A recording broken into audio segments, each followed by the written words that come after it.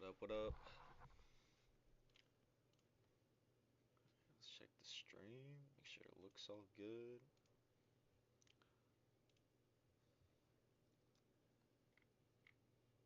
Ooh, full screen it. What up, what up? Wait, you can scroll while you're full screen? Oh no, I'm an idiot. Make sure it looks all good. Oh wait, you can't. I thought, oh. Why does it look so ugly? What up, what up? Wait, you can scroll while you're full screen? Oh no, I'm okay. Playing Half-Life 2 today. I need to change my...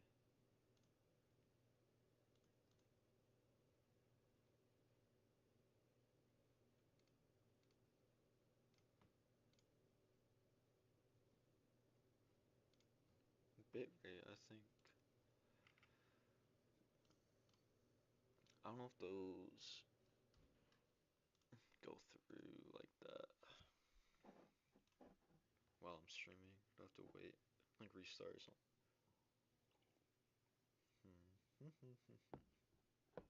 Bitrate, I think. I don't know if those go through. Okay, well, let's get to it.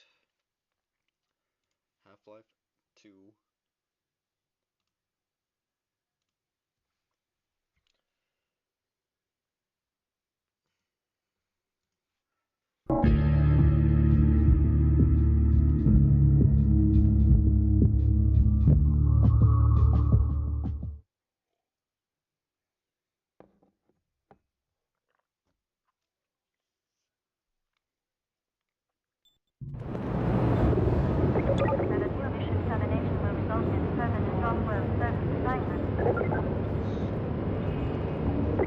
Stabilization team.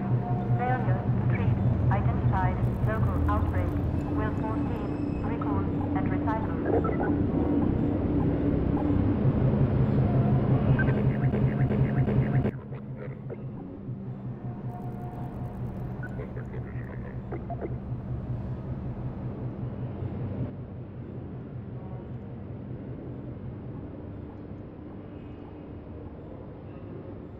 Subtitles, mouse. Seems to be fine. All units return to code 12.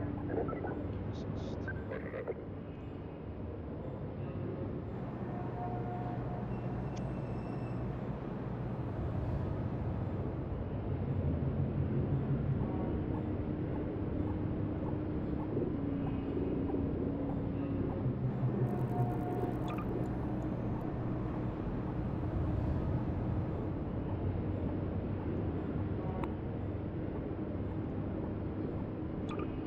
Half-Life 2.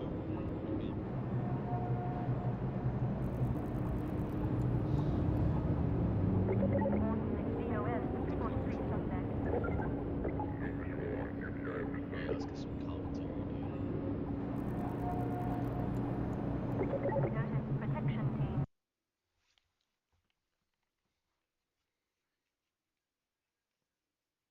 Half-Life 2. Rise and shine, Mr. Freeman. Rise and shine. Not that I wish to imply you have been sleeping on the job. No one is more deserving of a rest, and all the effort in the world would have gone to waste until... well, let's just say your hour has come again.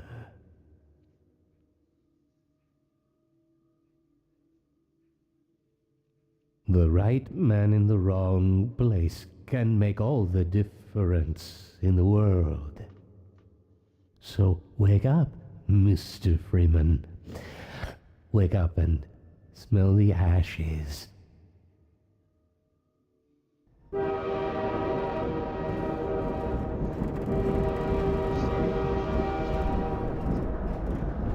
didn't see you get on.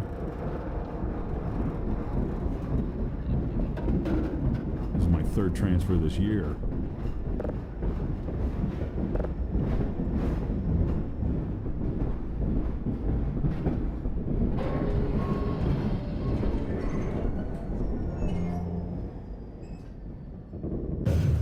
Well, end of the line.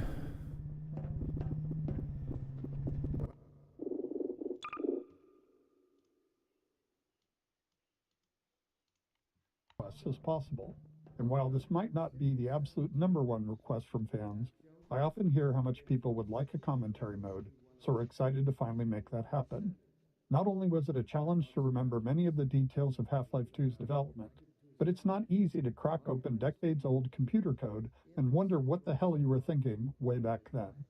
Along with the dev commentary, we've cleaned up a bunch of old bugs and tried to leave things in a better shape than we found them. And at least this time, we had the luxury of knowing how things turned out in the end. To listen to a commentary node, put your crosshair over the floating commentary symbol and press your use key. To stop a commentary node, put your crosshair over the rotating node and press the use key again. And please, let me know what you think. You can reach me at gaben@valvesoftware.com. Thanks, and have fun. I will. Physics objects. God, wait, this actually. It might be hard to remember it now, but back when Half-Life 2 came out, small objects in games, like these bits of trash, were usually static. As in, they didn't really move, or if they did, it was in a very simple way. If you were lucky, they might break apart into some sprites if you hit them. One of the goals for this initial train station section was to really make it clear to players that these kinds of things were properly, physically, actually being simulated in Half-Life 2. They could be picked up, dropped, thrown, broken, moved by other forces, you name it. Here we're starting with just a small thing, showing that trash is being blown. I've been proud to call City 17 my home. And so, whether you are here to stay or passing through on your way to parts unknown, welcome to City 17. It's safer here. Stop taking pictures of me. Physics objects. It might be hard to remember it now, but back when Half-Life 2 came out, small objects in games, like these bits of trash, were usually static. As in, they didn't really move, or if they did, it was in a very simple way. If you were lucky, they might break apart into some sprites.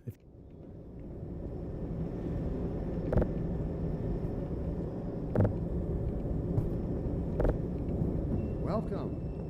Welcome to City 17. Train station.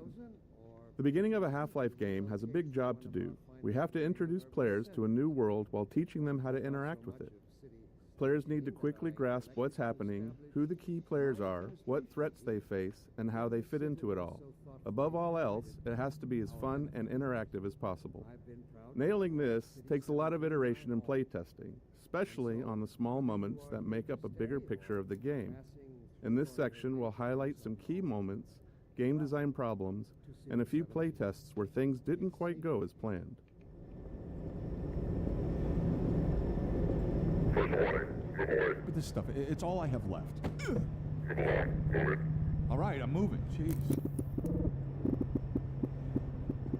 Metro cop shoving citizens. We've only walked a few feet and we're already got problems to solve. We're introducing the Metro cop, an enemy that eventually we're going to ask players to kill, and giving you a glimpse of the world they're stepping into. It's a simple, clear moment that shows the relationships between the Metro cops and citizens, and by extension the player. At the same time, we decided to reinforce the existence of the core physics simulation, showing the way in which NPCs can casually interact with objects in the world. Seeing something like a suitcase knock into another and dislodge was pretty novel back then. These moments at the train station, where we combined multiple goals, were the most successful. They felt natural, like the game wasn't pausing just to teach you a lesson.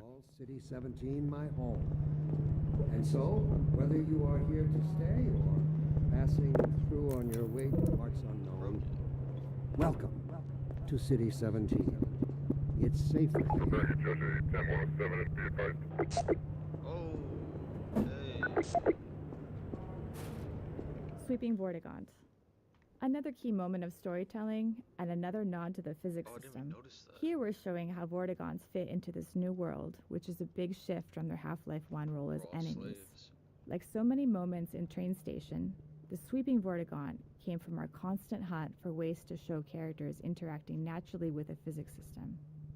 Why just tell players Vortigons are friendly now, when you can show one casually sweeping the floor and knocking around some simulated objects? Nothing signals, hey, don't shoot me this time around, like someone willing to tidy up. City 17 that I elected to establish my administration here in the citadel so thoughtfully provided by our benefactors. I've been proud to call City 17 my home. And so, whether you are here to stay or passing through on your way to parts Were you the only ones on that train? welcome to City 17. It's safer here. Overwatch stopped our train in the woods and took my husband for questioning. They said he'd be on the next train. I'm not sure when that was. They're being nice, though, letting me wait for him. Citizens.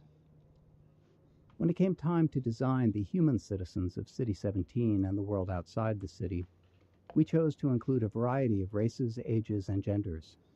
This not only provided narrative context for the Combine's enslavement of all of humanity, but it was also important to us that anyone playing the game could see themselves represented in the Resistance, with everyone on Earth united against the Combine. While we found a number of candidates to use as reference in creating these citizens through our daily lives and connections, we ultimately resorted to advertising in the Seattle Times classifieds to reach the desired range of faces that we'd envisioned. And so, whether you are here to stay or passing through on your way to parts unknown, welcome to City 17. It's safer here. Natural storytelling. To achieve our world-building and storytelling goals throughout the train station, we needed a natural way to deliver dialogue without it feeling too gamey or requiring tutorials.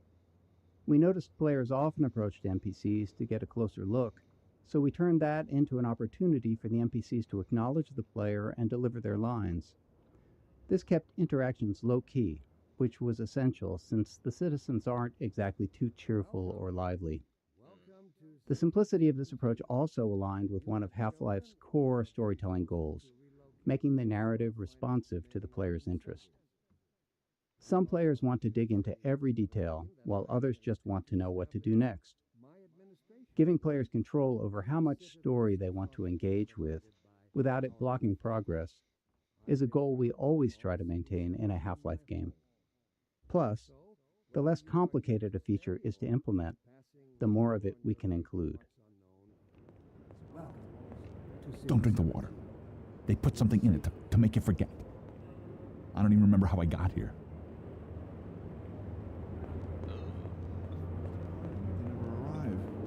And the ones that do arrive, they never leave. You never see them go. They're always full. I see they took your suitcase, too. They can't get away with this much longer.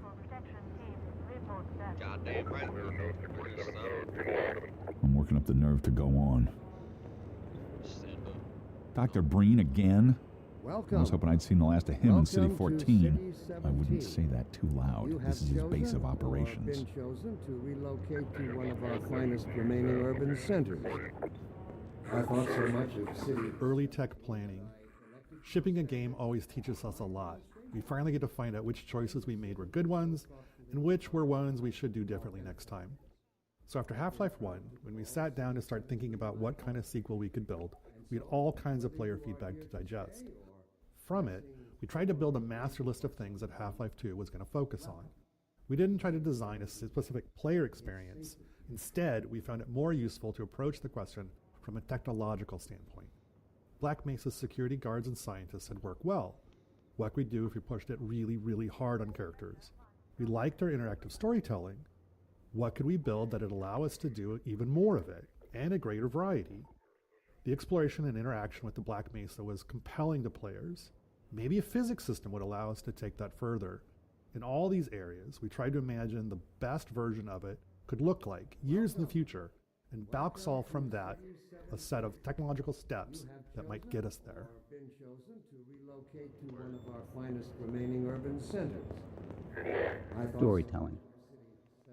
Creating a sense of immersion was a core principle in our approach to Half-Life 1's storytelling, and it led us to the self-imposed constraints of never, or at least very rarely, taking control away from the player and of keeping the player's avatar silent. These limitations made storytelling more challenging at times, but we felt it was important to stay with them for Half-Life 2. Our hope was that by maintaining these principles, we'd push ourselves to explore deeper, more interactive storytelling.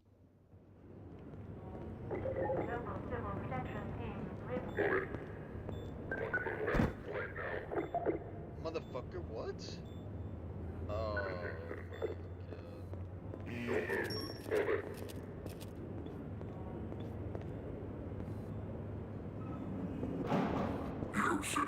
Welcome. Welcome to City 17. You have chosen or been chosen to relocate to one of This our must be a finest mistake. remaining urban I got a centers. standard relocation coupon just like everybody else. Characters. In Half-Life 1, security guards and scientists could best be described as archetypes, not individuals. They were abstractions of characters that matched the visual fidelity we could achieve at the time. But as our technology improved with Half-Life 2, we saw an opportunity to move beyond abstractions. The increased visual fidelity of the character models, combined with improvements in animation, made us believe we could focus on creating individual characters, people you would actually care about. We allowed ourselves to write real dialogue and have characters deliver it in a way that felt realistic enough for players to not think about them as pawns in a video game, and hopefully propel our narrative forward. In 2001, a couple of years into development, we were energized by Japan Studios' Ico. Directed by an animator, it blew us away with its reliance on characters as the key connection to the player, giving us the courage to keep pushing forward.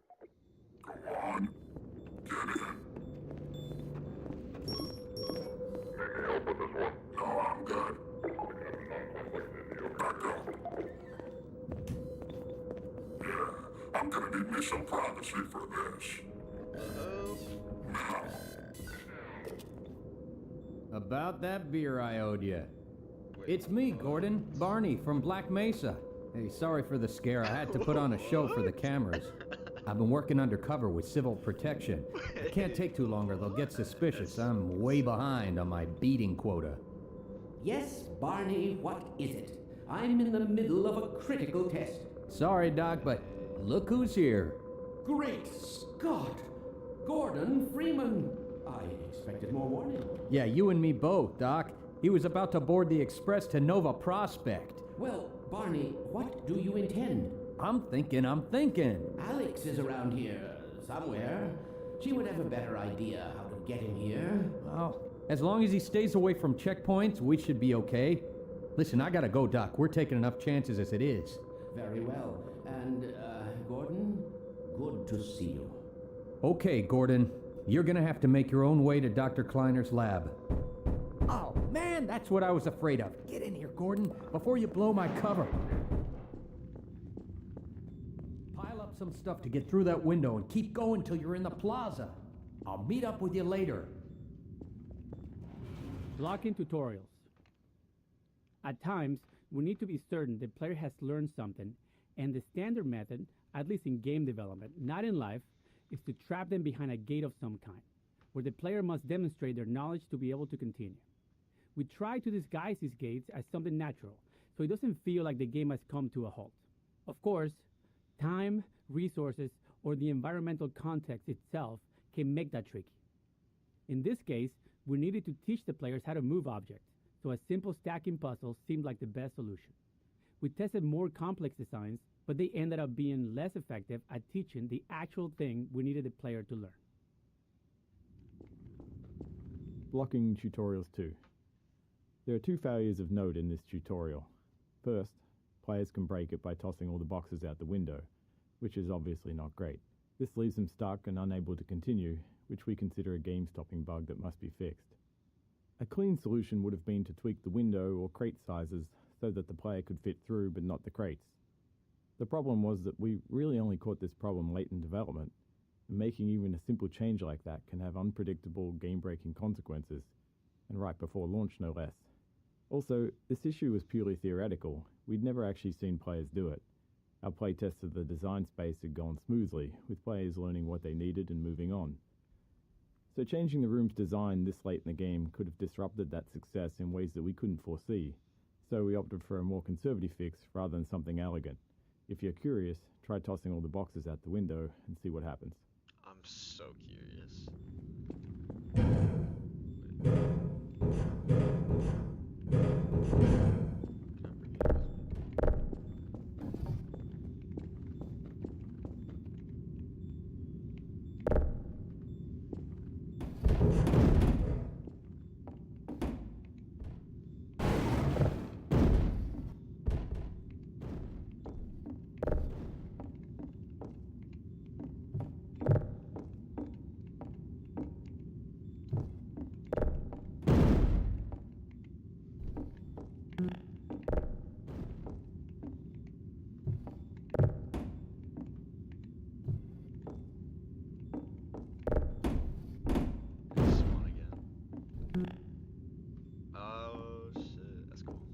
Blocking Tutorials 3. The second failure in this tutorial space is a case of misteaching, where we accidentally teach the players something we didn't intend. This can be hard to avoid without extensive playtesting, since the game is always teaching, even when it's not by design. We cover a more extreme example of this later in Train Station. Some cases of misteaching are critical to fix, like if the player learns the wrong way to use a weapon or interact with a common element of the game. But this one was more subtle. While teaching players to move objects, we also taught them to stack physics objects to escape a space. Normally that's fine, except we don't deploy that puzzle later in the game, and teaching something irrelevant just clutters up their mental toolkit and makes it harder to readily keep useful things in mind later on.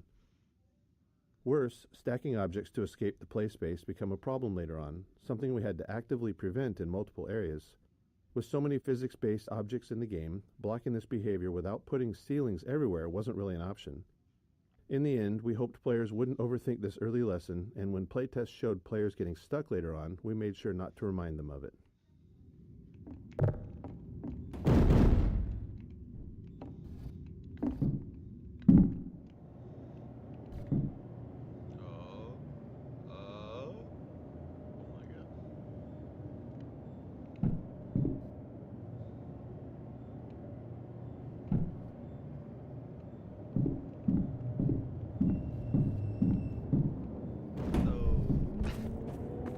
Fall damage. Teaching players how to do things is an essential thing for the game to do, but for them to make confident decisions, they also need to understand the more subtle rules. This small moment covers two of those. First, it shows how far the player can fall without taking damage. Second, it introduces a bit of the game's vocabulary, how the game will communicate with them. Players often worry about taking fall damage, but they also worry about taking a step that they can't take back. So here, a welcoming crate to land on signals that dropping down is safe and it's the way forward. And when the crate breaks, it reinforces the physics simulation, and is likely the first time players will see that larger objects can be broken apart.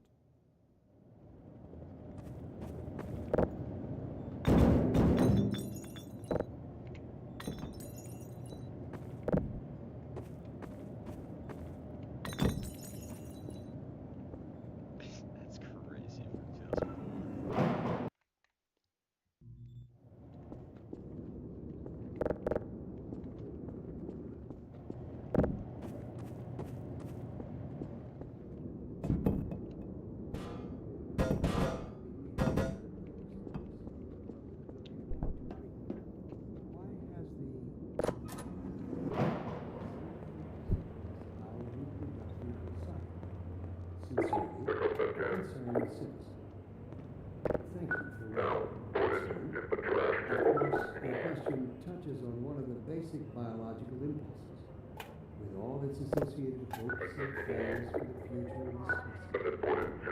I also detect some uncertainty. Do our big factors really know what's best for us?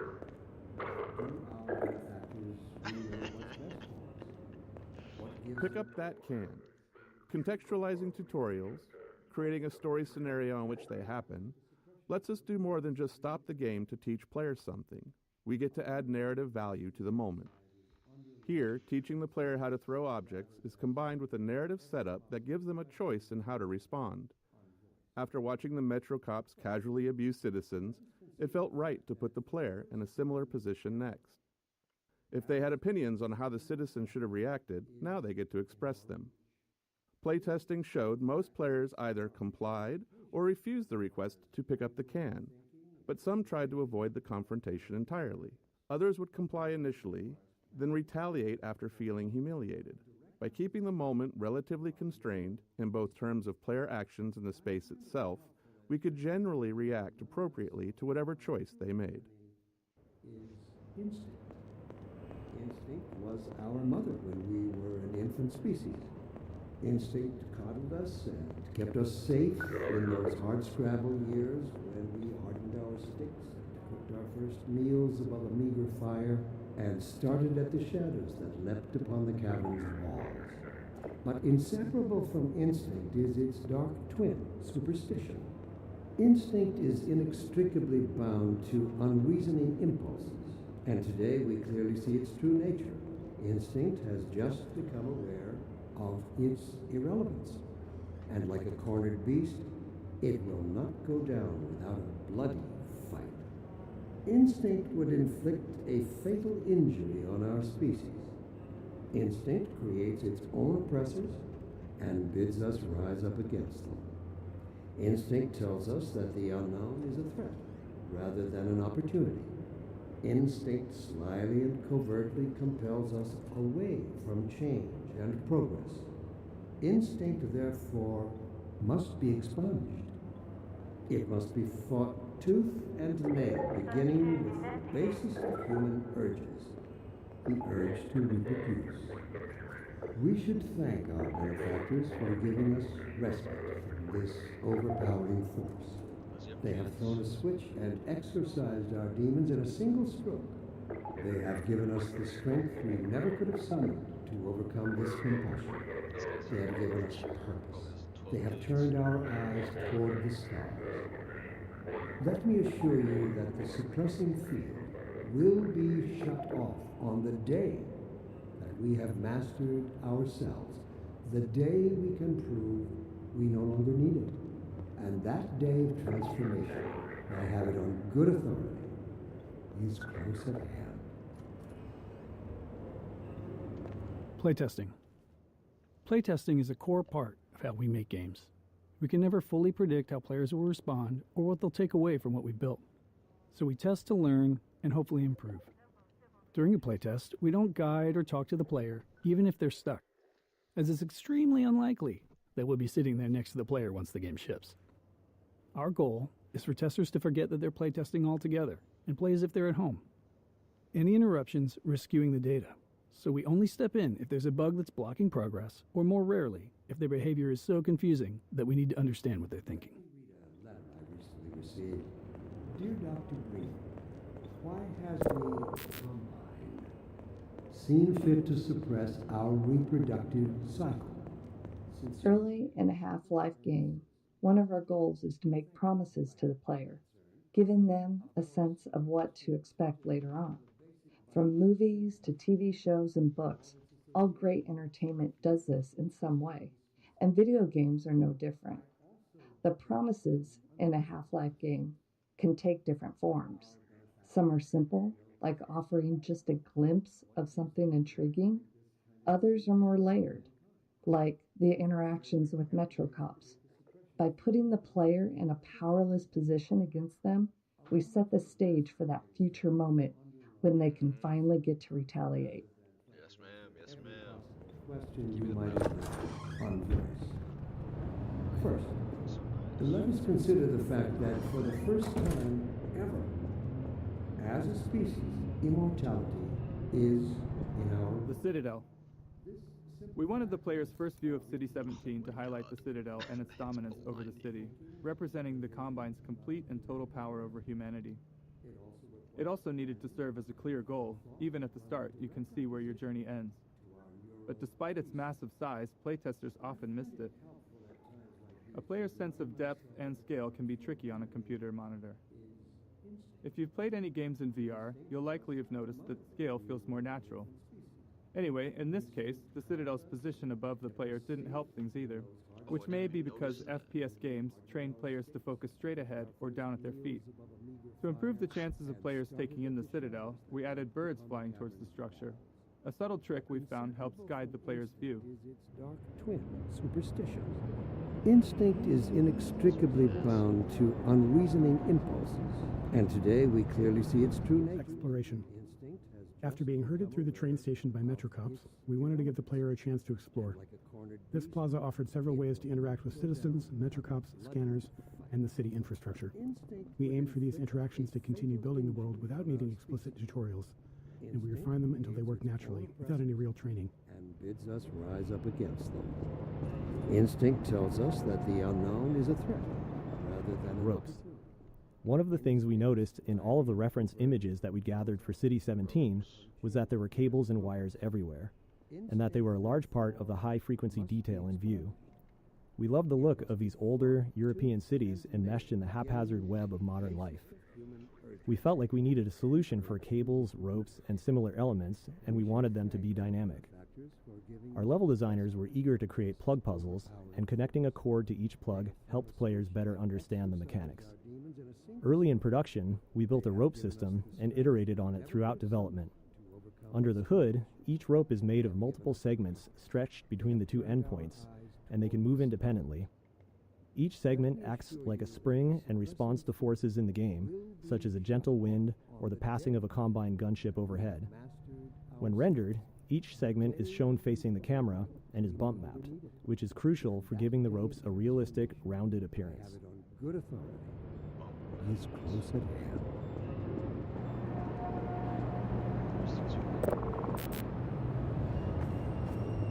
Playtesting Anecdote 1. One memorable playtest reminded us that we can never be certain what players are thinking or what lessons they've taken from their experience.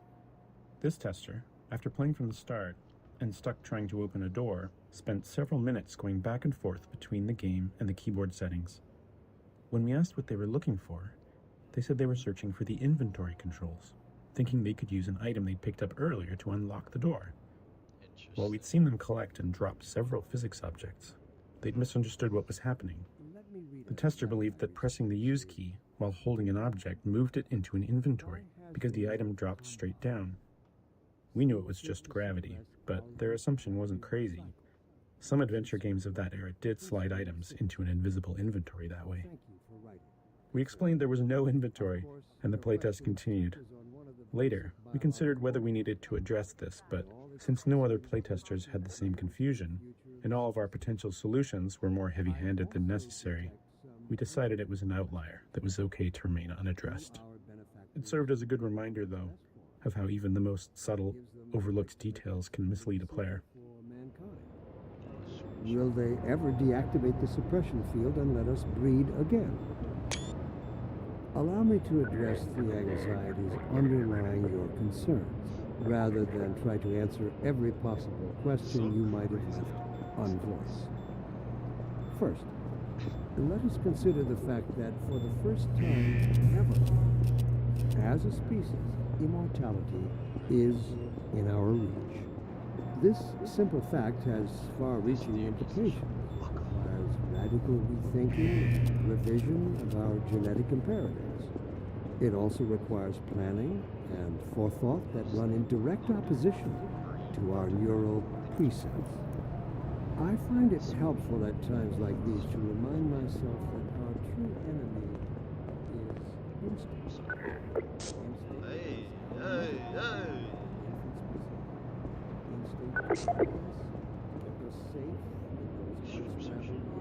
Come on, bro. Strider. This simple moment is a promise that you'll encounter this enormous thing later in the game. Even an uncomplicated scene such as this really does require a lot of playtesting and iteration because of Half-Life's goal of not taking control away from the player. As you can imagine, it takes a lot of small tweaks to ensure that as many players as possible are looking at the right place at the right time here. The street layout and the Metrocop scene are all set to guide the player's gaze, perfectly framing the Strider when it appears. What if they try putting it on the other side?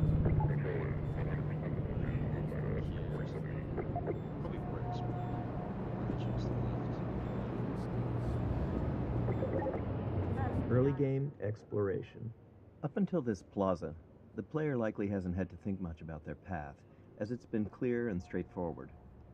But here, we wanted to encourage exploration, which meant making the way forward less obvious, which can produce a feeling of being lost or, worse, confused, as you might expect. These kinds of shifts can be tough, especially early in the game, when the player is still learning the game's guidance cues. Here, it's further complicated by force-fielded checkpoints, which allow NPC citizens to move through, but restrict the player, leading many playtesters to believe that there was a way to bypass them. Ultimately, it was extensive testing that helped us find the right visibility for the alley forward, using lighting, layout, and a wooden crate, an object players have already used as a sign they're headed in the right direction, all to subtly guide them forward. It's like in games when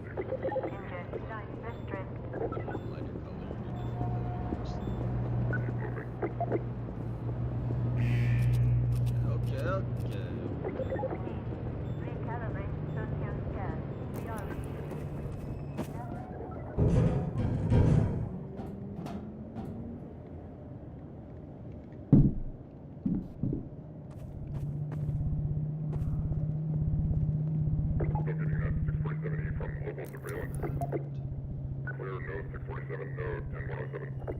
Why they put his legs like that? Closed captions. During Half-Life 2 development, we were approached by folks interested in accessibility who encouraged us to go beyond the subtitle system we had built for Half-Life 1.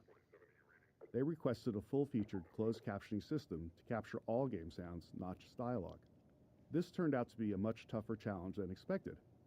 Half-Life 2 produced a wide variety of sounds, and categorizing them for captions was crucial.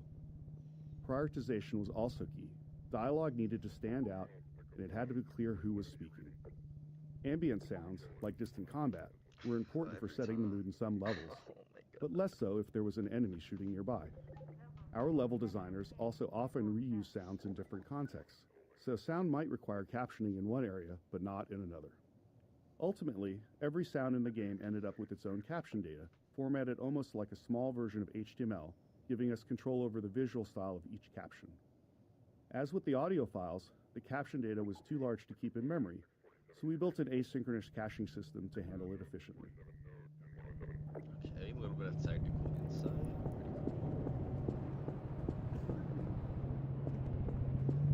This is how it always starts. First the building, then the whole block. They have no reason to come to our place. Don't worry, they'll find one. Yeah, sounds about right. Oh, is that what these are? Like blocking down the buildings? How is it? This is their building. Maybe this is just like a fancy block or something.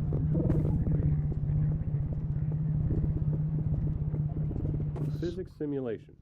Even though we began Half-Life 2 with a functional third-party physics simulation, it still took us years of additional work both on the simulation itself and its integration into the game until we felt like we could meet our designers' ambitions. Maintaining a shippable level of quality and performance was something we knew would be a challenge along the way, but the more subtle issue was actually figuring out what to simulate and to what extent. We can't simulate everything, and even if we could, there are game design reasons why the experience is better when we don't. In many cases, we deliberately bend the simulation to improve the player's experience. These adjustments usually go unnoticed because they align with player intentions. For example, we disable collisions between the player and large objects to let them turn in narrow spaces. Or we tweak the Combine rifle's alternate fire to gently guide the Combine ball toward enemies, making it more effective. Crate Baby. This small baby doll has a long legacy. During the long months of internal testing, some of the team turned it into a challenge, a way to make the 47th playthrough of a game a bit more fun. They'd place the doll inside of a nearby blue crate and see how far they could carry it throughout the game. After Half-Life 2 launched, the community started carrying Crate Baby as well, adding their own stories and rules to the mix. A few years later, while working on Episode 2, this was the inspiration for the Little Rocket Man achievement, where players had to carry a garden gnome dubbed Gnome Chomsky throughout the entire episode. Chomsky even made a comeback for Left 4 Dead 2 in the Garden Gnome achievement, where players had to carry him through the Dark Carnival campaign. These kind of interactions with players are some of the most rewarding parts of game development. We design games with theories in mind, but you never really know where things are going until players get their hands on it. Physics Simulation 2. Areas where game design or other constraints impacted the physical simulation often required extra tuning to keep the simulation from blowing up. As an example, early on we experimented with increasing the simulation on the player entity, which is to say, make player movement much more a part of the physical simulation of the world. We knew this might make movement feel less precise, but hoped it could lead to some novel experiences. However, after tuning the movement to match the less simulated version, we hit a major problem. The physical force needed for the player to move at their usual speed was so high that simply running into other simulated objects could result in death from the impact. We iterated on it, but ultimately couldn't find a solution we liked and reverted to the less simulated movement. However, this wasn't exactly the easier path. It introduced new challenges with how the less simulated player interacted with the more simulated objects in the game. But it did allow us to deliver the precise movement experience we wanted.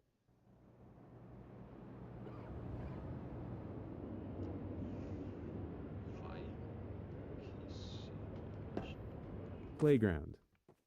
When we discussed ways to highlight our physics simulation around the city environment, a playground felt like the natural fit. And for players paying attention to Dr. Breen, it's also a reminder of the cost of humanity's surrender to the Combine. We chose a few playground structures with interesting physics potential and began tuning them. Even with the advanced physics simulation we had at the time, setups like this always required hand tuning, as we had fully simulated objects interacting with non- or partially simulated ones, such as the player or static world geometry. It might be easy to assume that a simulation can carry a lot of the load of implementation, but even now, 20 years later, that is rarely the case. Back when we were working on the playground, late in development on the game, we couldn't get the friction on the slide to feel right, so we decided to break the ladder so the player couldn't get up there. However, you still can just walk right up the front. As is commonly the case, you, the player, get the last laugh on us. Lol.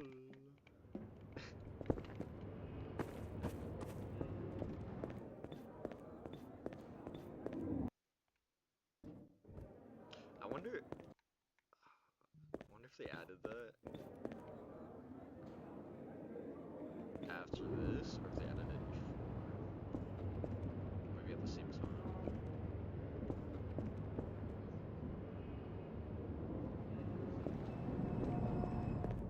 So interesting. So many questions. I wonder if they could answer 20 years later. Things like specific like that.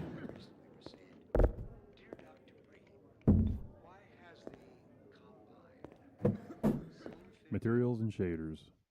Half-Life 2 came out in the midst of a significant shift in 3D graphics, where the industry moved from texture. Materials and shaders. Half-Life 2 came out in the midst of a significant shift in 3D graphics, where the industry moved from textures to materials and shaders. In Half-Life 1, every surface had a texture, essentially an image wrapped onto the polygons of the surface. But by Half-Life 2, just 5 years later, every surface had both a material and a shader. The shader was a lump of code that customized how the surface was rendered. The material defined properties for how the surface behaved physically and how it responded to gameplay features. It also held references to textures and other parameters for the shader to use for rendering. As a result, artists and designers had much more control over how things looked and behaved. However, this came with a trade-off. Half-Life 1 could run on a computer with only a CPU, but Half-Life 2 required a GPU because the computations needed for materials and shaders were specifically designed for GPU hardware. The refracting glass door here is a clear example of a custom shader, but every surface in the scene is actually running a shader of some kind.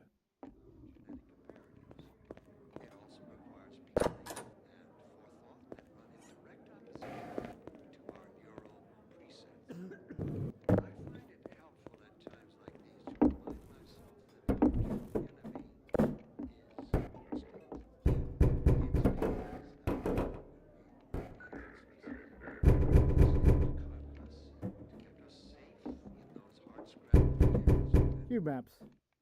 With the addition of materials and shaders, we needed a solution for reflective surfaces like glass and steel. These surfaces had to know what to reflect, but in 2003 we couldn't do any of that rendering in real time, so we developed the cube map system for pre-computed reflections. A cube map is a set of 6 images on the inside of a cube, capturing the environment in every direction, like a panoramic photo that surrounds you on all sides. Level designers placed invisible marker entities throughout the levels and during map compilation, we generate a cube map at each marker. Then, during gameplay, when rendering a reflective surface, we locate the nearest pre-computed cube map to create the reflection.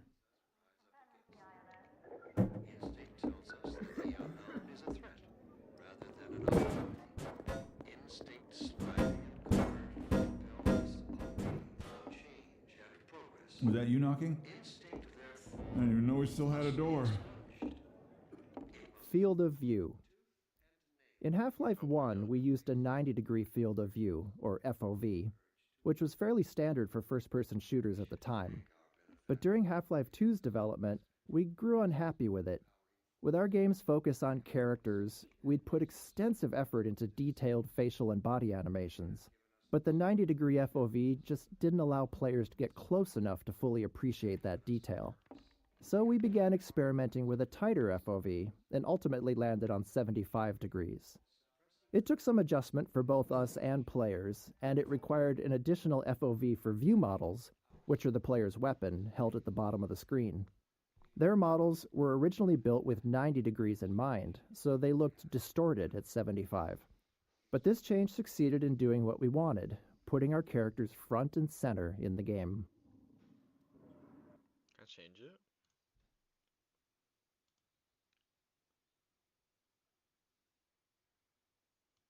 Oh, you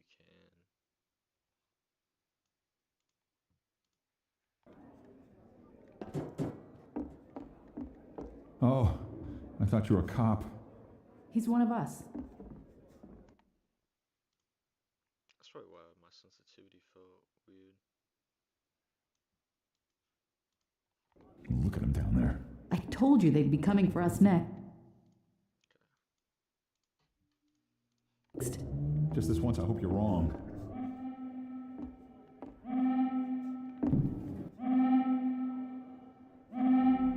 Reference maps. As our characters grew more lifelike between Half-Life 1 and Half-Life 2, we wanted the game world to feel equally realistic. In Half-Life 1, the limitations of first-person games often made it easier to lean on stylized or abstracted environments. But with Half-Life 2, we set out to create a setting that felt grounded in reality, which meant focusing on a lot of small details we hadn't before. One of our main steps was creating reference maps to standardize how we'd map real-world proportions into the game. These maps establish details like wall and door dimensions, doorknob heights, interior lighting, furniture scale, and the general scale of common objects. We created standardized textures for level designers, complete with scale and lighting values. The layouts would be consistent from the start. Besides setting up the physical world, these reference maps defined how the player would move through it, how high they could jump, how low they could duck, and the size of spaces like vents. Using these maps as foundation, we were able to keep our world geometry consistent and ensure realistically sized spaces across the game. It also requires planning and to break down position to mark your own presets. I can't take it anymore. It's gonna be okay. What are we going to do? We'll think of something. Instinct was our mother when we were When is it all going to end? Instinct coddled us and kept us Please. safe. Those hard scrambled years when we learned our state. Missing material. Early on in developing our low-level graphics code, we realized it would be difficult to spot polygons that weren't rendering due to a missing texture.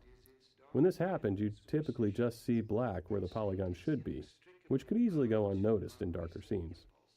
To catch this bug more reliably, we created an error texture that would be visually unmistakable and generated automatically whenever a texture failed to load. This gave rise to the now iconic purple and black checkerboard texture, which has since taken on a life of its own well beyond Half-Life 2.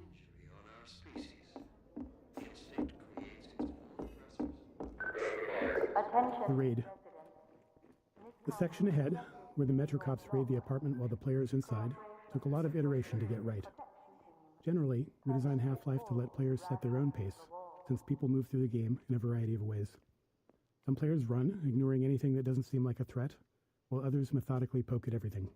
So, whenever we need to force a specific pace, It's always a challenge to ensure players perceive that pace and naturally play along. Since this is the first time we do this, we had to put in a lot of work to make it clear to the player that they needed to move quickly, and there's no time for exploration here. I need to piss. Kind of spoilers right there.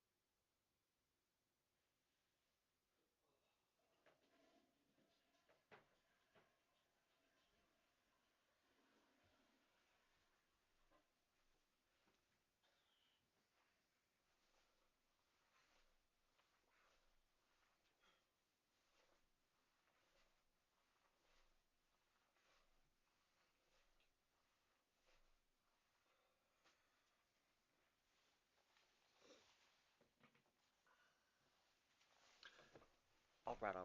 So, save for good measure. Yeah. So that dude's blocking us, and that dude's blocking us.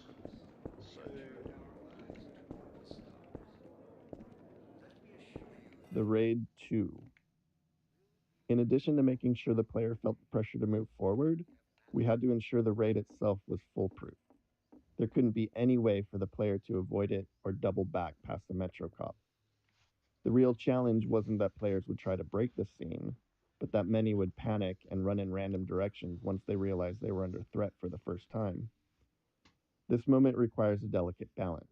We wanted a heart-pounding escape, the sense of real danger, but we wanted players to make it through on their first try and feel like they escaped by the skin of their teeth. To achieve this, we kept the path ahead clear and reminiscent to the one they had just taken through the previous floor. A series of carefully placed triggers controls the threats appearing ahead and behind, maintaining the pressure while still giving players enough time to stay ahead of their pursuers. Head for the roof! There's no time to lose!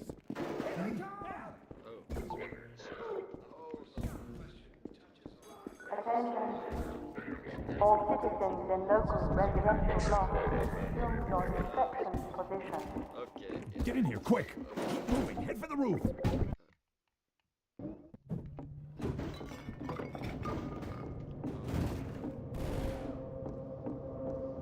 Health and no HUD.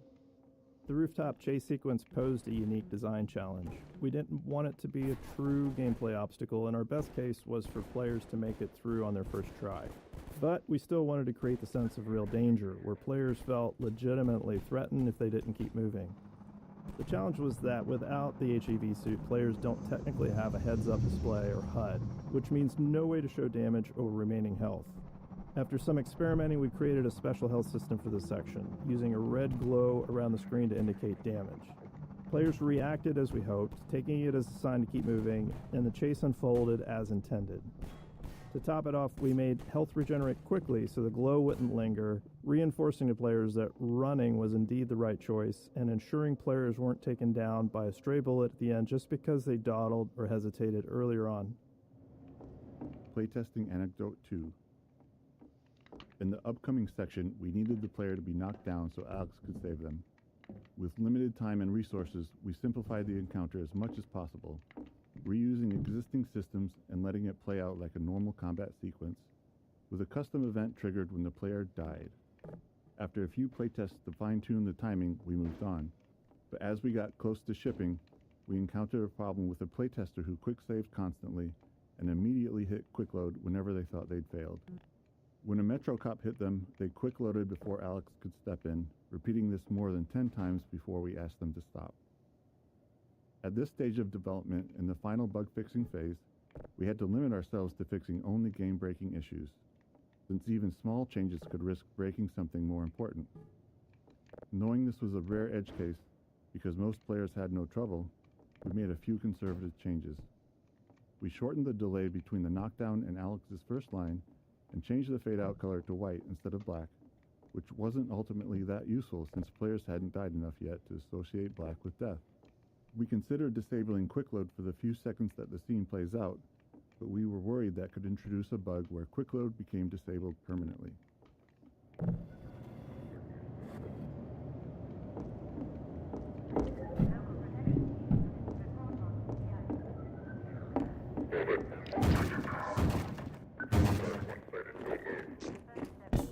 Over here! Ha! No, you don't! I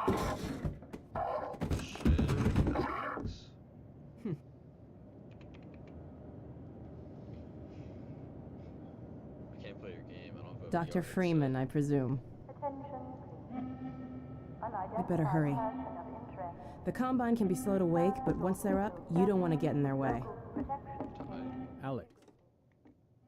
Nailing Alex's design was a big challenge. We wanted the player to both respect and care for her. Saving Eli was a key player goal midway through the game, and we knew that getting players to care about that goal would be easier if they also cared about Alex and her relationship with her father. We intentionally designed, wrote dialogue, and cast a voice actor for Alex to be savvy, capable, and relatable within the Combine-controlled world, while also making her attractive and charismatic. We aimed to avoid the objectification, exaggeration, and hypersexuality that many games of the 2000s featured, as we felt that would undermine our goals for her character. NPCs on elevators. We often spend a significant amount of time solving problems that players might not even notice. Many of these are subtle design challenges, while others stem from multiple systems interacting with each other. For example, getting non-player characters to ride in elevators posed a complex problem because it involved various systems, NPC AI decision-making, navigation planning, and movement simulation, to name a few. Additionally, the elevator itself had its own simulation requirements unrelated to NPCs. One of the more subtle challenges came from the fact that we simulate NPCs at a slower rate than we simulate elevators. This meant that NPCs on a descending elevator would simulate to make sure they were properly standing on the elevator, and then the elevator would simulate a few times, each time moving further down the elevator shaft, subtly leaving the NPC behind. Shortly after that, the NPC would simulate a second time and pop itself down on the elevator floor once again. You can imagine that it was hard to take Alex seriously when she was constantly falling down in small increments while talking to you. Interactive storytelling. When we started on Half-Life 2, storytelling in games was generally either high fidelity and linear or low fidelity and interactive. We knew players had seen high-quality storytelling in games, but they'd never been placed right in the middle of it, able to watch it unfold around them, interact with it, and examine any part closely. While that goal excited us, we didn't yet know how it would work or what kind of technology we'd need to make it happen. We had built a variety of storytelling technology in Half-Life 1, but it was mostly presented in front of the player and lacked the interactivity and fidelity we were aiming for. So Kleiner's lab became the section of the game we used as a testbed to figure out how our interactive storytelling would actually function.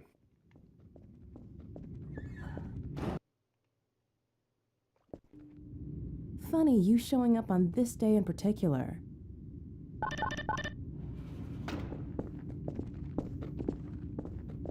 Kleiner's lab.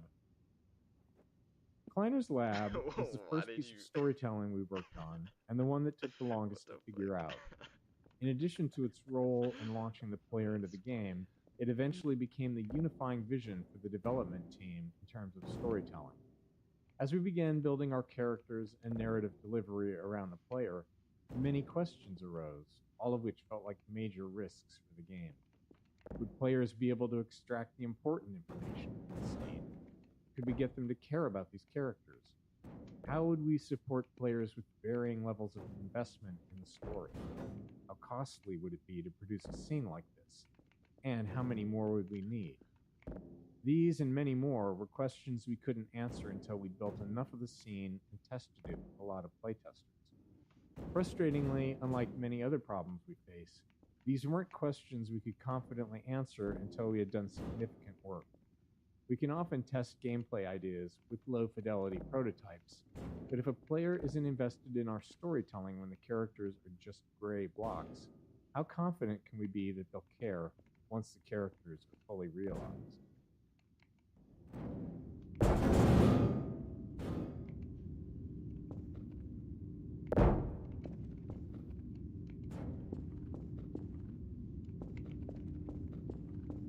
It's good design philosophy.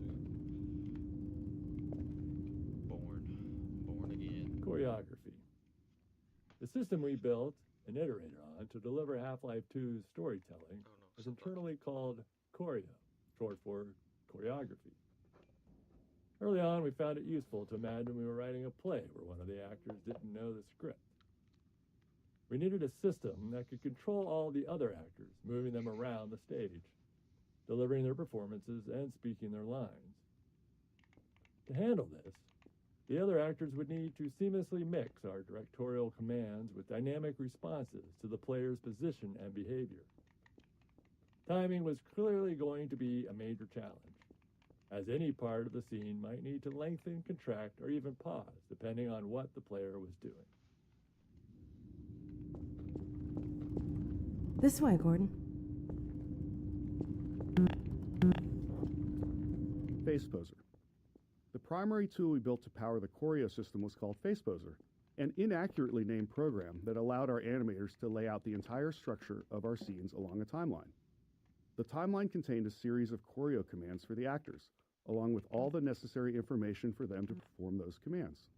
By layering these commands on the timeline, animators could easily describe how an actor might need to face one thing while talking towards another and walk to a different location, all at the same time. But the timeline wasn't a fixed linear sequence. Actors would follow their commands, but they had to respond dynamically to the world around them.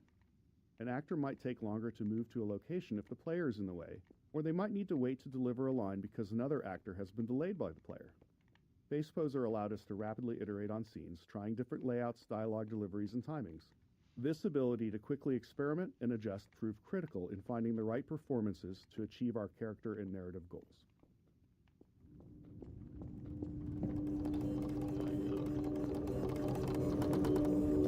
Blast that little... Where did she get to? Lamar, come out of there! Uh-oh, everything all right, Dr. Kleiner? Oh, hello, Alex. Well, almost all right. Lamar has gotten out of her crate again. If I didn't know better, I'd suspect Barney of trapping and... My goodness. Gordon Freeman. It really is you, isn't it? I found him wandering around outside. Bit of a troublemaker, isn't he? We owe a great deal to Dr. Freeman, even if trouble does tend to follow in his wake. I must say, Gordon, you come at a very opportune time. Alex has just installed the final piece for our resurrected teleport. I can't take any credit for the breakthrough, Doctor. Nonsense. Your talents surpass your loveliness. Let's just see if this thing works, okay? Well, is he here? There you are. Man, Gordon, you stirred up the hive. We can't keep him here long, Doc. It'll jeopardize everything we've worked for. Don't worry. He's coming with me. That's right, Barney. This is a red letter day. We'll inaugurate the new teleport with a double transmission. You mean it's working? For real this time?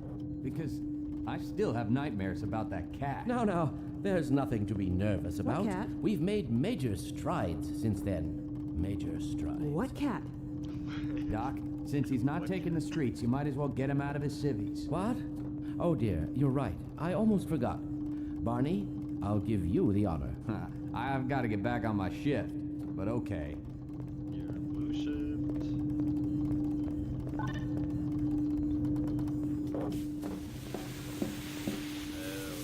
Here we go. Ah! Damn it, get it off me! Lamar, there you are. I thought you got rid of that pest. Certainly not. Never fear, Gordon. She's debeaked and completely harmless. The worst she might do is attempt to couple with your head, fruitlessly. Get that thing away from me! Here, my pet. Hop up. No way. No, not up there. No. Careful, Lamar. Those are quite fragile. Oh, fie.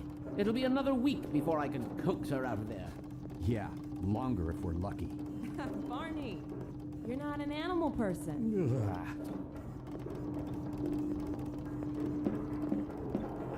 Well, Gordon, go ahead. Slip into your suit now.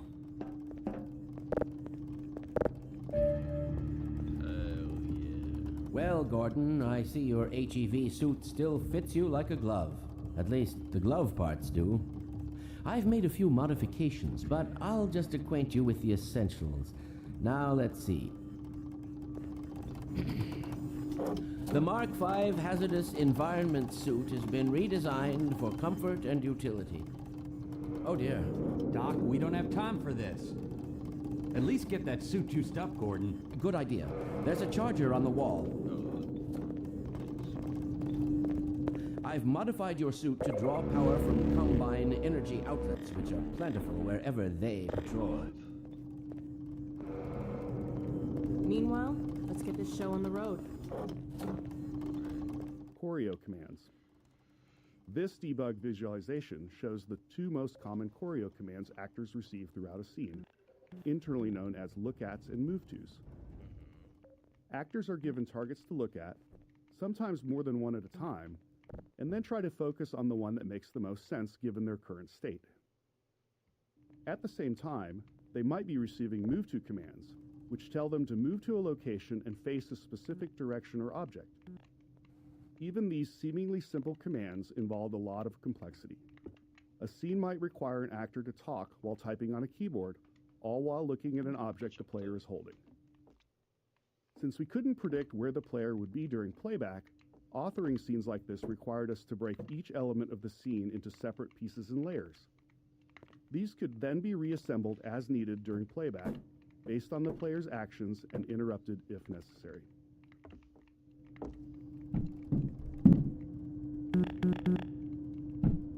This way, Gordon.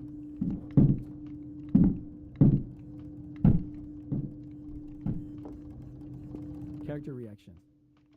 Figuring out what characters should react to and how was an ongoing challenge.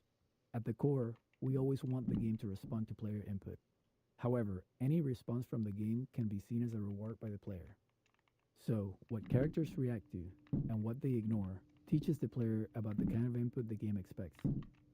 As a result, we made sure to respond to things we wanted more of, like players tinkering with devices in the lab, and ignored behaviors we wanted less of, like players repeatedly slapping Kleiner in the face with a box over and over again.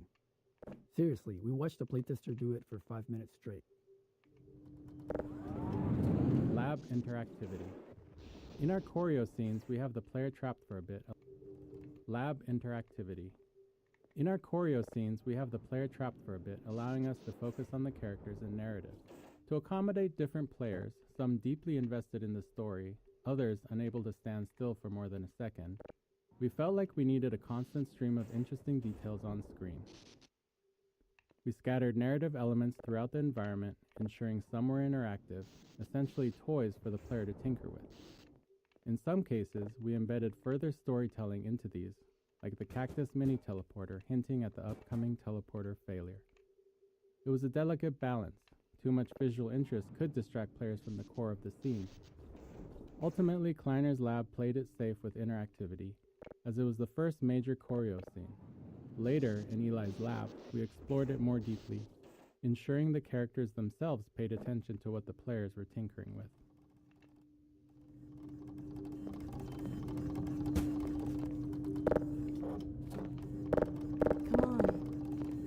Delivery. It took a lot of iteration and playtesting to strike the right balance of information and emotional connection in our major choreo scenes. Each scene had a lot of information we needed to convey to the player, but we couldn't just have characters spouting exposition. Players would start thinking of them more as signposts than as people. We needed to take the time to let the characters interact with each other, allowing the player to observe the relationships. At the same time, we had to expand upon the world, giving the player a sense of everything that had happened while they were gone. All this had to be done carefully, without taking too long. We wanted the game to work for players who were less invested in the narrative. Animation became a powerful tool in communicating the emotional connections between characters, often conveying the depth of a moment quickly without overstating it. Humor was another commonly used tool, helping to puncture a setup and disarm the player when things got a bit too heavy.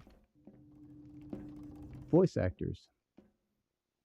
To create more responsive and multidimensional characters in Half-Life 2, we needed to evolve our approach to working with voice actors. While running through a script with a modicum of direction was sufficient for much of the NPC dialogue for Half-Life 1, for Half-Life 2, we decided to give the actors more of an opportunity to be involved in helping to define the characters and bring them to life. We provided much more story context to the actors, showing them the game world, the environments their characters inhabited, and the other characters they interacted with. We sought actors who could take all that information and synthesize it into their performances to elevate their characters beyond what we had imagined. We held multiple sessions with the main actors, allowing them to digest and build upon their characters over time. For scenes where characters are interacting with each other, we'd often cue an actor with performances from other actors in the scene to create a better sense of connection and flow. Though we'd arrive at the studio with a script and a plan for the recording session, we made sure that the actors felt empowered and had the space to bring their own ideas to the character and performances. Having animators attend the voiceover sessions also proved critical, as they were responsible for stitching the characters' dialogue together with physical actions and expressions to form the resulting choreo scene.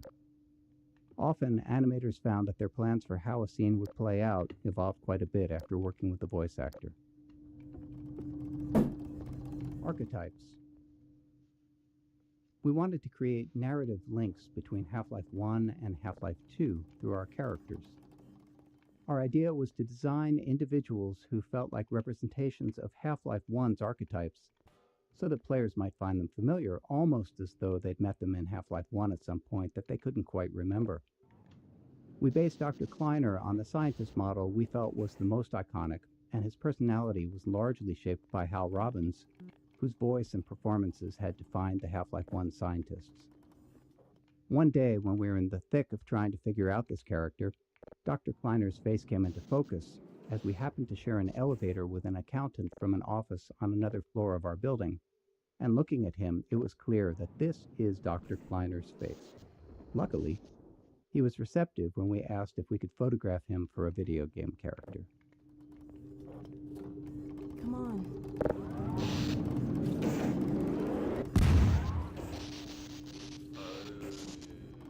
I see the malfunction there. I broke it. This way, Gordon. Writing. In the Half-Life 1 era, player goals in FPS games were still largely about fighting and defeating an obviously evil enemy. It was hard to get players to care about characters when they were as low fidelity as they were in Half-Life 1. With the planned improvements in character fidelity for Half-Life 2, we wanted to take a shot at making characters the driving force of the narrative. Our goal was for the player's motivations to align with those of our characters, for the player to care about these people, their hopes and fears, and to want them to succeed. With this in mind, we were able to assemble our approach to character and dialogue. We would create a set of characters who liked and cared about each other, hoping that the player would feel the same. These characters would interact in a way that felt inclusive, like a group of old friends who see the player as one of them, just someone who's been away for a while. If the characters demonstrated realistic emotional connections with each other, we believed we could build an emotional connection with the player as well. Animation. Constructing believable human motion for our characters out of many discrete layers of animation required a lot of technological iteration.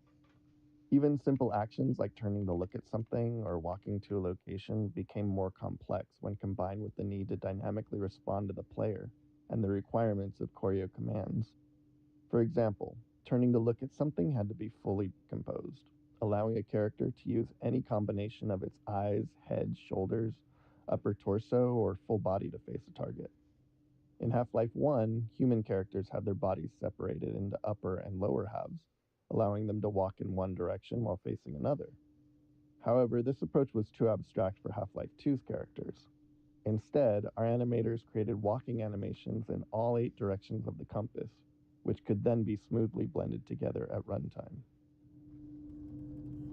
So This way, Gordon. These are Half-Life 1 models. This is Kleiner. This is me. Don't know. And these look like they look more high fidelity. So I think these might be devs or something. You coming?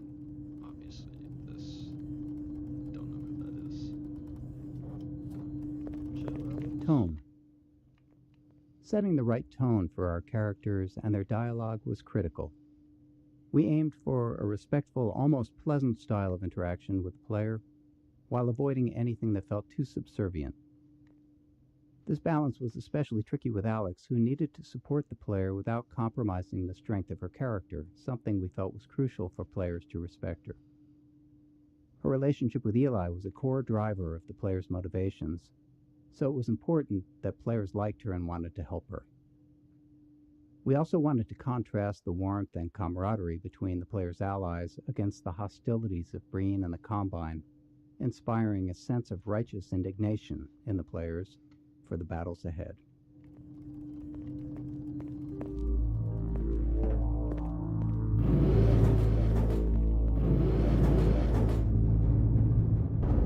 Gordon, why don't you position yourself near the panel over there and wait for my word? Isaac, are you there? Yes, Eli. Bit of a holdup on this end. You'll never guess who found his way into our lab this morning. That's not who I think it is it?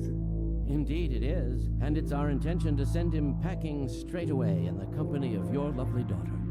Are you ready for us, Dad? We're all set on this end. Then let's do it. Let's see. The massless field flux should self-limit, and I've clamped the manifold parameters to C's base and LT orbifold, Hilbert inclusive. Conditions could hardly be more ideal. That's what you said last time. Hey, yeah, about that patch. Initializing in 3, 2, 1. Oh, fiddlesticks. What now? Doctor, the plug. Dear me, you're right. Gordon, would you mind plugging us in? Excellent. You gonna let Gordon throw the switch? Gordon, go right ahead. How'd you get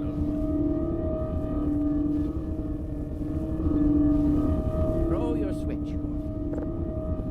Very good. Final sequence. Commencing now. I can't look. Okay.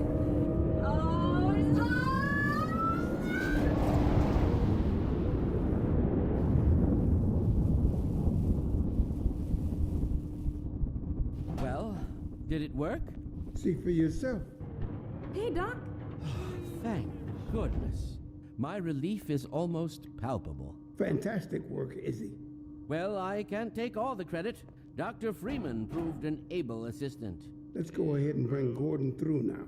Right you are. Speak to you again in a few moments. Good job, Gordon. Throwing that switch and all. I can see your MIT education really pays for itself. All right, Barney. Your turn. Gee, thanks.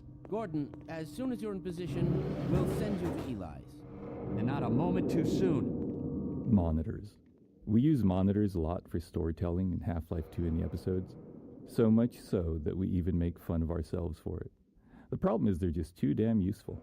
They're fantastic for expanding the world by showing events happening elsewhere, and they provide an easy way to have characters talk without needing to explain how they all got to the player's location. Anyone who's ever written any kind of story, especially one with an ensemble cast, understands the unique frustration of trying to create natural reasons for all of your characters to come together in the same place. In this case, we were really happy with how the monitor allowed Alex to teleport away and then quickly appear in Eli's lab, making everything feel real and connected. Alex's kiss. It's a small moment, but Alex's kiss on Eli's cheek was important. Eventually, we're going to ask the player to save Eli, and we want them to care about him. To build that emotional connection, we needed to show the warmth and affection between Alex and Eli. We didn't want to oversell it with dialogue or make it too big of an event. It had to feel genuine, not performative. And we were able to iterate on the subtleties of this moment until it struck just the right note. Scene interactivity. At certain points in our choreo scenes, we require the player to take action. Beyond simply giving them something to do and keeping them engaged, these moments served a few key purposes. First, they allow the player to catch up even if they've been distracted by something else in the environment. The scene could safely pause until the player completed the task, ensuring they were back and paying attention. At the same time, it let us position the player where we needed them, which was useful for framing the scene and making sure they saw something important. In some cases, we got double value out of these moments by using them to train the player. Here, they're learning to interact with plugs and sockets, a skill they'll need for puzzles later in the game. Okay, I don't blame you for hesitating, but if we're gonna do this thing, then let's just get through it. Oh, I need to piss again. I'm sorry. I'm sorry, I'm nervous. I'm nervous.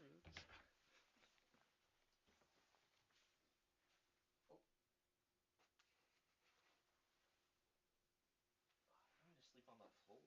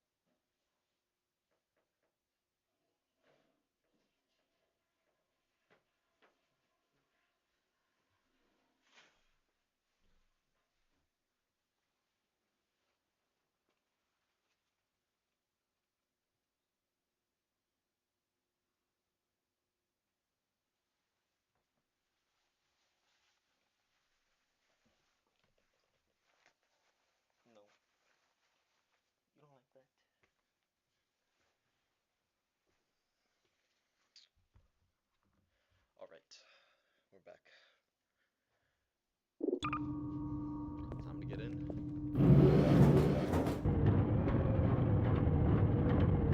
Excellent. Initializing in 3, 2, 1. Barney, if you'd be so kind. Good luck out there, Gordon. Yes, indeed. We're ready to project you, Gordon. Bon voyage, and best of luck in your future endeavors. Final sequence. What the hell? What is it? It's your man, the freaking headhopper! Lamar, Penny, look out! There he is! Is Lamar with him? Get about that thing! He's coming through, Dad. What's going on, Judy? I'm not sure. It seems to be some kind of interference. Gordon, stay put. You'll get some. Something is drawing him away. What's the meaning of this? Who are you? How did you get in here? Hey, he's back. I'm getting him out of there. Treading us away into the field, it will peel you apart! Just lost Gordon. What's going on? I wish I knew. I'm encountering unexpected interference. Don't worry, Gordon. There he is. Oh, they're losing it again. The man I saw. I'm all but certain it was Gordon Freeman.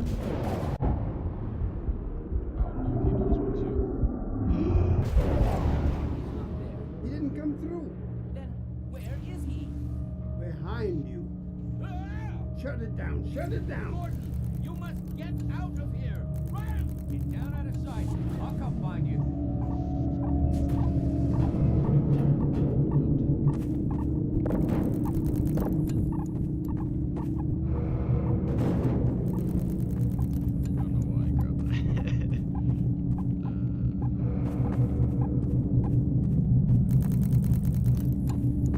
Please stop taking pictures. Oh my god. Stop taking pictures. Done. Get me out of here.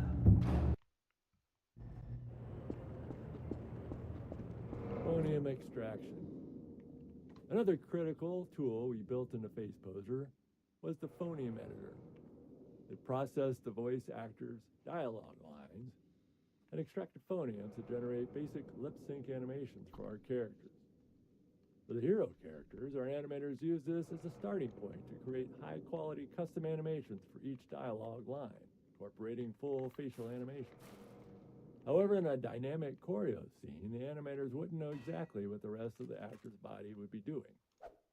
This meant it required careful layering of choreo commands and timings in FacePoser, while still maintaining the actor's ability to dynamically respond to the player.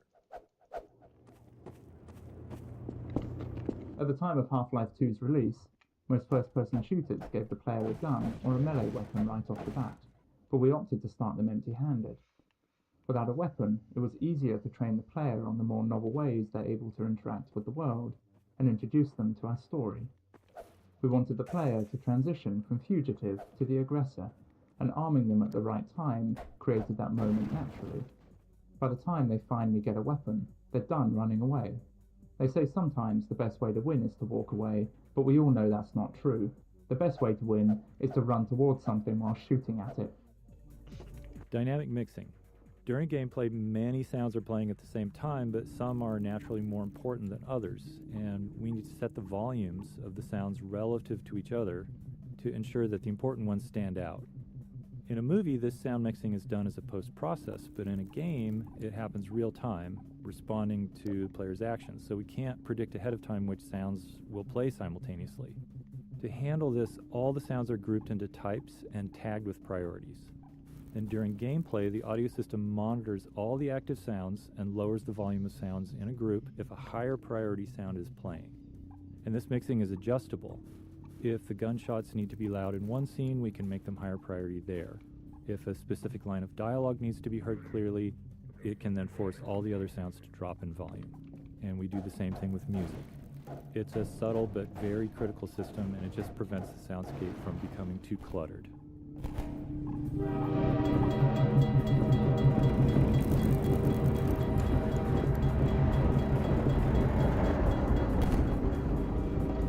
Bullet audio.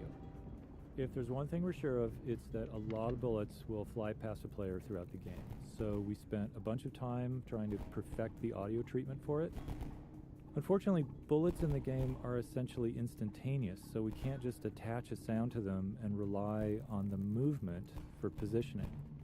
So after some experimentation, we landed on this solution. By figuring out the closest point on the bullet's trajectory to the player's ear, we calculate the exact time and position the bullet would conceptually pass them. We then play two different sounds at that point to fake a Doppler effect, one for the bullet's approach and one for its departure. And we delay the departure sound based on the calculated time the bullet passed by. Audio caching. Another problem we ran into was the sheer amount of audio in the game. With all the gameplay sounds, music, and dialogue, we had too much audio to be able to store it all in memory. Memory was at a premium in 2003. But as you can imagine, we need to be able to play sounds immediately, especially if they're gameplay related. So we built an audio cache, which stored only the first 125 milliseconds of every audio file and kept that in memory. That 125 millisecond time was our best guess for how long it would take us to be able to stream an audio file in from disk. Then, whenever a sound was played in game, we'd play the start of it from our audio cache while simultaneously kicking off a load of the full audio file from disk. By the time our cache start ended, we'd have the file loaded and could continue playing the rest of the sound. There were some other minor features, like keeping recent sounds fully in memory so that high traffic ones didn't need to be loaded constantly. In today's engines, all kinds of assets, beyond just sounds, typically use the same kind of strategy. Physics sound.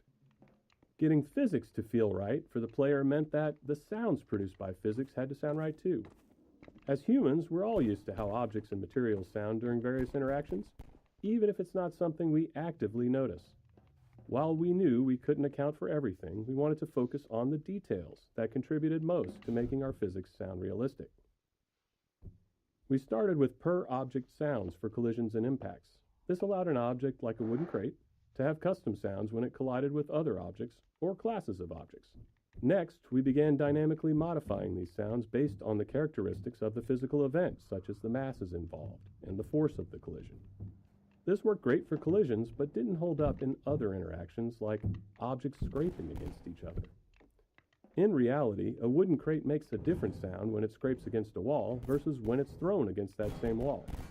Let me tell you, nobody has done more research on the nuances of a wooden crate's physical properties than us. To get what we wanted out of these interactions, we implemented per-material collision sounds, metal against wood, metal against metal, and so on. These sounds were also dynamically modified based on details like material hardness or type of metal. Getting this system to sound right required countless small tweaks, which we could only identify once it was running. We also experimented with custom sounds for rolling objects, but ultimately cut the feature because we weren't happy with the results. Automating DSP. All the sounds the player hears are processed through our digital signal processing system, or DSP. And this just refers to how audio is altered to reflect. No. God damn it. Automating DSP. All the sounds the player hears are processed through our digital signal processing system, or DSP. And this just refers to how audio is altered to reflect the environment the player is in. For example, the same sound will differ when heard in a parking garage, a small room, outdoors. In Half-Life 1, we manually placed invisible nodes throughout the world to define these DSP settings for each space. For Half-Life 2, we knew that manual placement was just going to be way too time-consuming, especially since we wanted a larger game, and we still only had one audio person on the team. So we built a system that automatically determines the DSP settings around the player in real time. It does this by analyzing the space around the player, assessing the volume they're within. It examines the materials that make up the environment, basically. And then the system matches that space to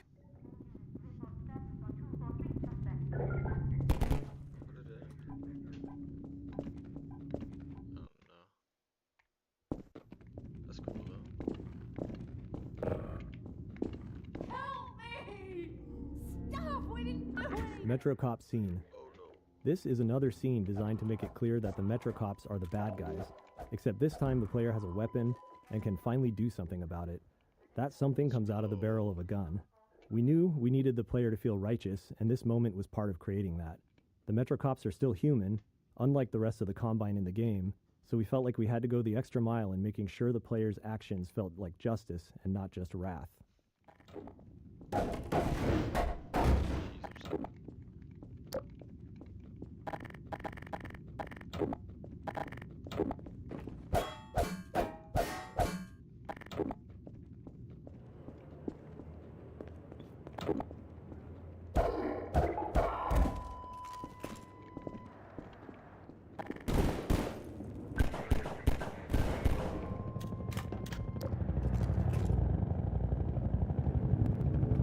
City 17 awakens.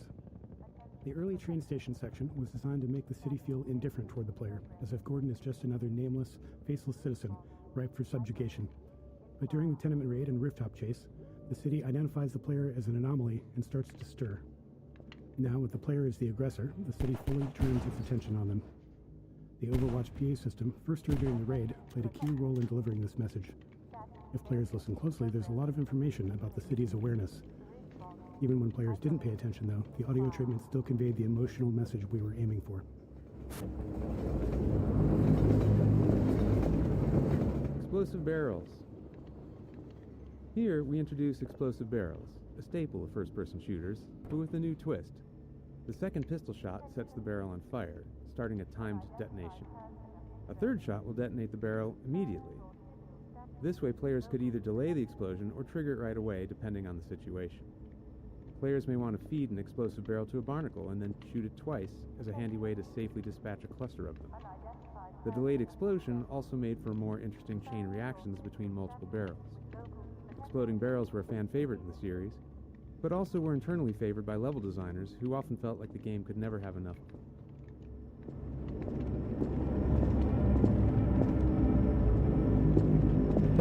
Attention protection team. Static invasion in progress in this community. Respawn. Isolated. Inquire.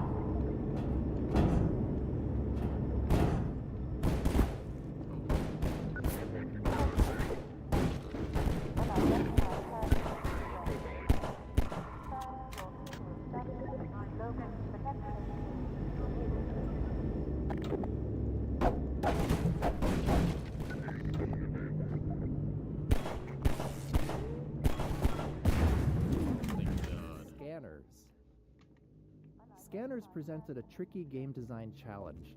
While we liked how their dystopian presence helped convey the Combine occupation as an oppressive surveillance state, we didn't actually want them to shoot at the player.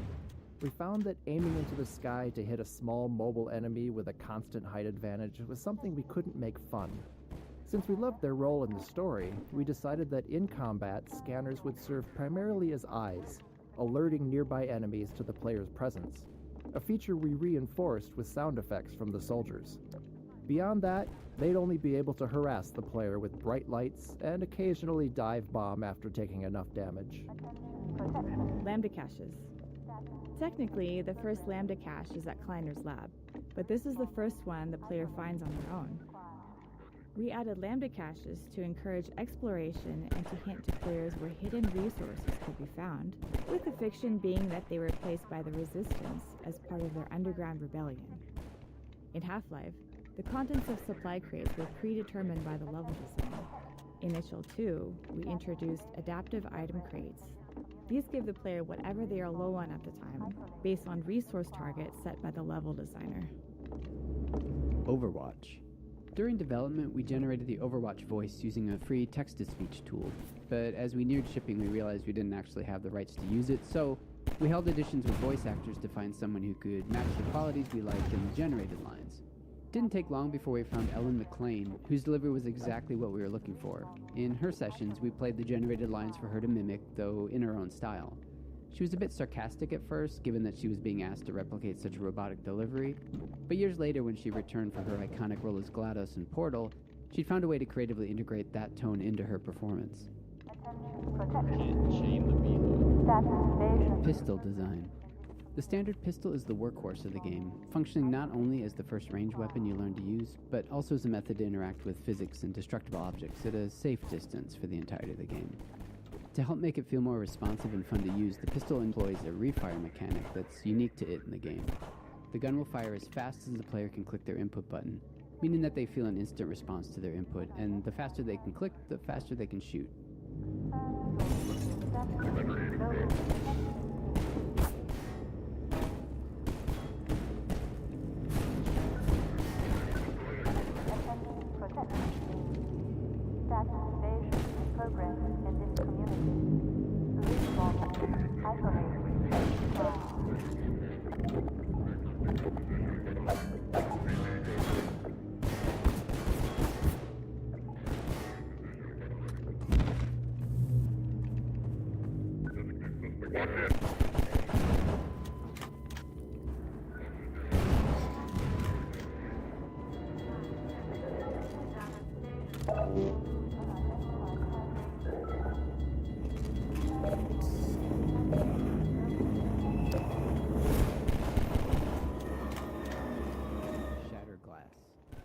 When designing early levels where there are fewer mechanics in the player's toolkit, we found that it's just as engaging to spotlight new technical features instead, as we did here with breakable glass. For the shattering effect, glass was divided into a grid of small squares, allowing us to track which were intact or broken, and to blow out larger sections once enough squares were no longer connected.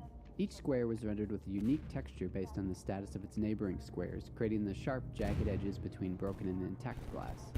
While breaking glass is now commonplace in games, it was something we hadn't seen much back when we were making Half-Life 2, and we're incredibly happy with the level of fidelity and dynamicism it brought to the game.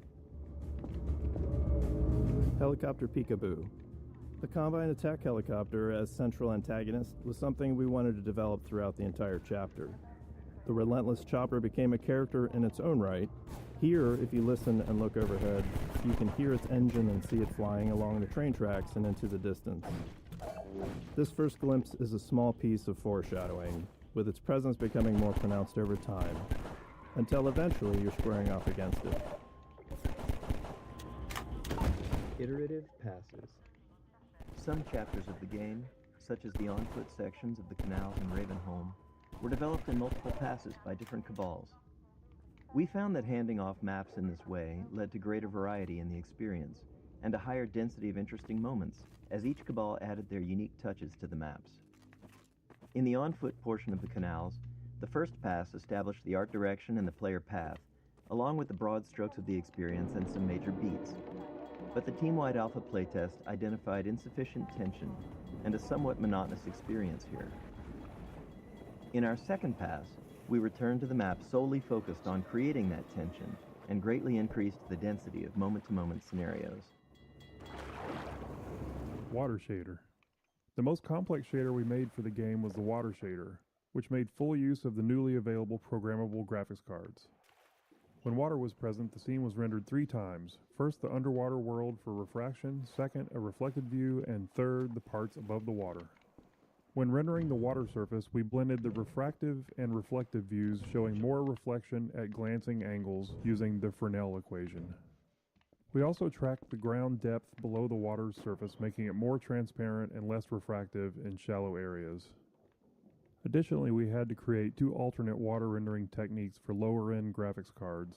Mid-range cards displayed a lower detail reflection without refraction or transparency, while low-end cards only rendered a partially transparent surface. Interstitial scenes. As playtesting progressed, we often found areas where players lost track of their goal, which isn't uncommon in a game like Half-Life.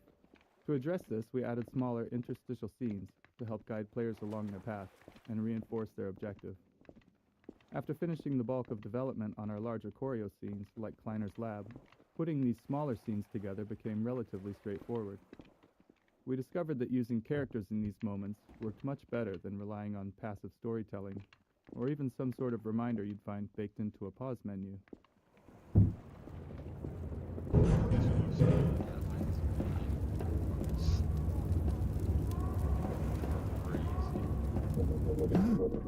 Boxcar Joe.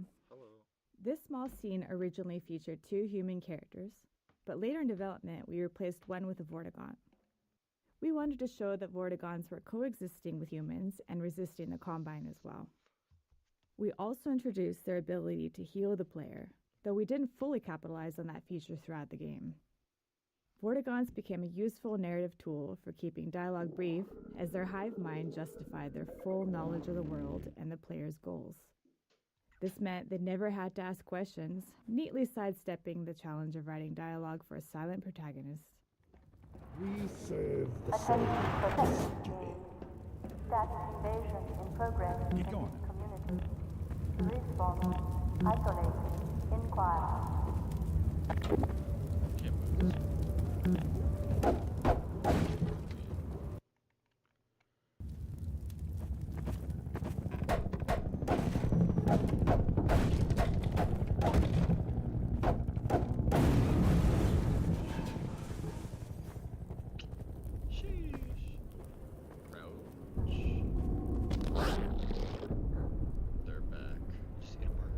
Barnacle Introduction. Because barnacles can be confusing when first encountered, we wanted to introduce them in a way that showed players their behavior at a safe distance. We decided to do that through a nature show style predator-prey scene. But, as always, scenes like this took a lot of iteration to get players to reliably see. Surface properties. We play custom footstep sounds when the player walks on the slippery mud. This was a system called Surface Properties. They used the material type to determine the sounds and other effects that should occur when walked on or shot at. Earlier in development, we had an effect that slowed players' movement when walking on mud surfaces. However, this was removed in the shipping version as it was decided it was too punishing. Mounted gun gallery. There are a few things going on in the scene. The turret firing at the breakable crates behind teaches players not to take the threat head-on and instead utilize the sewer route to defeat it. And when they reach the turret, players enjoy using it in a shooting gallery with a wave of Combine soldiers and dive-bombing scanners. We also begin to introduce the missile-firing Combine APC that pushes the players along and will show up again later in the chapter.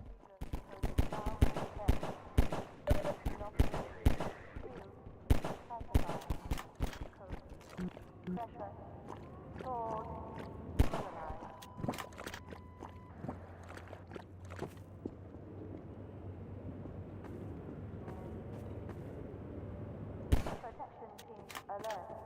Evidence of uncivil activity in this community. Code. Assemble. Class. Contain.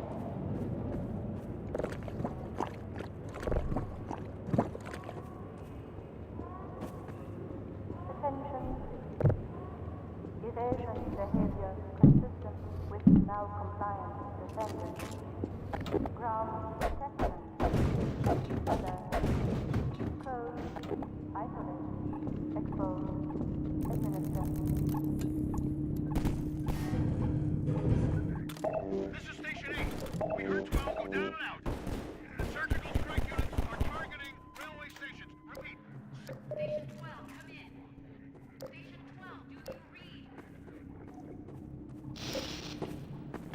Station 12, come in. Station 12, do you read? Station 12, come in. Station 12, do you read?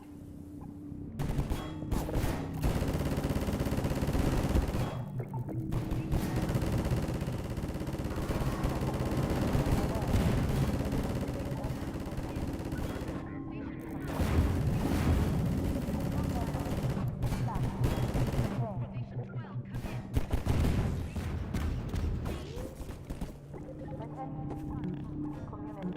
Station 12, come in.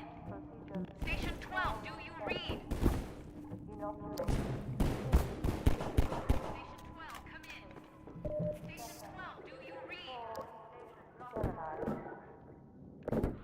Station 12, come in. Station 12, do you read? Station 12, come in. Station 12, do you read? Station 12, come in. Station 12, do you read?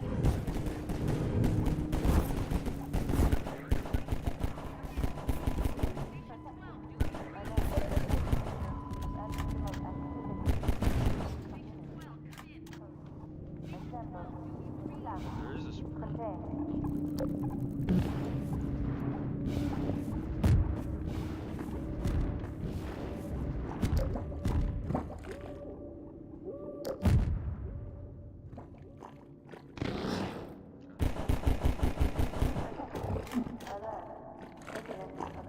civil activity in this community.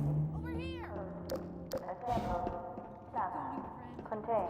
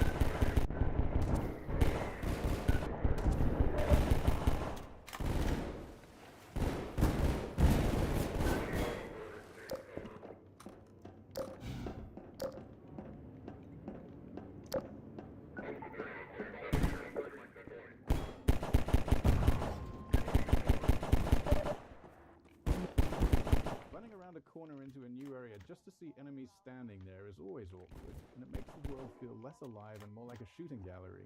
So we were motivated to introduce enemies into combat spaces in more interesting and dynamic ways that would communicate planning and intentionality on their part, as if these soldiers had had a plan for Gordon even before he showed up. The Metro cops in this scene jump down into this space via scripted sequences. Later in the game we use rappelling in a similar way. It doesn't matter where they're coming from in reality because players end up telling that story to themselves. We found that in the end, combat should have a story implied in its setup, an ambush, surprise, surge, and assault. All of these scenarios use much of the same enemy AI, but all felt different to playtesters.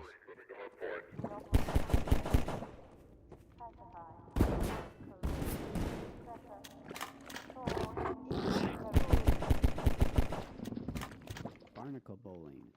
This is a satisfying example of how a bunch of design elements can come together in a matrix of interactions to create a memorable scenario for the player. We got barnacles, our physics simulations, slippery mud surface properties, and last but not least, explosive barrels. You've encountered all these on their own, but they're able to snap together naturally to create a moment we called barnacle bowling.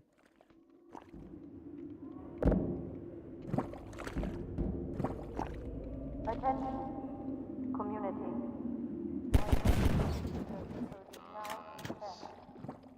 Inoculate, shield, pacify, code, pressure, control, sterilize.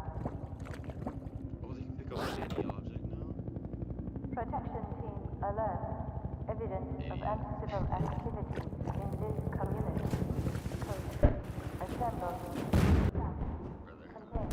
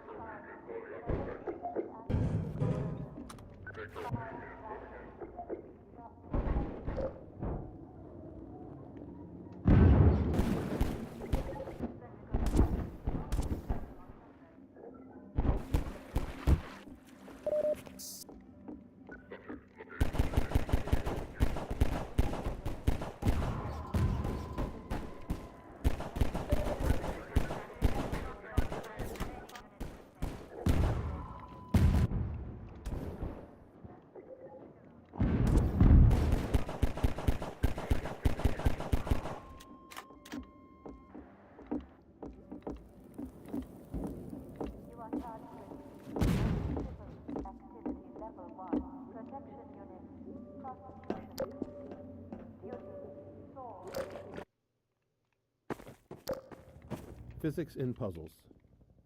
Often, simpler mechanics encountered earlier in the game are pulled from more complex ones as a form of training.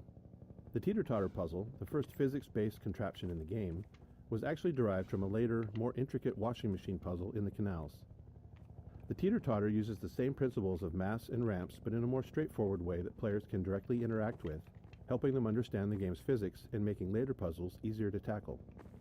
This puzzle also highlights the analog nature of the physics system, with the placement of cement blocks and the player's own weight both factoring into the solution.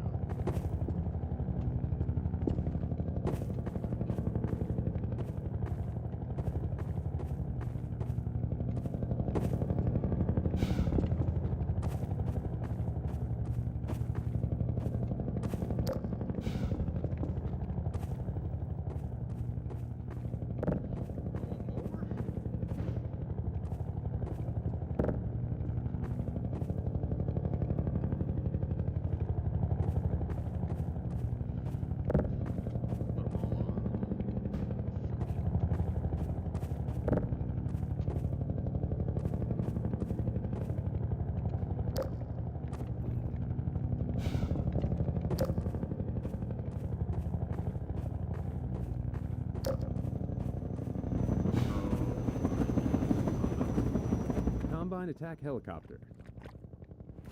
Players have had glimpses before, but here is where we fully introduce the main boss of the Canals chapter, the Combine attack helicopter. This chopper relentlessly destroys a player's cover, forcing them to move forward or risk being gunned down.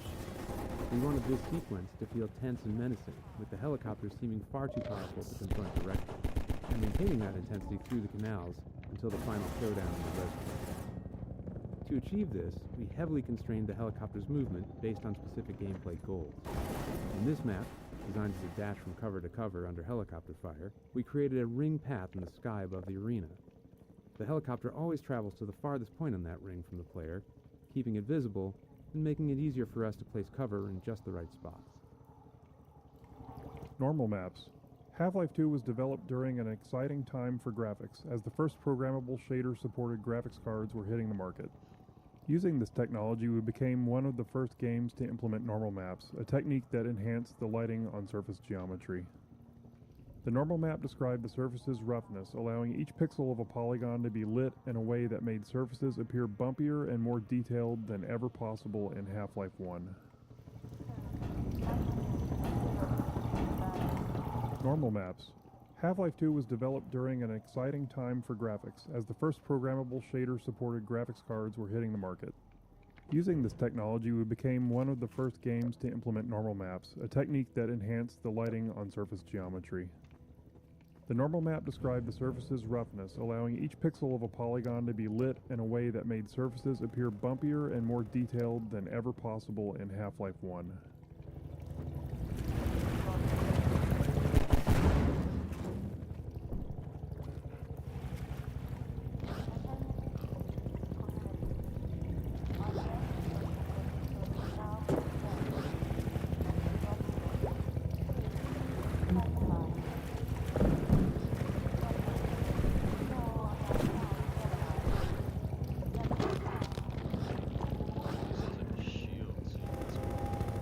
Autosave dangerous.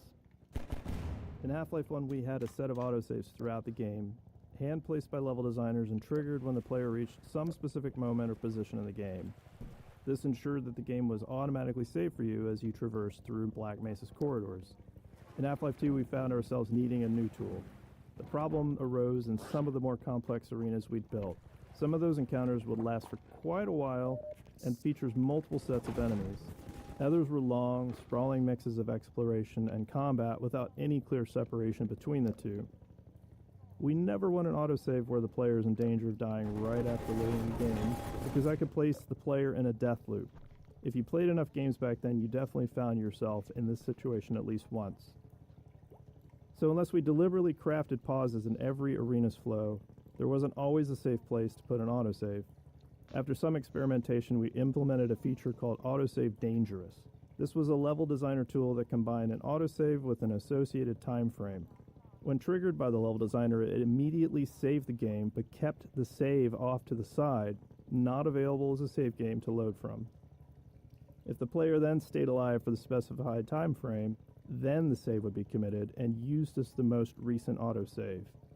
This allowed level designers to put an autosave at a reasonable place or time in an arena, specify a time, like 30 seconds, and if the player was still alive for 30 seconds, the autosave would be used.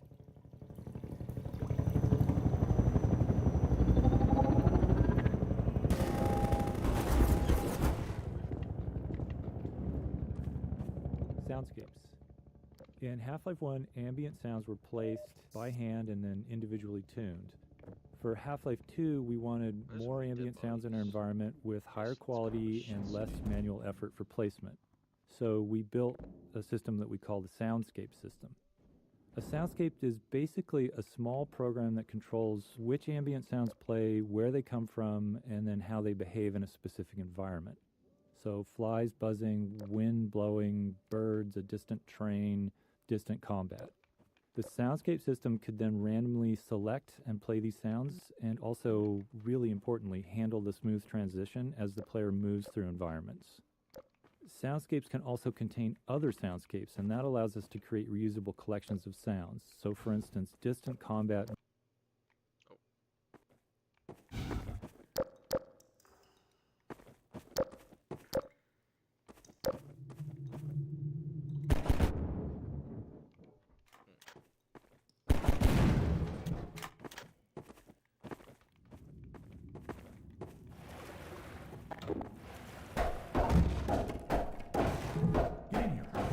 Civil protection is onto us. We're tearing up the railroad, covering our tracks. Looks like you're gonna be the last one through. Be glad you're not the guy they're looking for. Poor bastard doesn't stand a chance. Sounds like they're calling in every CP unit in City 17. Now they're flooding the areas up ahead with manhacks. You better get going before they sweep through here. Oh shit! Too late!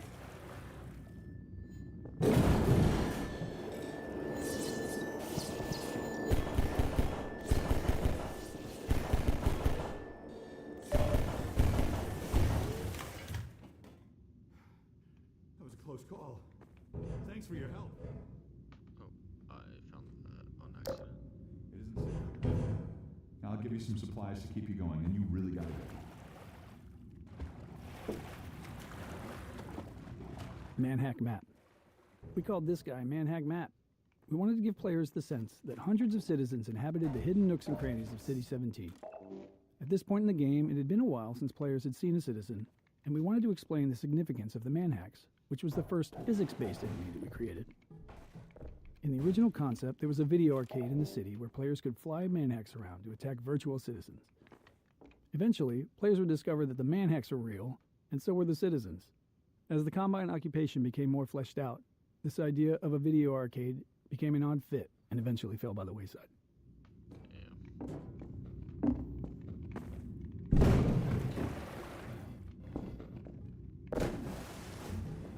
Good luck out there! Appreciate it.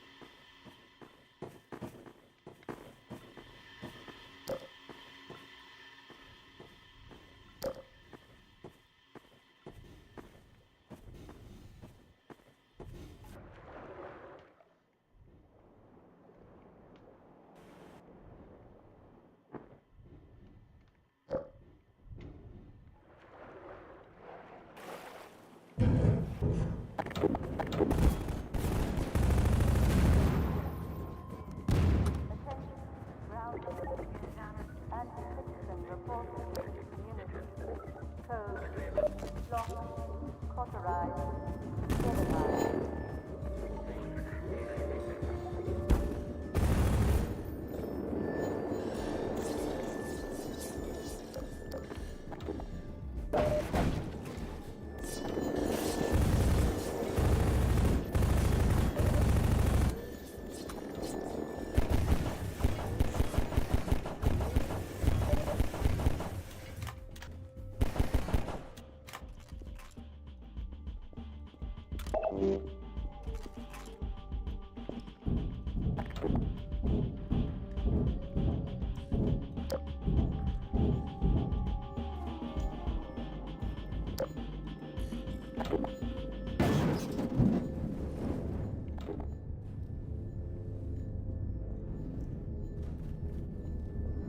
Explosive Barrel Factory. This room, filled with an absurd number of exploding barrels, inspired some good-natured debate within the team around how far to push the plausibility of our world. Frankly, one exploding barrel is probably too many in regards to realism. In the real world, barrels really shouldn't explode, even if you were to shoot them.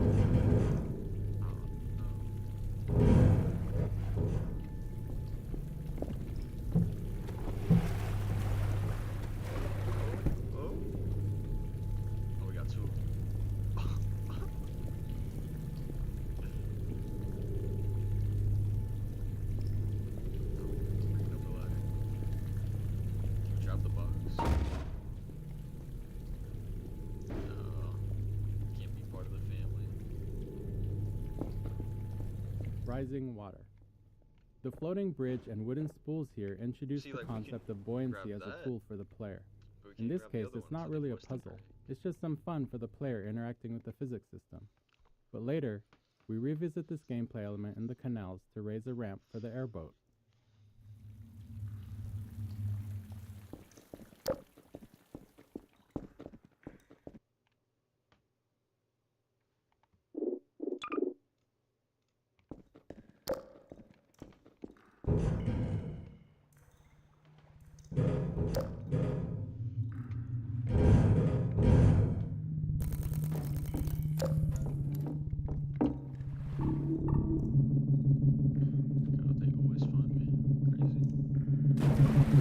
Rendering systems.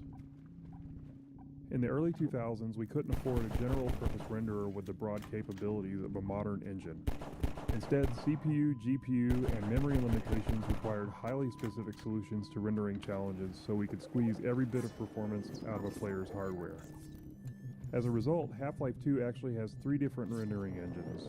One for world geometry, another for outdoor terrain, and a third for dynamic entities like characters and objects. These 3 renderers had to support a complicated matrix of features: collisions, ray traces, decals, offline lighting, visibility calculations, and more. On top of that, each renderer needed to support DirectX 7, 8, and 9. The differences among these DirectX versions were significant, often requiring different data storage and rendering approaches. They even used different programming languages.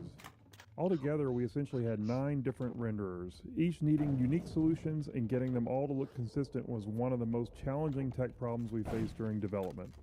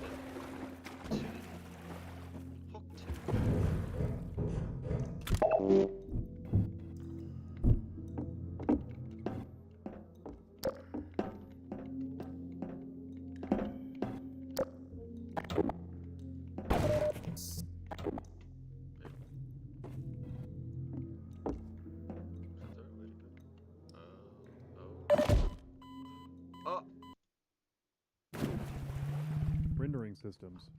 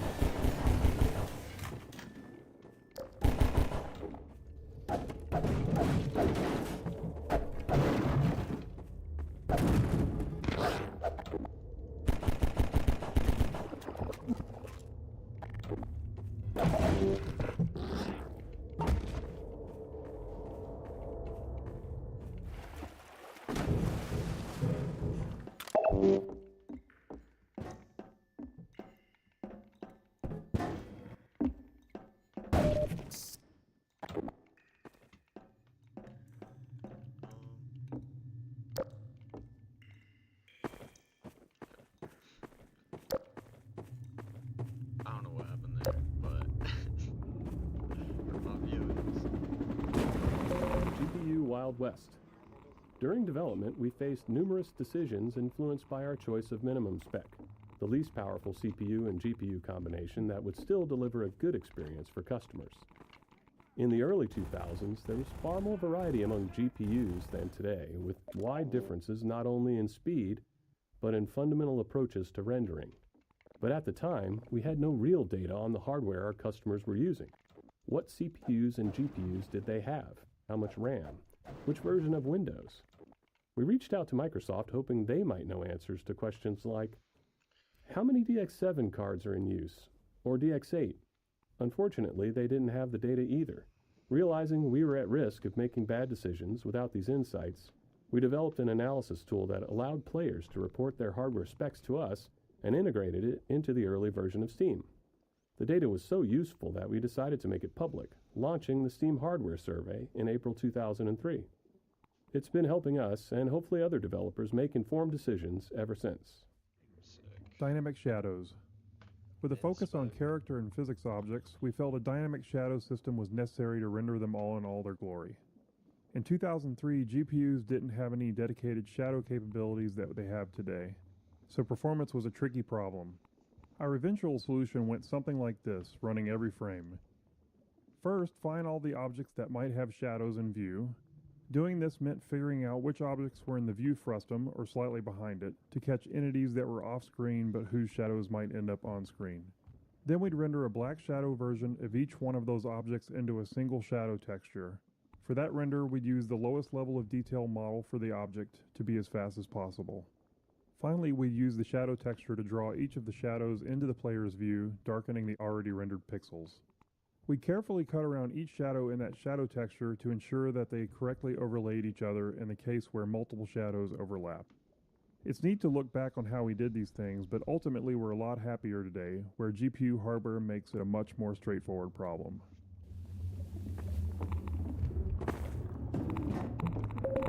Warning. Hazardous radiation levels detected. They're shelling us!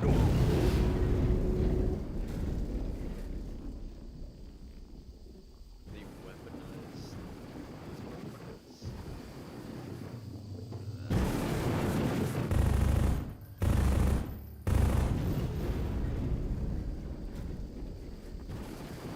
Headcrab canisters. Used headcrab canisters are seen later in Ravenholm, so we decided to show them here to tell the story of how they're used by the Combine. The story is that the Combine have weaponized Zen fauna to use them against the humans. Burrowed headcrabs was added as a new feature for this section that was expanded into a larger area that is meant to show a citizen shanty that was decimated by the headcrab assault.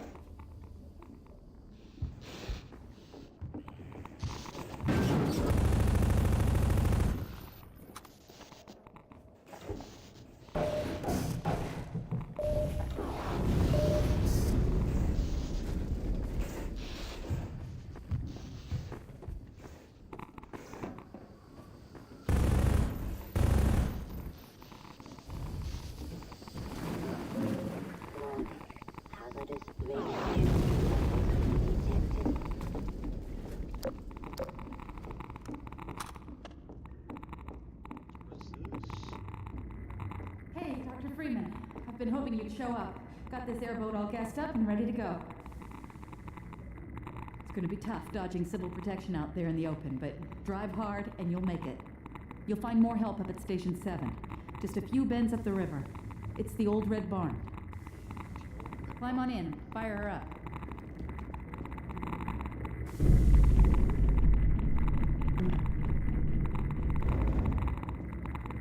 Go ahead and get in the boat, Dr. Freeman. Airboat intro. This is where the player gets the first vehicle of the game, the airboat.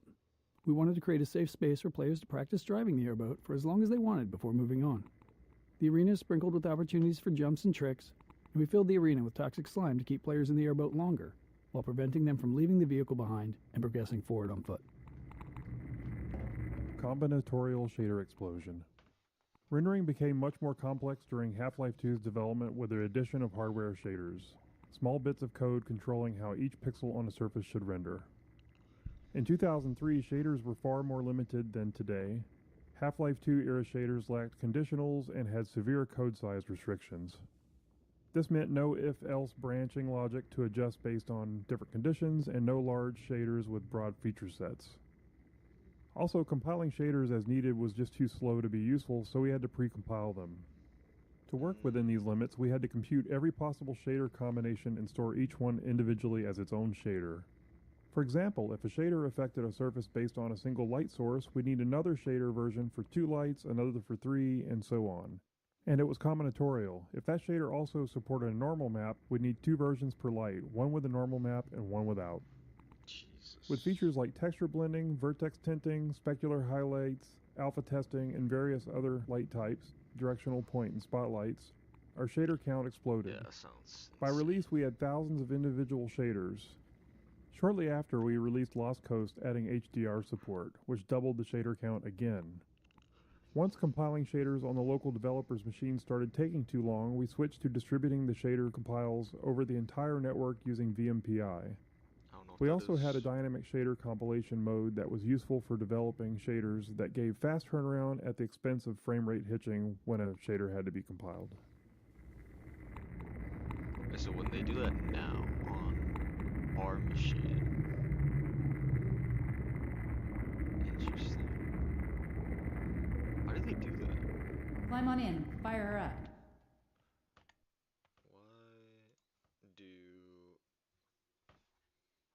Why do I compile shaders on my machine?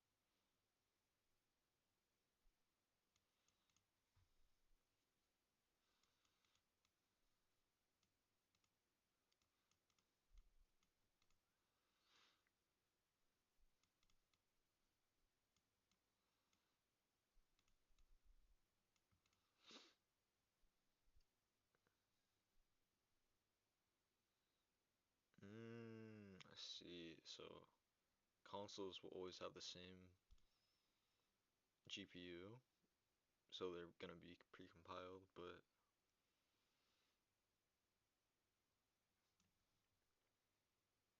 not every user has the same GPU in a PC.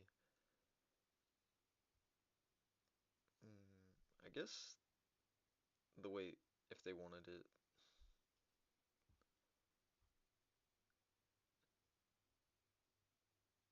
a company could, where's Paint? Where's Paint? They could have company, company, oh my god. Then they have the 3060 install. Then like the 3070 install. Or maybe not that. But the 4060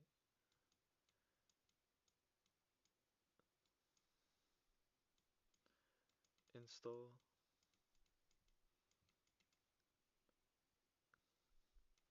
$50-$60 install if they wanted to be pre-compiled.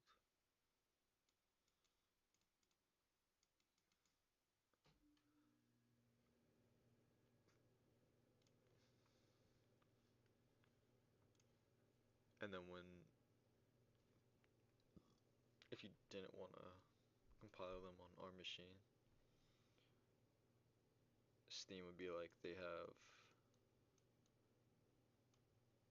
this one, they have a 3060, so send that to the user. That way they don't have to compile, they just have that straight install. Or they can just have a compiler ship with it, and then you have game plus compiler.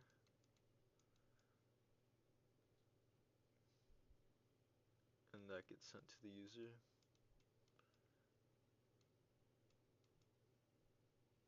Or if they can't like detect, if Steam can't let them know, or if the user doesn't want to give the information to Steam. Interesting.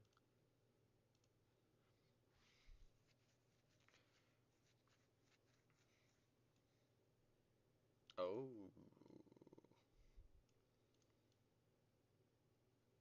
I see.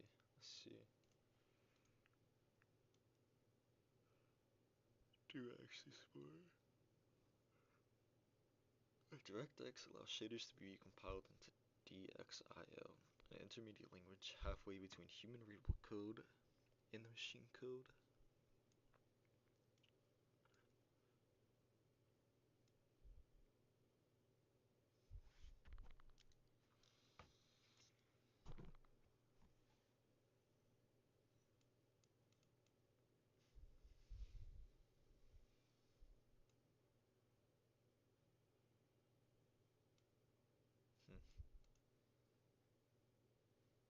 So how do you, like with COD, how would you reduce this time?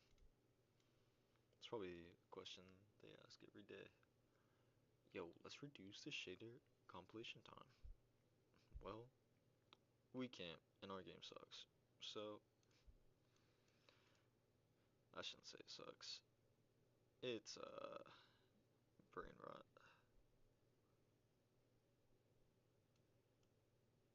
Lol.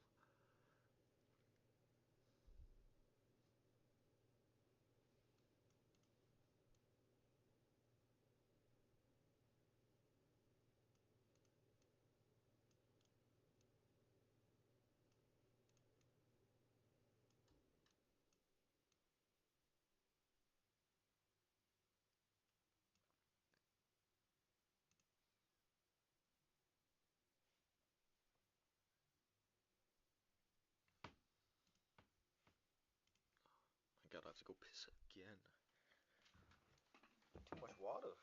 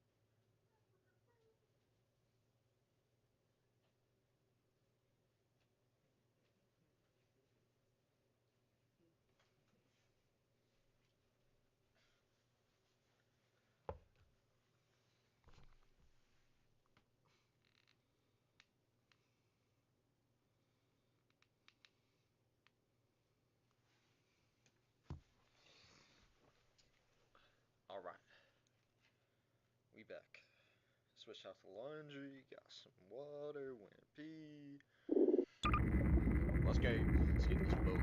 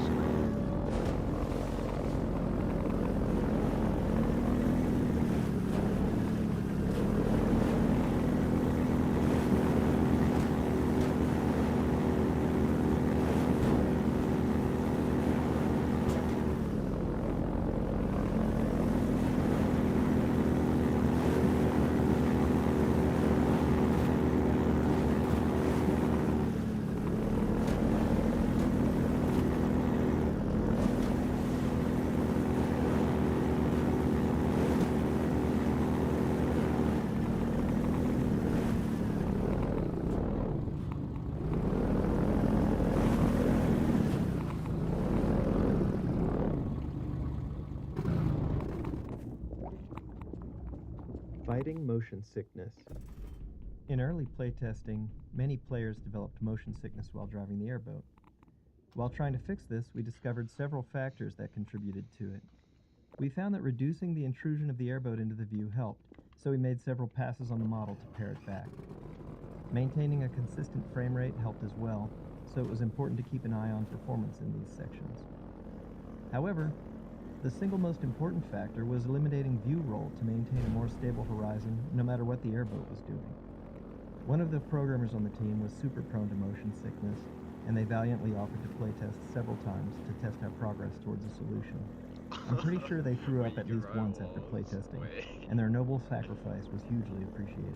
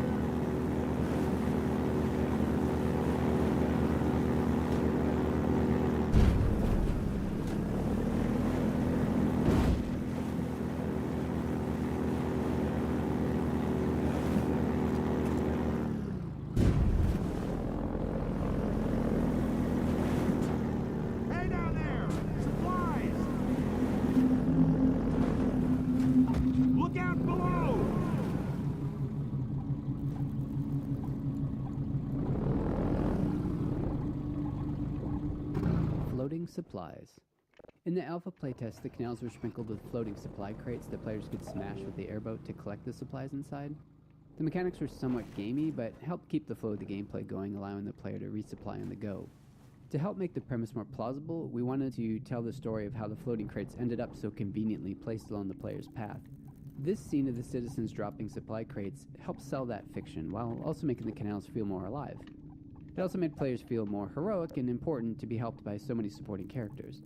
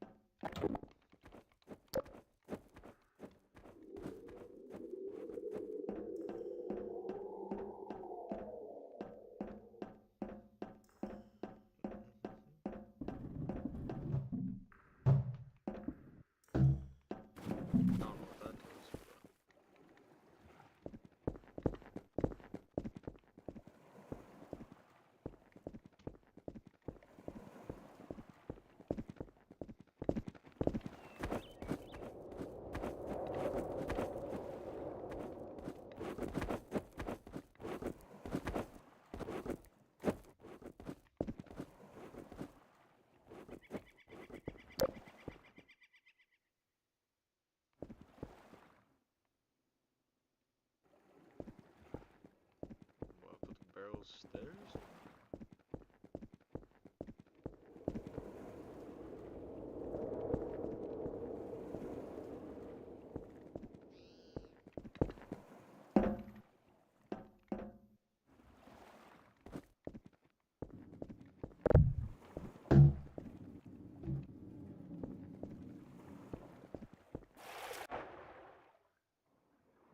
Oh, there's air in these. Oh, fuck, my phone's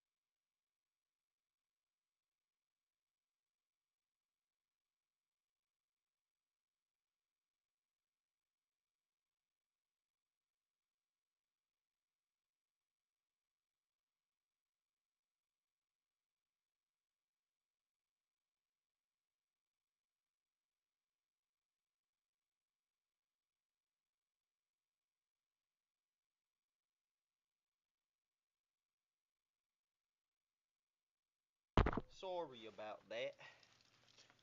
Absolutely sorry. Had to go pick up my sister.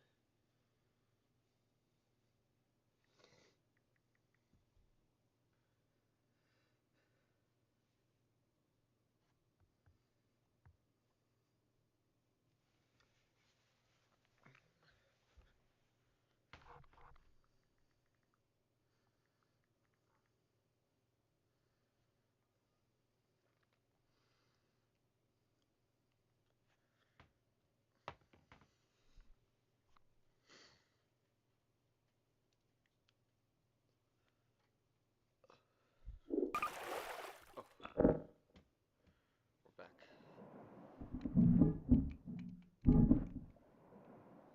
Oh, do I need the other one?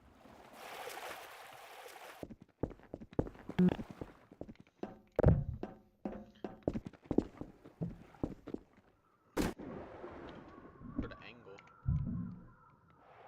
For the angular. I don't know if that even moved it.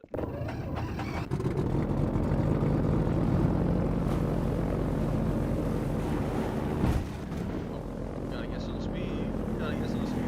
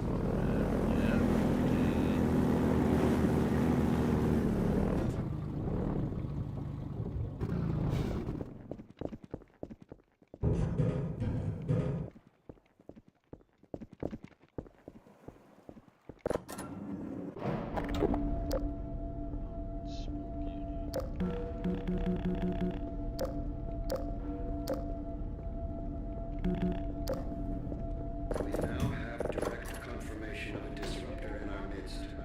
One who has acquired an almost messianic reputation in the minds of certain citizens. His figure is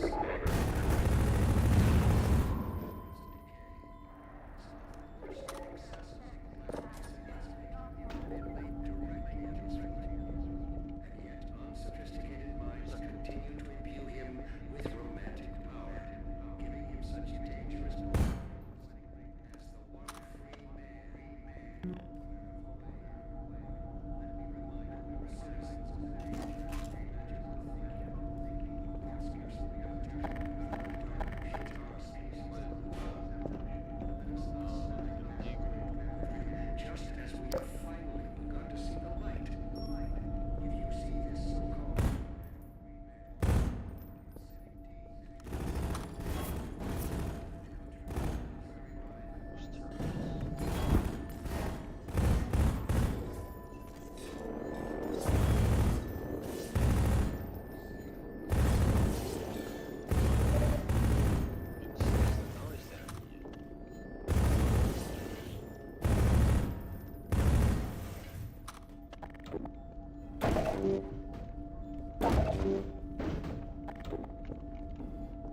Grenade intro. We conceived of this Combine base as both a training area and a playground for grenades, introducing them here in infinite supply crates to signal that it's safe for players to use grenades freely without fear of running out. Go wild. The Combine encounter here uses extensive markup to direct the soldier AI towards cover and provide good opportunities for players to make use of grenades. At the end of the area, the same infinite grenade technique helps players resolve the turret placement, as a direct assault is a lot more difficult if you don't. A bright red light and a particle trail were added to the grenades, making it significantly easier for players to follow their trajectory, whether they're throwing them or dodging one from a Combine soldier.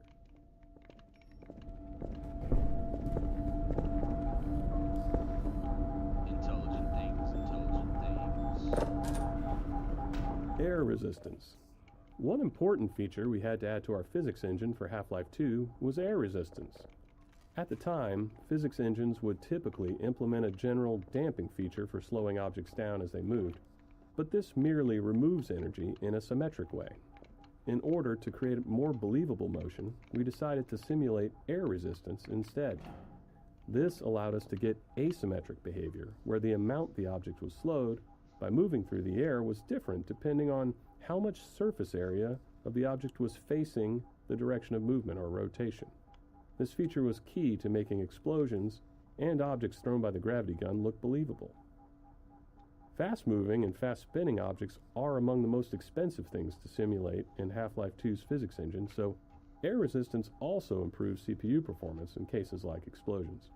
It is also key to presenting different materials and masses of objects. More dense objects can push aside air more easily, and this is visible. Having this effect in the simulation helps make the difference in density between cardboard boxes and wooden planks more apparent, and really helps make the objects in Half-Life 2's world much more convincing.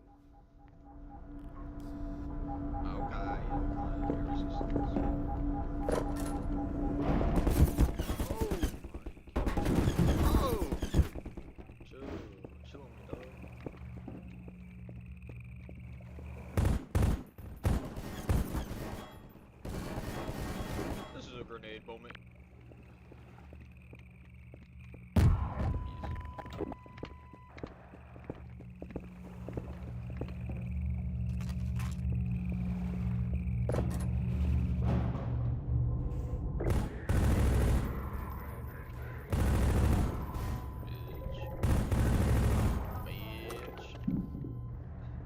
Shit on me, dog. This is medium, right? I mean, I got baited by the same thing in Half-Life 1, actually.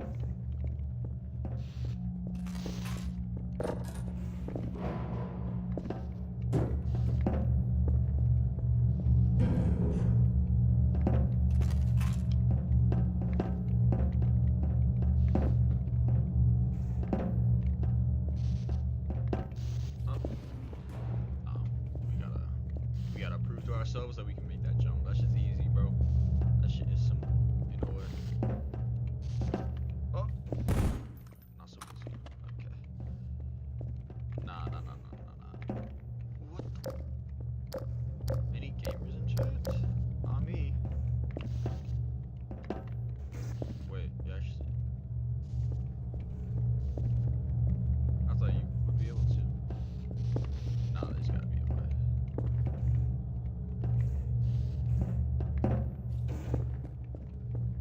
You bitches.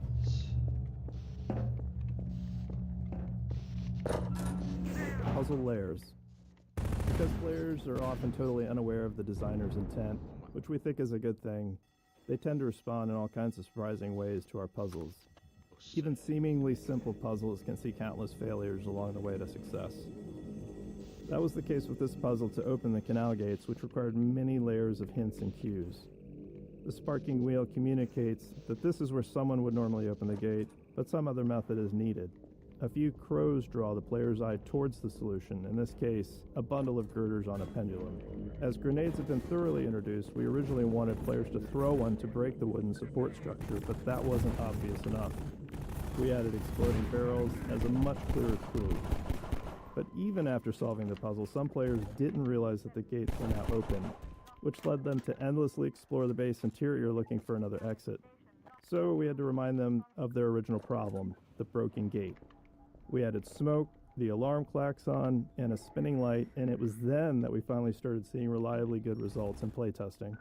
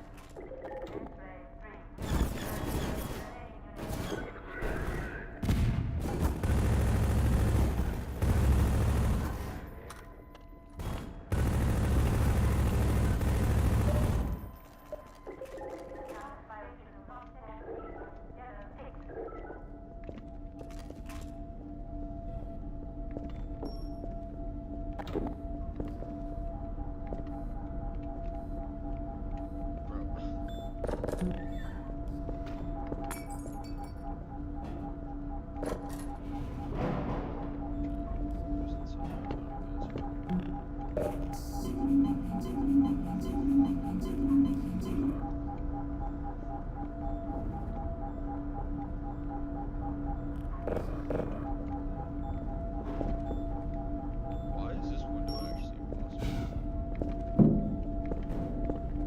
There's gotta be stuff on top of that, ain't no way.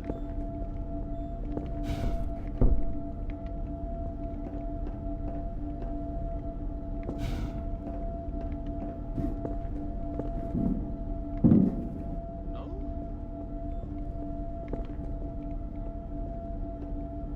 How do I get caught on the left side?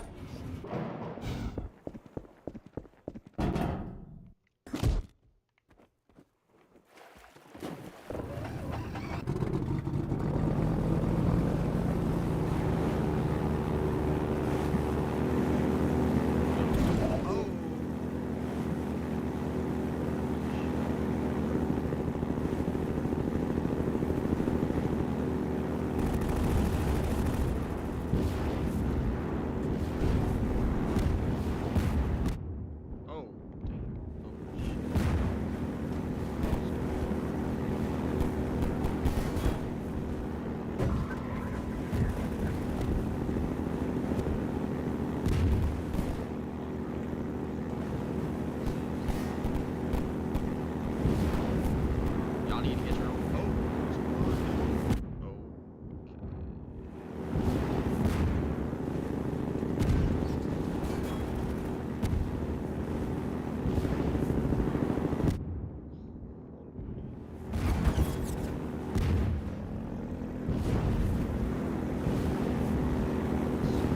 I see. Okay. They got heat-seeking rockets and shit.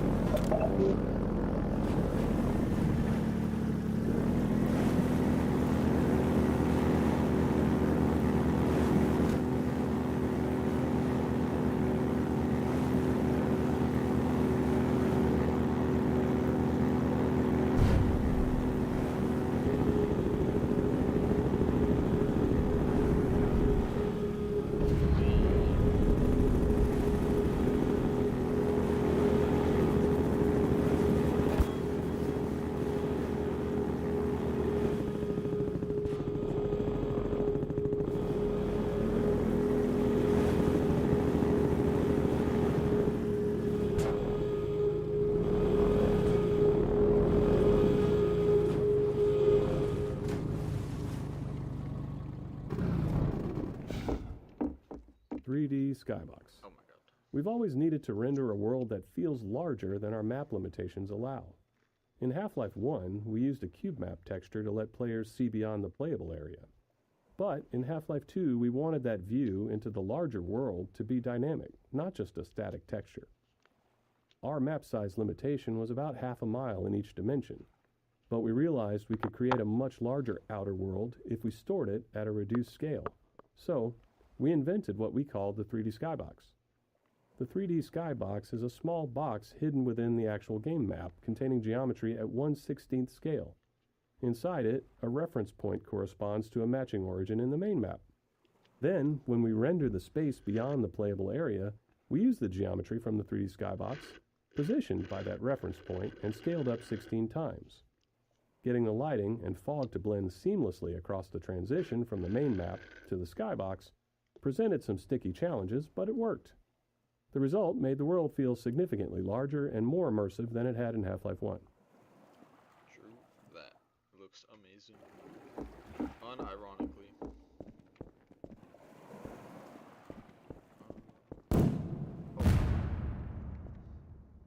Is back?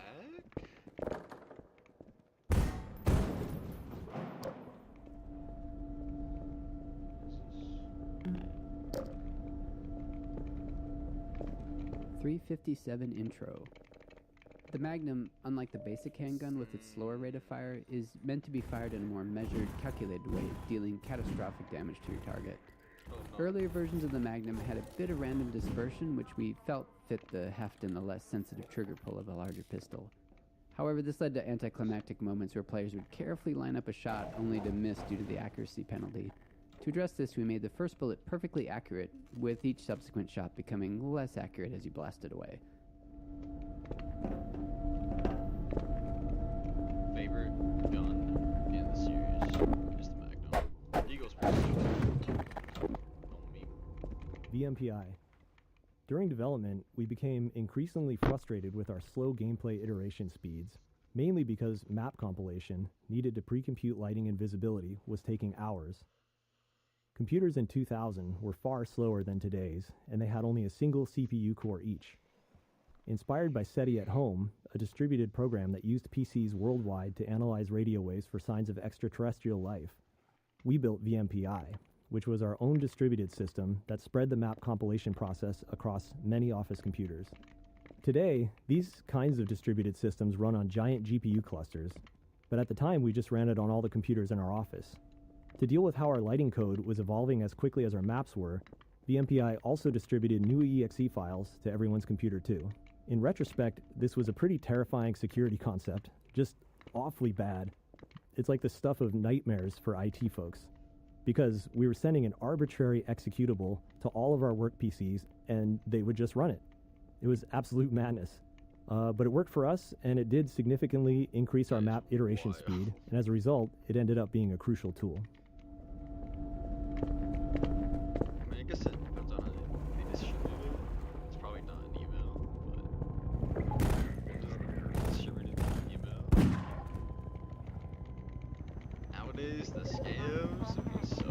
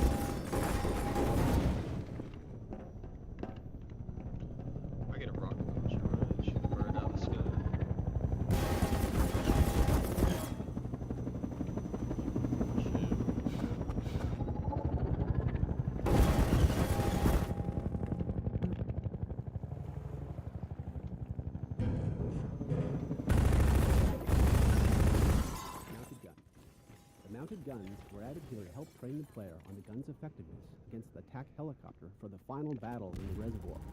This was necessary because up to this point, the helicopter was invulnerable to the player's weapons, and we had to give some indication that it could be harmed with larger weapons.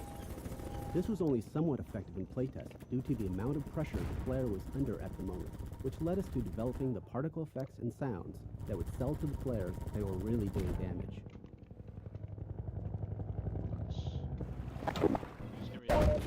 Oh my god. They knew. They just knew. So it's open now, right?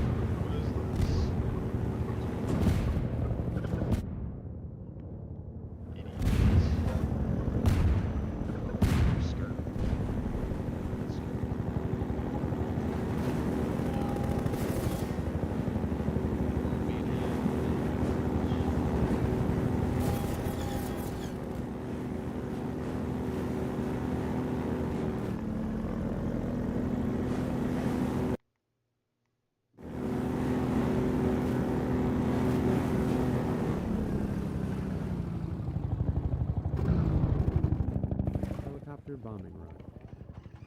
This is another example of us creating movement hazards while driving the airboat. The helicopter attempts to stay in front of the player when dropping bombs, and if the player backtracks, it switches to hovering and turns to attacking again.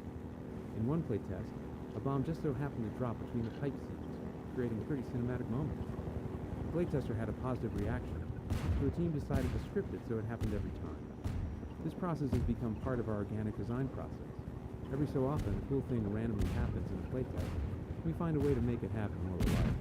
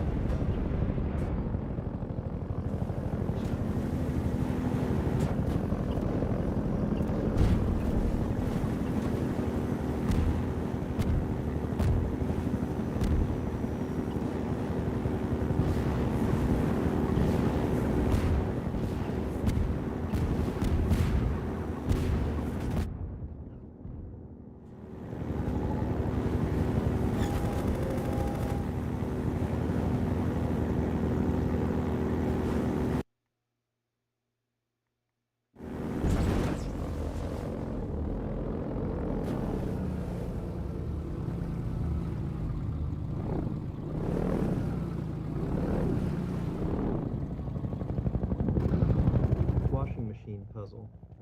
We created the washing machine physics puzzle late in development, after playtesting indicated that players needed some downtime from the relentless pressure from the helicopter. Pacing contrasts like this can accentuate the high moments by resetting the player's emotional state and warding off exhaustion or even boredom. It was a positive sign that players reacted so strongly to all the work done to make the helicopter truly menacing. But if we didn't manage the stress of it, fatigue set in, which quickly started to feel like monotony rather than excitement. Originally, players quickly drove through this area, but because of the nice sunlight and composition of the canal here, we decided it was a good spot to pause the action and have the player spend some quiet time solving a puzzle. The puzzle itself, which was the first to use masses and pulleys, ended up giving rise to other physics navigation puzzles elsewhere in the game.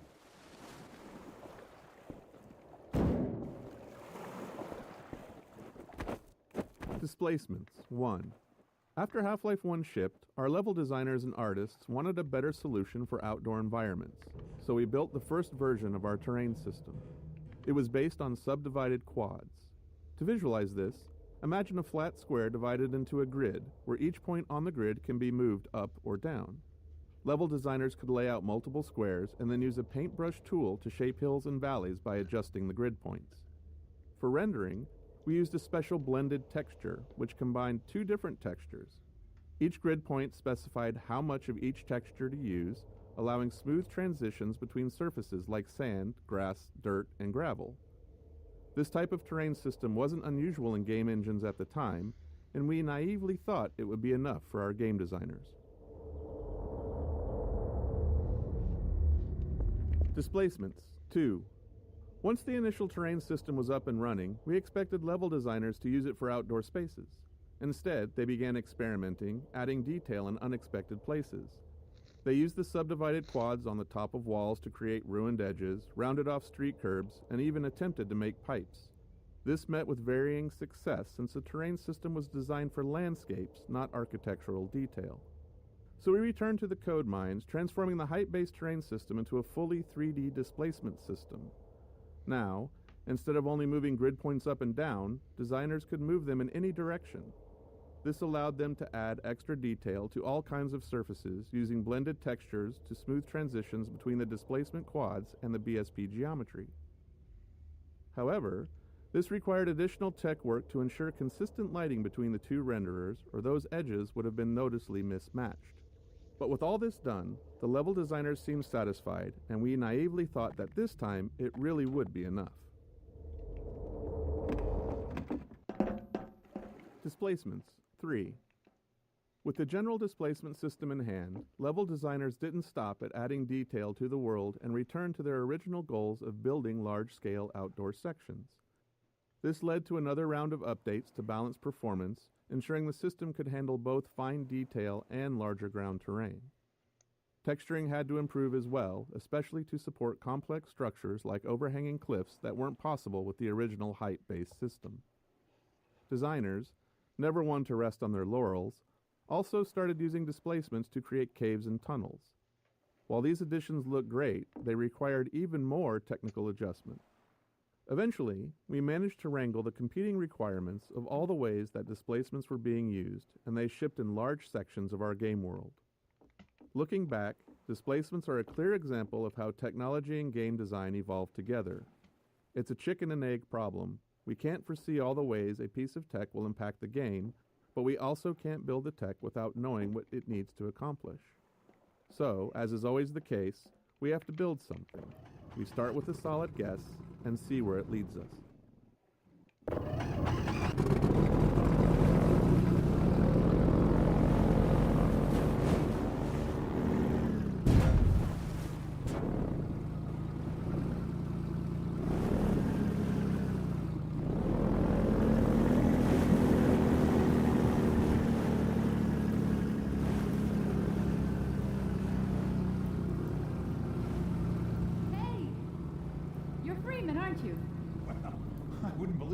See with my own eyes. Dr. Gordon Freeman himself.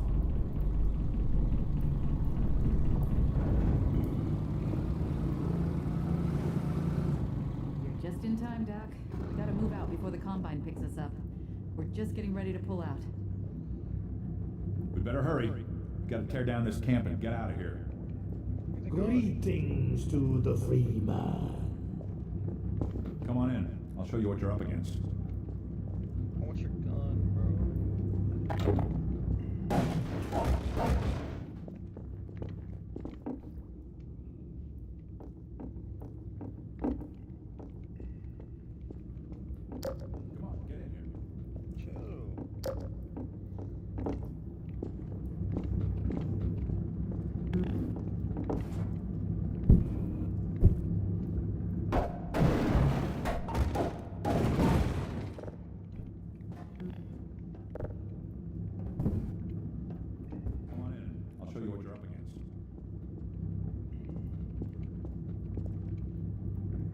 Here, take a look at this. This here's the dam. It's just up ahead.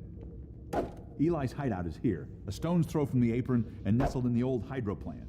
But getting there, with that hunter chopper on your ass, next to impossible. Good news is, the Vortigaunt's working his magic on your airboat, so you'll have a little more firepower going forward. I think he's just finishing up now. Go on out. Sick. Gestures. Each of our characters had a library of simple animations called gestures, which we could easily layer on top of other body movements. While originally planned as a production savings to allow us to reuse animations throughout the game, we found they actually had more utility than that. Humans often repeat certain movements, and these can be markers of a specific personality. As a result, our gestures library ended up capturing the essence of each character, helping to unify our animation team's understanding of who those characters were. This made it much easier for our animators to share any one character's workload among themselves, which production often required.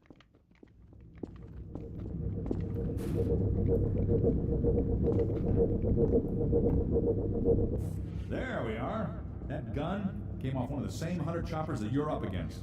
I always like to bring a little irony into a firefight. Take that chopper down, and you should be able to tear on through to Eli's place. The Freeman will accept this weapon or suffer greatly on the road ahead.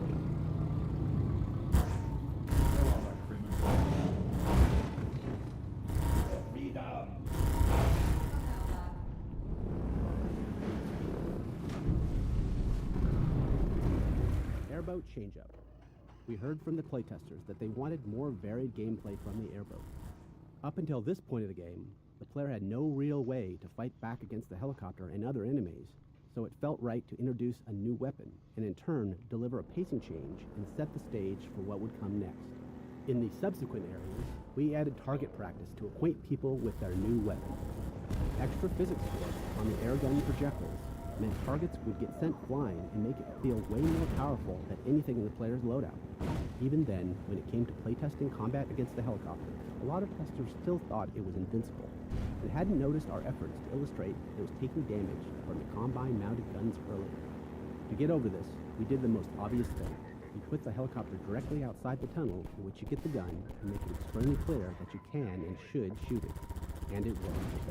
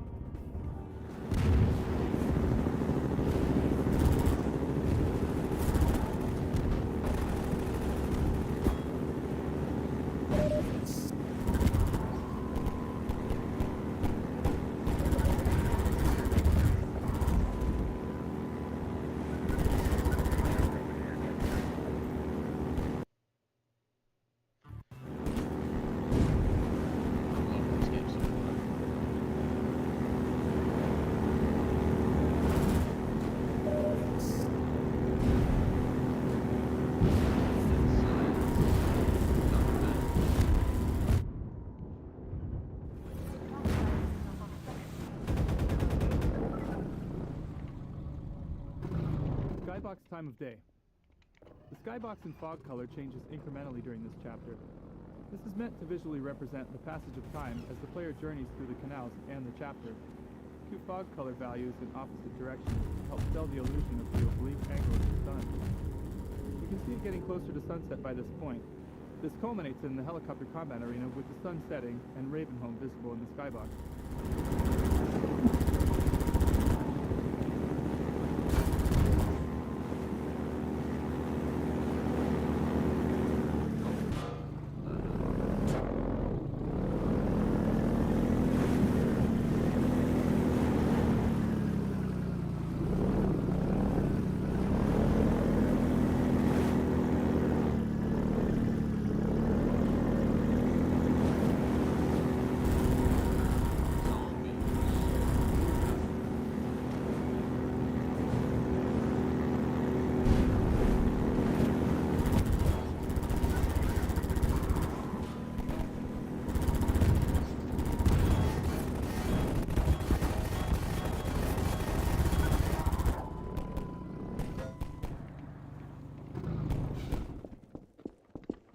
Donkey Kong Barrel Ramp.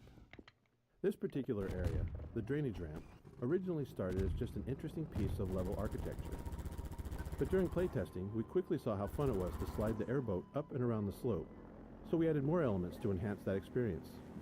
This included Metro Cops dropping barrels down toward the player, and a little nod to the classic arcade game, Donkey Kong.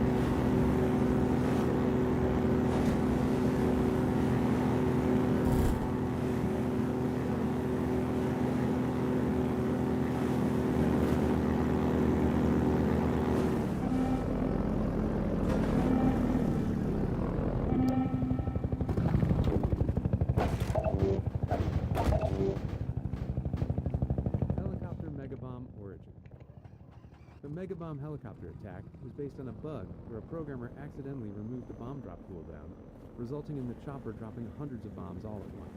It looked so cool that we decided that we had to keep it for the final shipping bombing run attack.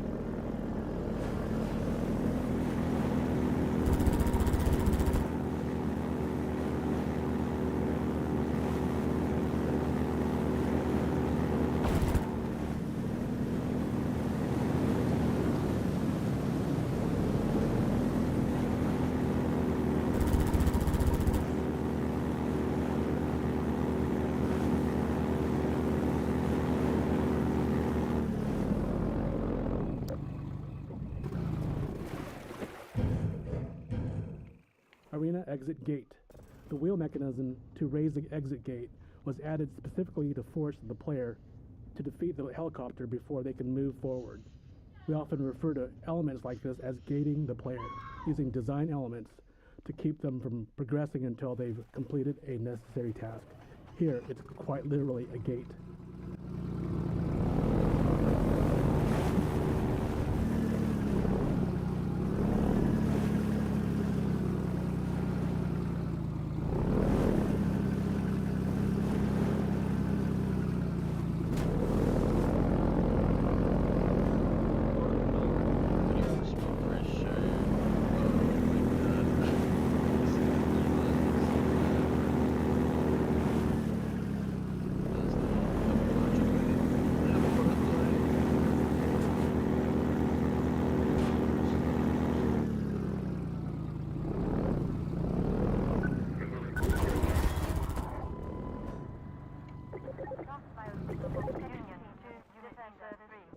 Helicopter Final Battle. We designed this area as the arena for the final showdown between the player and the Combine attack helicopter. It's the player's chance to finally eliminate the relentless enemy that's been hunting them since fleeing underground after leaving Kleiner's lab. This area went through many iterations to get right. It needed ample space for fast-paced vehicle combat, a smooth movement flow with clear path options, and reliable performance. We also aimed for visual clarity suited to combat, striking but not overly noisy, while ensuring it would serve as a memorable vista once the helicopter is destroyed.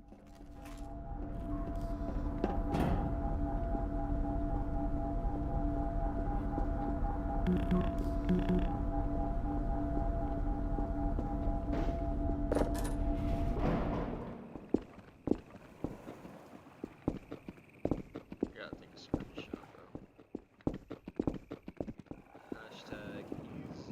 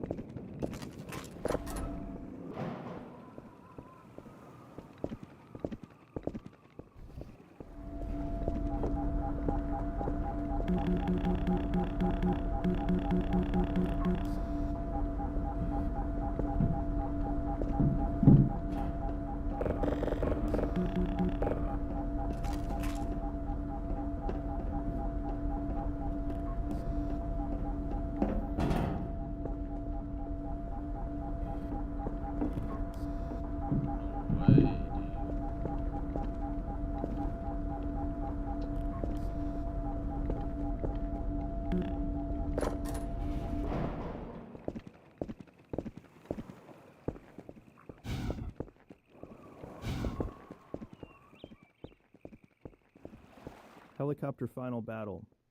We designed this area as the arena for the final showdown between the player and the Combine attack helicopter. It's the player's chance to finally eliminate the relentless enemy that's been hunting them since fleeing underground after leaving Kleiner's lab. This area went through many iterations to get right. It needed ample space for fast-paced vehicle combat, a smooth movement flow with clear path options, and reliable performance. We also aimed for visual clarity suited to combat, striking but not overly noisy, while ensuring it would serve as a memorable vista once the helicopter is destroyed.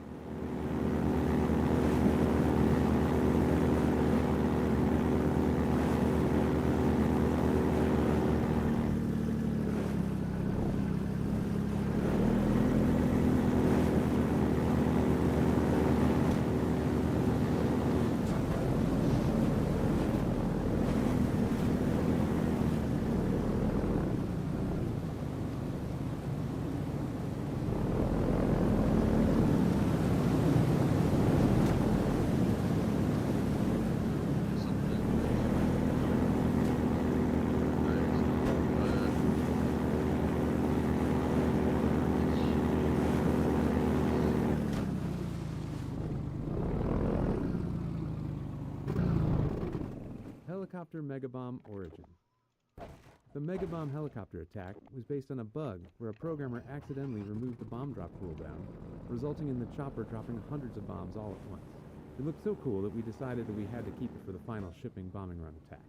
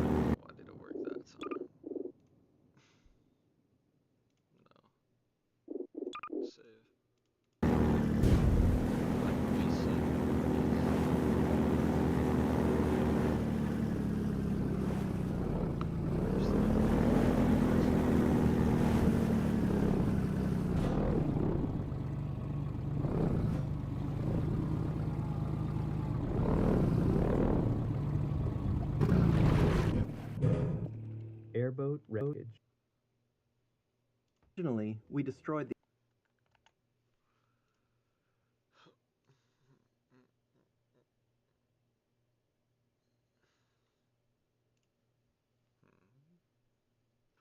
What is this? Click on Iowa. Oh fuck, do I remember what Iowa is? Wyoming. Oh no. Oklahoma. Kansas, Missouri. Tennessee. Kentucky. Indiana. Illinois. Ohio.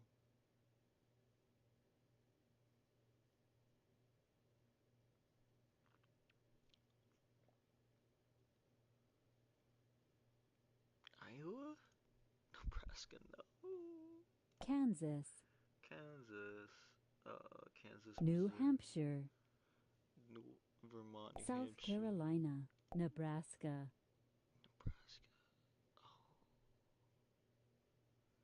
Where's Nebraska? Is it this one? Rhode Island, Yeah. I get those mixed up. Nevada, Nevada. Ohio, Ohio. Massachusetts, Massachusetts. Massachusetts, Boston. Illinois, Illinois. Mississippi, M-I-S-S-I-P-P-I. M-I-S-S-I-S-S-I-P-P-I. No. Oh, no. Oklahoma, Tennessee, Arkansas, New Mexico, Maryland, Minnesota, Minnesota. Vermont, Colorado, Montana, New Jersey, Oregon, Hawaii, North Carolina, South Dakota, Michigan, Washington, Wyoming, Utah, Connecticut, Pennsylvania, Maine, North Dakota, Idaho, New York, Indiana, Louisiana, Wisconsin, Alaska, Georgia, Virginia, California, Florida, West Virginia, Thought that got Delaware, against me for a second. Missouri, Mizzou. Arizona, Texas, Kentucky, 96%. Nah, play again. Arizona, Play again. Kentucky, Illinois, Maryland, Texas, Florida, Nebraska, Oh, fuck. Georgia, There we go. Nevada, Iowa, Oklahoma, Maine, Mississippi, Washington, California, Vermont, Vermont, Massachusetts, New Hampshire. Yeah. Mass? New Hampshire, Indiana, Yup.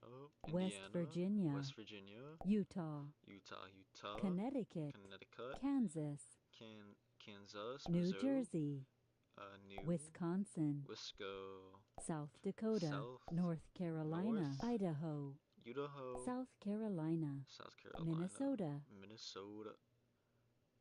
Montana, New Mexico, Missouri, Mizzou, Kansas, Missouri, Delaware is Tennessee, Ohio, Ohio, Wyoming, Colorado, Rhode Island, Oregon, Michigan, Alaska, Alabama, Louisiana, Arkansas, North Dakota, Hawaii, Virginia, Pennsylvania, New York, 131.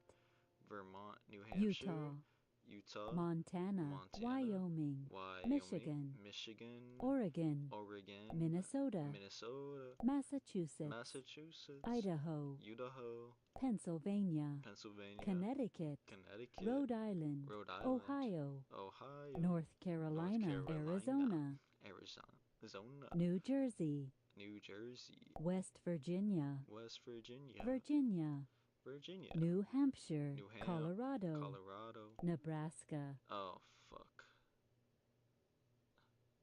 I can never get these right. Louisiana, Oklahoma. What is this one? Utah, Idaho. Fuck, I can never remember this. Oklahoma. Arkansas. Arkansas. Is this Arkansas? No. Nevada. Nevada. Iowa. Alaska. Yeah, Alaska. South Carolina. South Kansas. Carolina, Kansas, Missouri. South Dakota. Illinois. North Dakota. Hawaii. New Mexico. Washington. Wisconsin. New York. California. Maryland. Alabama, Tennessee. Missouri. Indiana. Kentucky. Florida. Delaware. Maine. Mississippi. Texas. Georgia. Georgia. Washington. South Carolina. Pennsylvania. Delaware. West Virginia. Wyoming. Rhode Island. Oregon. Louisiana. Idaho. Illinois. South Dakota. Nevada. Ohio. Maryland. Massachusetts. Tennessee. Montana. Nebraska. Oklahoma. Alaska. Indiana. New Hampshire. Vermont, New Hampshire. Colorado. Alabama, New Jersey. New York. Wisconsin. California. Vermont. North Dakota. Minnesota. Maine. Mississippi. Utah. Arizona. Hawaii. Kentucky. New Mexico. Arkansas. Iowa. Connecticut. Kansas. Texas. Michigan. Virginia. Missouri. Florida. North Carolina. Massachusetts. We're going Boston. Maine. Michigan. Texas. Nebraska. Nebraska is Ohio. Ohio. Arkansas. Is Washington. Illinois. California. Colorado. Colorado. New Mexico. Nevada. Arizona. New Jersey. West Virginia. Iowa. Hawaii. South Carolina. Louisiana. Missouri. New York. Vermont.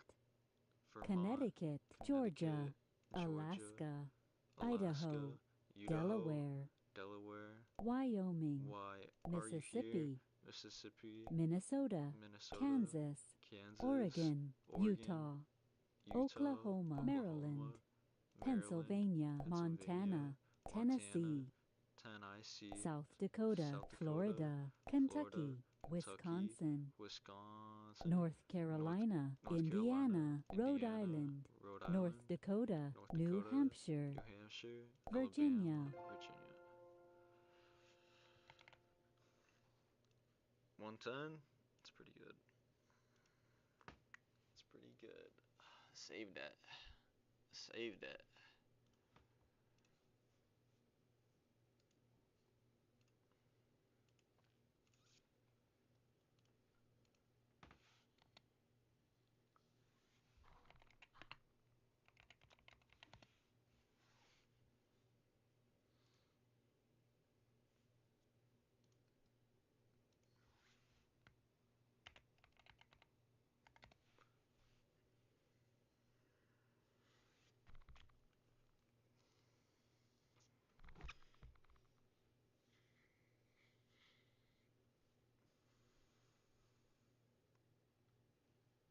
What other games they got?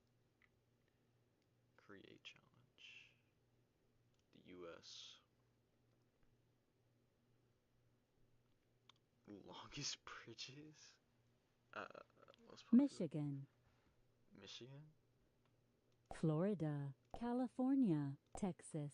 Pennsylvania. North Carolina. New York. Washington. Ohio. Arizona. Illinois. New Jersey. Massachusetts. Georgia. Virginia.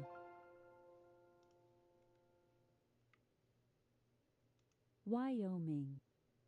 Montana. New Hampshire. Maine. South Dakota. Delaware.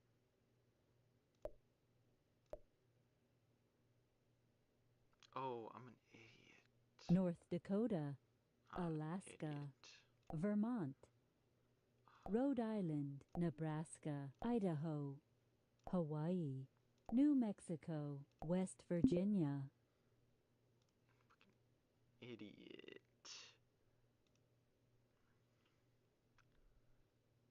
Oregon country. Ceded by Great Britain?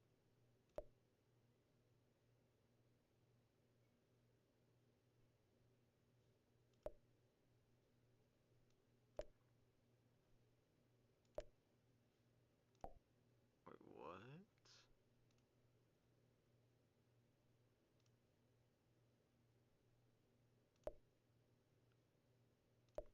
Wasting a purchase? Oh my god. Mexican session? No. Acquired from Spain. Oh. Adam Onus Treaty? Adam Onus Treaty? I don't know any of these.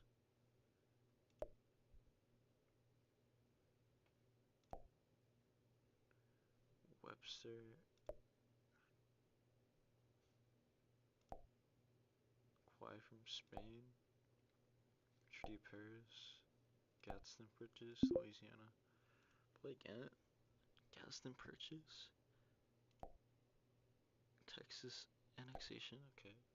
Original 13, Louisiana. Webster Ashburn Treaty. It's not this one. Treaty of Paris, ceded by Britain. Wait, what?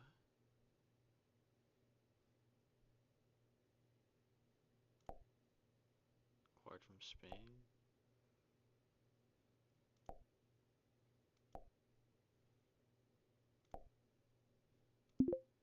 Okay, okay. I didn't know Britain gave us those.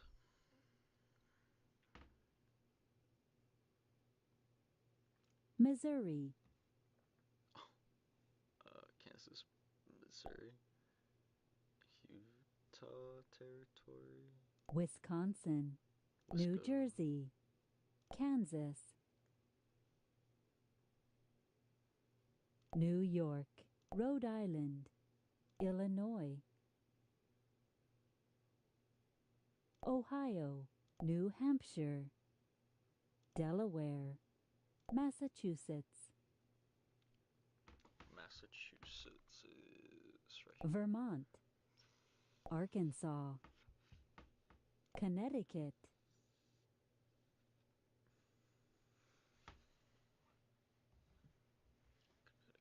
Iowa, Iowa, where could we put Iowa? What? Where's Iowa? This, right? India. This? Or this? Dakota Territory. Washington. This? Oh, I don't know. Oklahoma? Indiana, There's Indian Territory, and then Louisiana, Indiana. Funny. Michigan, Texas, Maryland, Georgia, Oregon, Tennessee, Minnesota, Nebraska. Florida, Mississippi, South Carolina, Virginia, Kentucky,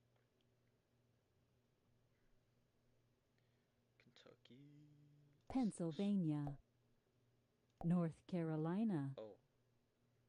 They didn't have a tail. Interesting. Maine, California, Cool. About neighborhoods in LA? I'm not getting that. Ain't no way. New York City? LaGuardia. LaGuardia is...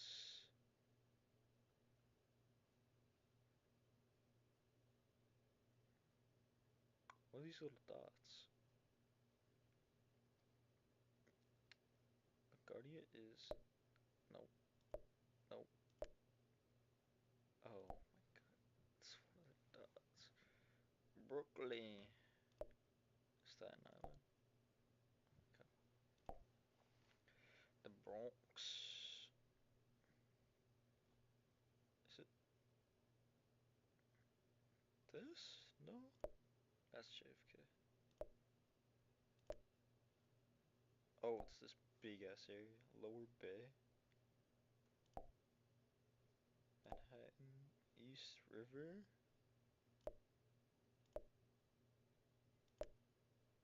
Oh. I clicked west. I said east. Hudson River. Queens. Newark. Is this Newark?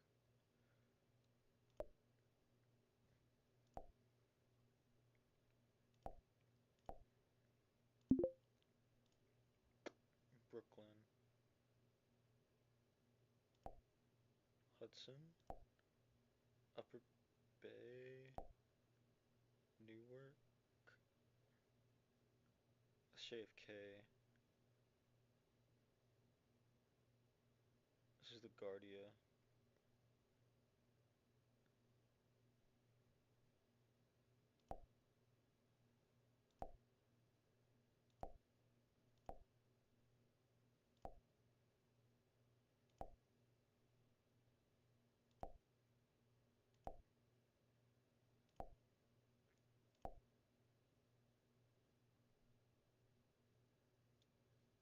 Yeah.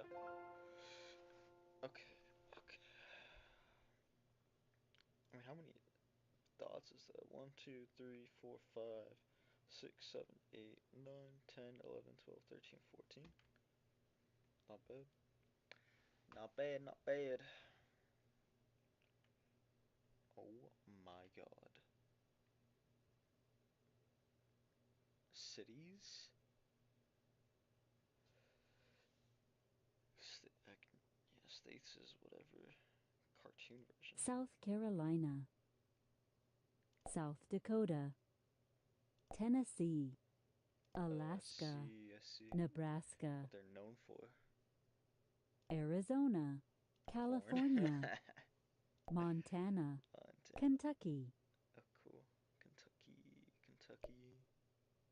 I'm an idiot. New York, Idaho, New Hampshire, Oregon, Nothing? Bread. Utah, Beaver.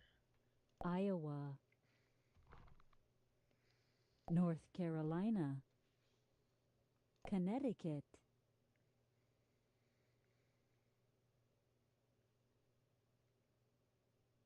Delaware, Minnesota, Ohio, Massachusetts, Massachusetts could go. Fuck. Boston. Arkansas, Indiana, Diamonds. Are they rich? Are they rich? Crater of diamonds. Oh, cool. What is it? Indiana? Pennsylvania, Florida, Virginia, Illinois, Nothing? Vermont, Abraham. Georgia, Texas, Peanuts. Oklahoma, Everything. Washington, Hawaii, Apples. Johnny Appleseed. Mississippi, Maine, West Virginia, Wyoming, Kansas, Boots. Boots with the bird of fur. Rhode Island, Maryland, North Dakota, Louisiana, Nevada, Michigan, No. Colorado, Click the wrong one. Wisconsin, New Jersey, Cow. Cheeseheads, yeah. New Mexico, Missouri,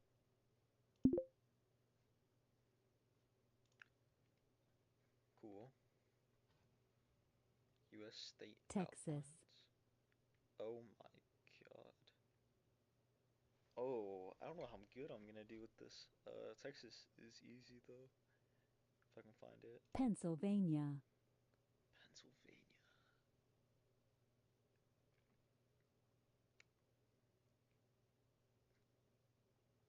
This one maybe?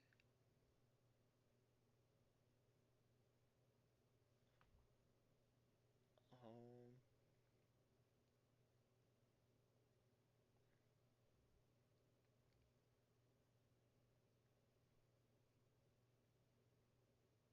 no.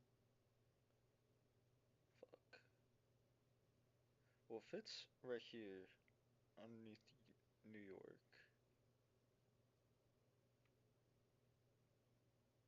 So maybe not that one. This one? No.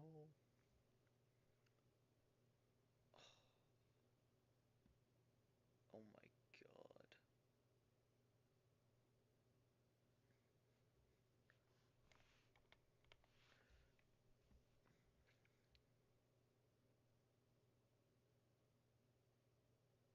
No. Which one is it?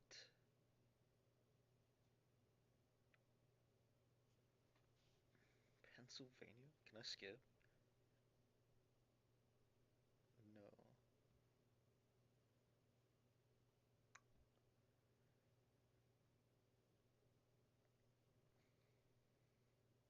I think it.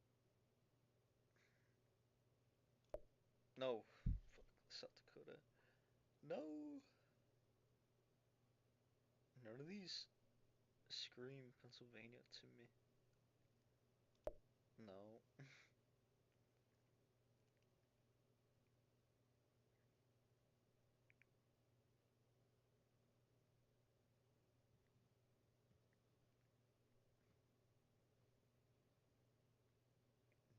It's not this one. This is Virginia, I think. What? New Mexico, Bro, it's a square. Oh my god. Kansas, This is impossible. I don't even remember what Kansas looks like. It's Arkansas. Is it another square? I just clicked on that one.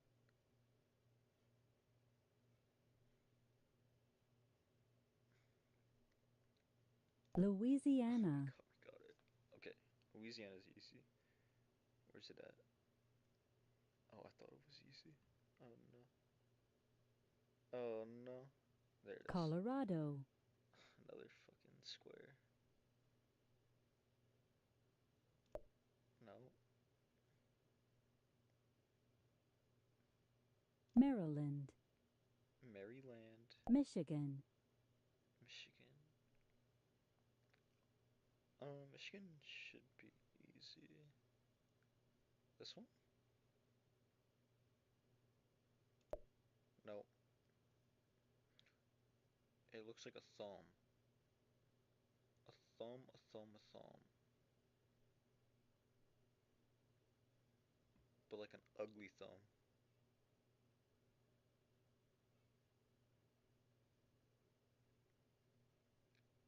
An ugly thumb.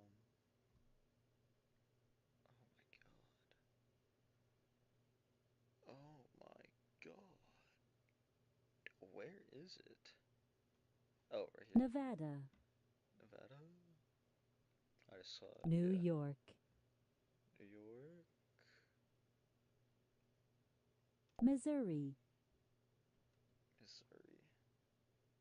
I don't remember. Is Kansas and Missouri right next to each other? No. No. God damn it. Alabama. Alabama.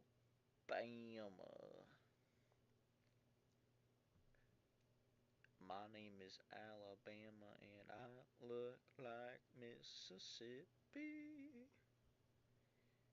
I think this is Mississippi, maybe?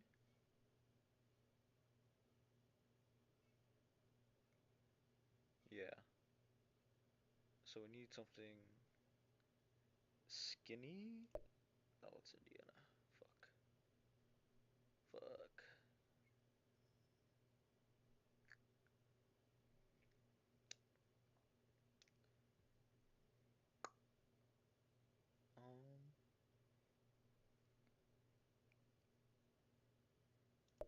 No. Oh my god. This is so difficult. Is this Georgia? Yeah. No. Virginia. North Dakota. I clicked on it earlier. This one? No. Oklahoma. Okay. Panhandle. Georgia. I just clicked on it. No. Maine. Maine. Rhode Island. Maine. Indiana. Indy 500. Indy. This is Delaware, I think. Like, look at these two. What is it, Indiana? This is Delaware, actually, but Utah, Indiana. No. Nope. Nope. New Jersey, Washington, Vermont.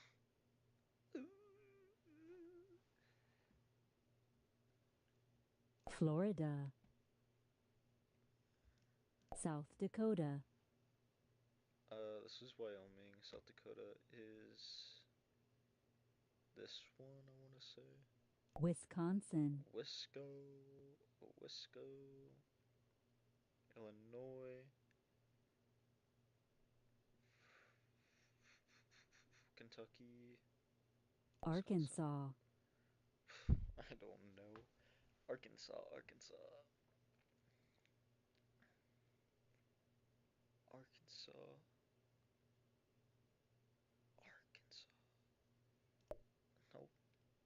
Nope. Nope. Nope.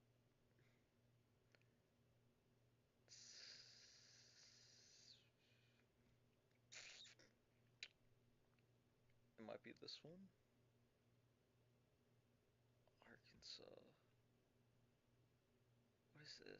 What is this? What is? Oh, no, dude. This is Mississippi, Oregon, West Virginia,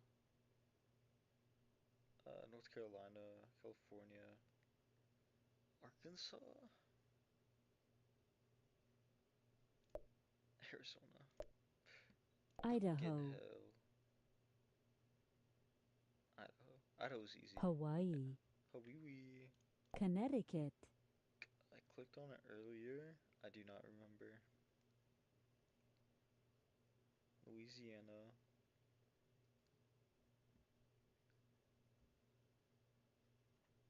Connecticut. No, it was flat. It's flat. Illinois. Illinois. Kentucky. Arizona. Arizona. South Carolina. South Carolina. It looks ugly. South Carolina looks ugly.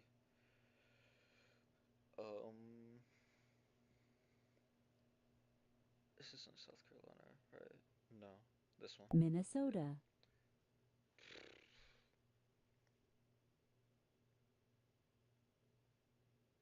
Tennessee, New Hampshire, It's Vermont, New Hampshire. So Vermont, New Hampshire, right here. Fuck. Nebraska, I honestly don't know. Nebraska. Oregon, Nebraska. Alaska, Alaska. Wyoming, Wyoming. Delaware, Delaware. West Virginia, West Virginia. Ohio, Ohio. Montana, Montana. Utah, Utah. If I was a tar, I'd be Iowa, Utah. Ayahuasca. Ayahuasca. New Jersey, Rhode Island,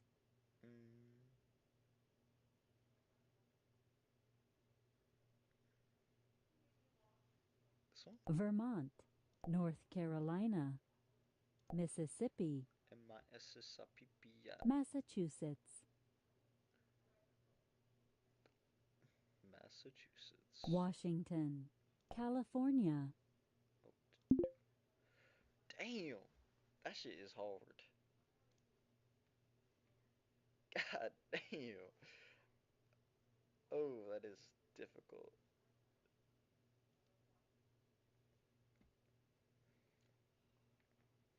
Utah, Mississippi, Rhode Island, Pennsylvania, Wisconsin, Idaho, Maine, South Carolina, Tennessee, South Dakota, Vermont,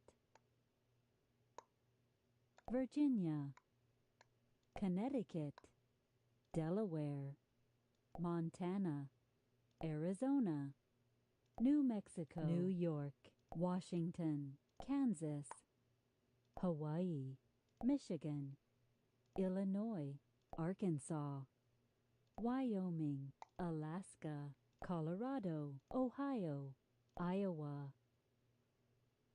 Oregon, Missouri.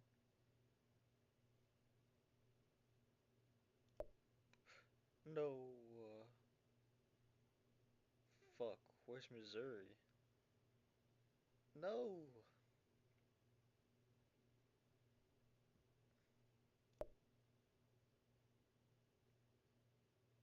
Wait.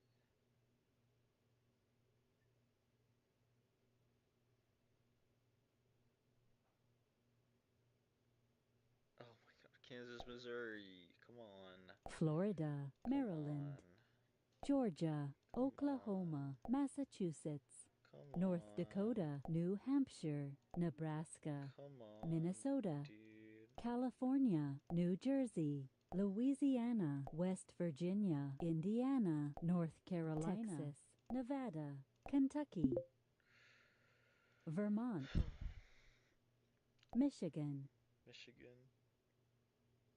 South Carolina, Texas, Nebraska, Wyoming, Idaho, Washington, Oregon, Maine, New Mexico, Arizona, Connecticut, No. Wisconsin, Tennessee, Montana, Kentucky, New Jersey, Colorado, Florida, South Dakota, Georgia, North Carolina, Utah, Mississippi, Rhode Island, North Dakota, New York, Iowa, Louisiana, Minnesota, West Virginia, Pennsylvania, Oklahoma, Maryland, Virginia, Ohio, California, Massachusetts, Nevada, Missouri, New Hampshire, Indiana, Delaware, Kansas, Illinois, Alaska, Hawaii, Arkansas, Minnesota, Wyoming, Georgia, Washington, Tennessee, Indiana, Maryland, Kansas, Alaska, Florida, Massachusetts, Pennsylvania, Missouri, South Dakota, Virginia, South Carolina, Maine, Montana, North Dakota, Utah, Hawaii, North Carolina, Colorado, Rhode Island, Delaware, Arizona, Mississippi, Texas, Connecticut, Kentucky, Iowa, Vermont, New Mexico, Arkansas, West Virginia, Oklahoma, New York, New Jersey, Ohio, Idaho, No. Wisconsin, Louisiana, Michigan, Illinois, Nevada, California, Oregon, Nebraska, New Hampshire, Florida, New York, Wisconsin, Utah, Arkansas, Wyoming, Maine, Maryland, Virginia, Hawaii, Tennessee, Kansas, South Dakota, South Carolina, Michigan, Louisiana, Indiana, New Mexico, Nebraska, Montana, Washington, Delaware, West Virginia, Vermont, Kentucky, California, Idaho, New Not Jersey, again. Nevada, Texas, God, I'm so ass. Georgia, Massachusetts, Mississippi, Oregon, Rhode Island, Ohio, Minnesota, Illinois, Missouri, No. North Dakota, North Carolina, Oklahoma, Iowa, New Hampshire, Connecticut, Arizona, Colorado, Pennsylvania, Alaska, New York, Delaware, Vermont, Connecticut, Restart. Restart. Virginia, Restart. Oklahoma, Utah, Nebraska, North Carolina, Georgia, Oregon, Massachusetts, Michigan, New Jersey, Maryland, Rhode Island, Getting the small ones out of the Pennsylvania, way. Easy. Maine, Nevada, Wisconsin, Connecticut, Hawaii, West Virginia, Breathe, breathe, breathe, Kansas, breathe. New Hampshire, Mississippi, Vermont, California, Colorado, Louisiana, South Dakota, Texas, Tennessee, Arizona, Missouri, Minnesota, Iowa, Montana, Virginia, Florida, Washington, New York, Arkansas, Alaska, South Carolina, Kentucky, New Mexico, Ohio, Indiana, Wyoming, Illinois, North Dakota, Delaware, No. Idaho, I thought it was the last one. Maine, New York, Oh Delaware, my God. West Virginia, Nebraska, No. Ohio, Pennsylvania, Arkansas, Arizona, Nevada, Tennessee, South Dakota, Missouri, Hawaii, Wyoming, North Carolina, Iowa, Fuck, where's Iowa? New Jersey, Utah, Idaho, Kansas, Vermont, California, New Mexico, Oklahoma, Washington, New Hampshire, Texas, South Carolina, Maryland, Mississippi, Minnesota, Massachusetts, Virginia, Indiana, Connecticut, Alaska, North Dakota, Colorado, Wisconsin, Michigan, Rhode Island, Georgia, Florida, Montana, Oregon, Illinois, Kentucky, Louisiana, That's not Kentucky, Michigan, Illinois, Arkansas, South Dakota, Missouri, Utah, New York, Oklahoma, Georgia, West Virginia, Rhode Island, Indiana, Pennsylvania, Hawaii, Idaho, New Hampshire, Colorado, Tennessee, Vermont, Alaska, Maryland, North Carolina, North Dakota, Connecticut, Nevada, Mississippi, Texas, California, Ohio, Louisiana, Maine, Kansas, Nebraska, Virginia, Wyoming, New Jersey, South Carolina, Massachusetts, New Mexico, Arizona, Delaware, Florida, Iowa, Washington, Wisconsin, Montana, Minnesota, Oregon, Illinois, Michigan, Arkansas, Virginia, North Carolina, Indiana, Utah, Wisconsin, Vermont, New York, Kansas, New Hampshire, Kentucky, No. West Virginia, California, Florida, South Dakota, Hawaii, Kentucky, Illinois, Montana, Virginia, Colorado, North Carolina, Vermont, Wyoming, Idaho, Ohio, Indiana, Maryland, Rhode Island, Oregon, Utah, New Hampshire, Nevada, Wisconsin, Massachusetts, Mississippi, Delaware, Oklahoma, Iowa, Alaska, Kansas, New York, Connecticut, West Virginia, North Dakota, Tennessee, Texas, Minnesota, Missouri, New Jersey, Nebraska, Washington, Louisiana, Arizona, Georgia, Arkansas, South Carolina, Maine, Michigan, Pennsylvania, New Mexico, Michigan, Montana, Georgia, Virginia, Wisconsin,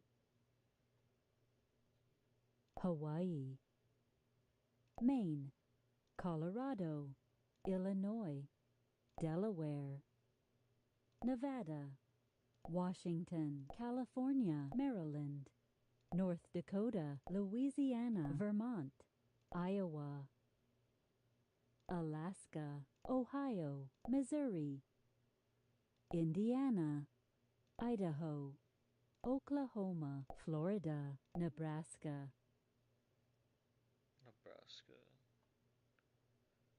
Fuck me, where does it go? Rhode Island, North Carolina, Arizona, Kansas, What am I doing? Breathe. Breathe, motherfucker. New Mexico, Breathe.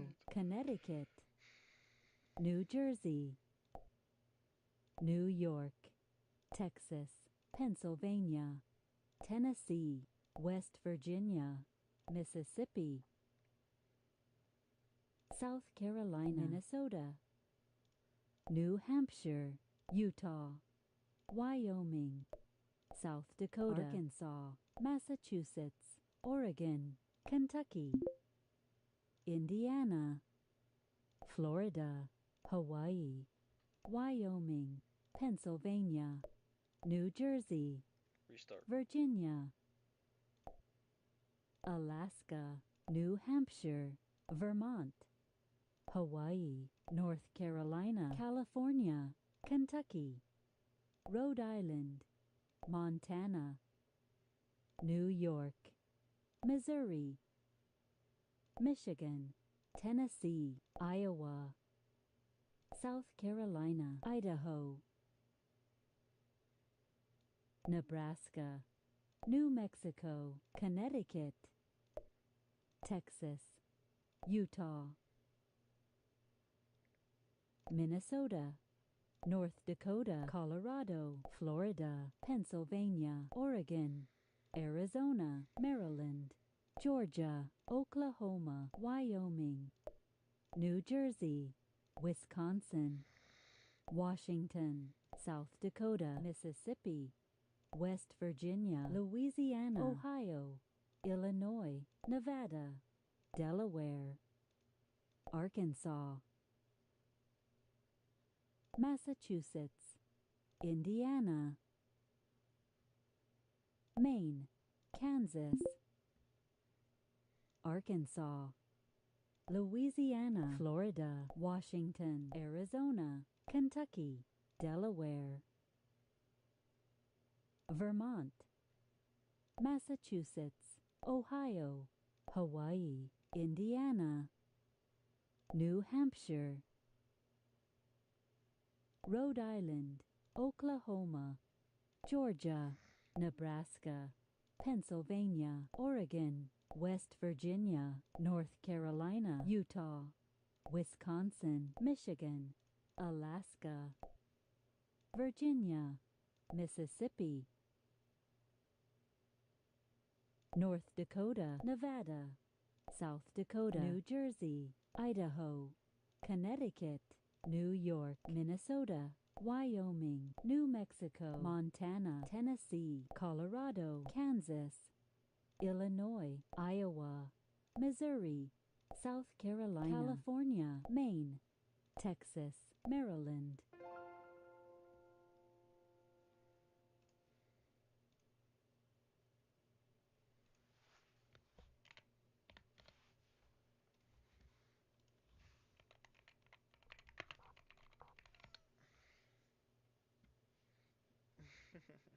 Real Bettis. Who the fuck's Real Bettis?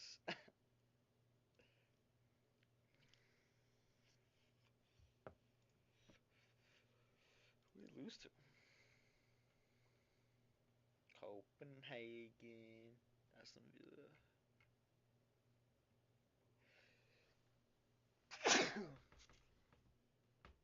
Newcastle?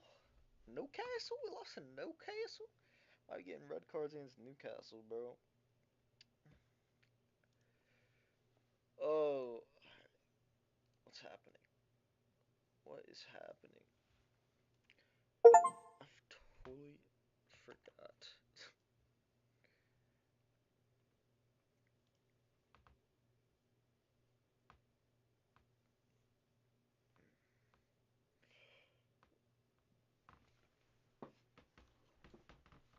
Bro, your high score situation is crazy. Alright, folks, welcome back. Let's talk about Big Number. You've probably seen this run before, and even if you're not familiar with this particular run, you probably know the recipe. Use Perkeo to copy Cryptid, Cryptid to copy King. More Kings allows you to score more points with the Baron and the Mime. When we did this run, we said more powerful scoring technology is possible, but requires a much more convoluted setup. One time we made a bunch of stencils. We made over 100 stencils using Perkeo to copy the Ankh.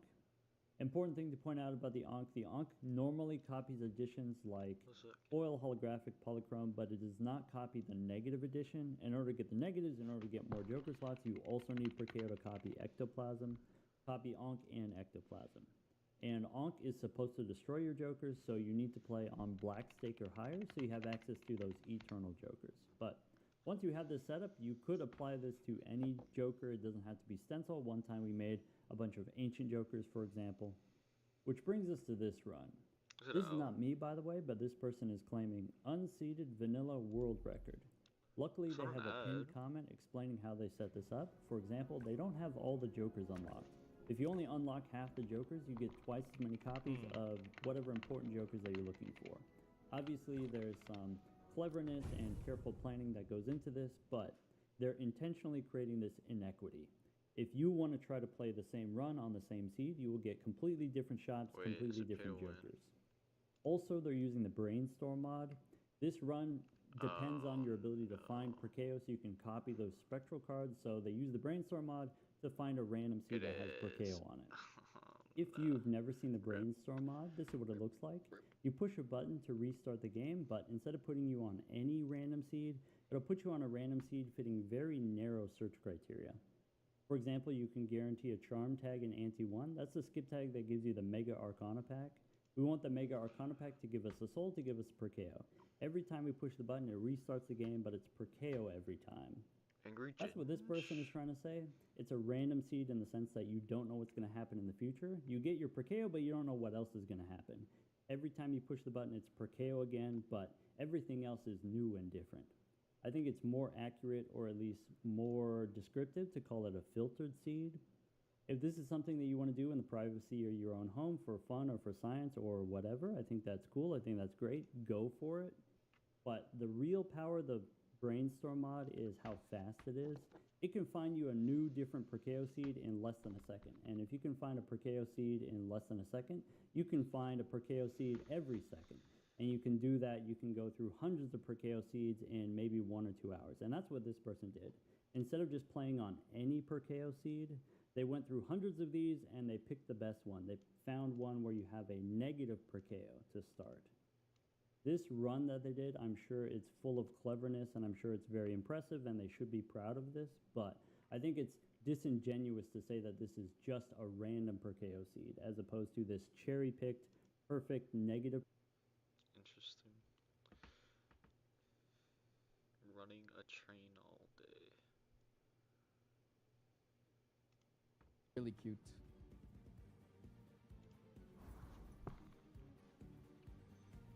Benedict Bumberbatch.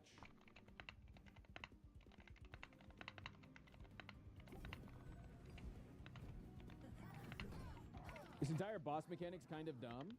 Wait, why? Vanilla Wafers, thank you for the 6 subs. Gotta mute the game for just half a second. And by that I mean half a minute, actually.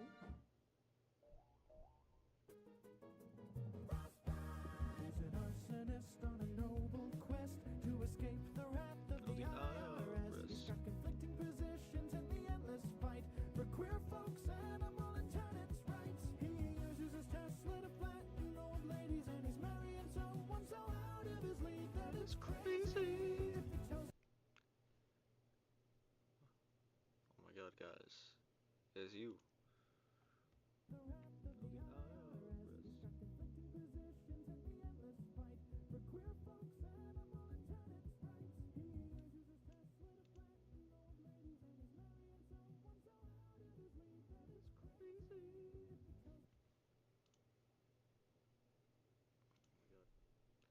Let's look at our analytics.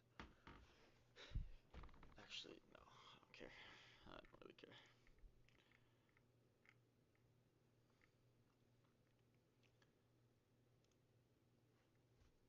Didn't I just buy a game?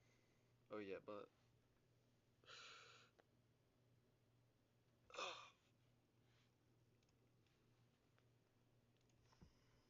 the airboat in the jump over the dam. So this level opened with the player amidst the wreckage of their beloved airboat. In a team-wide playtest, people felt disappointed to lose the vehicle they had spent so much time in. There was a lot of internal debate about whether that feeling of loss was a valuable experience or not. Ultimately, we decided to leave the airboat intact to allow for the possibility of the player reuniting with it someday. Some say that airboat is still out there, waiting for you. spoilers.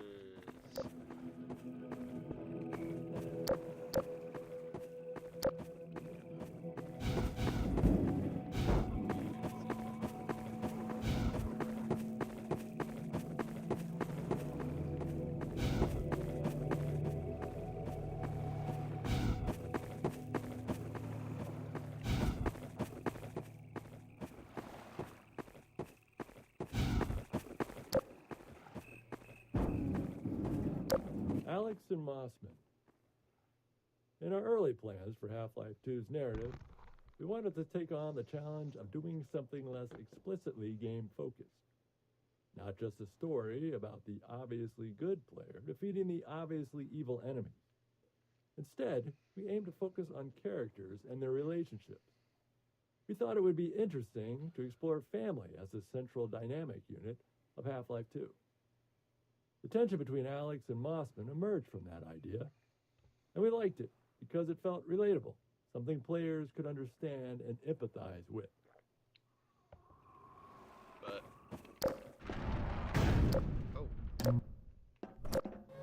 We've got something.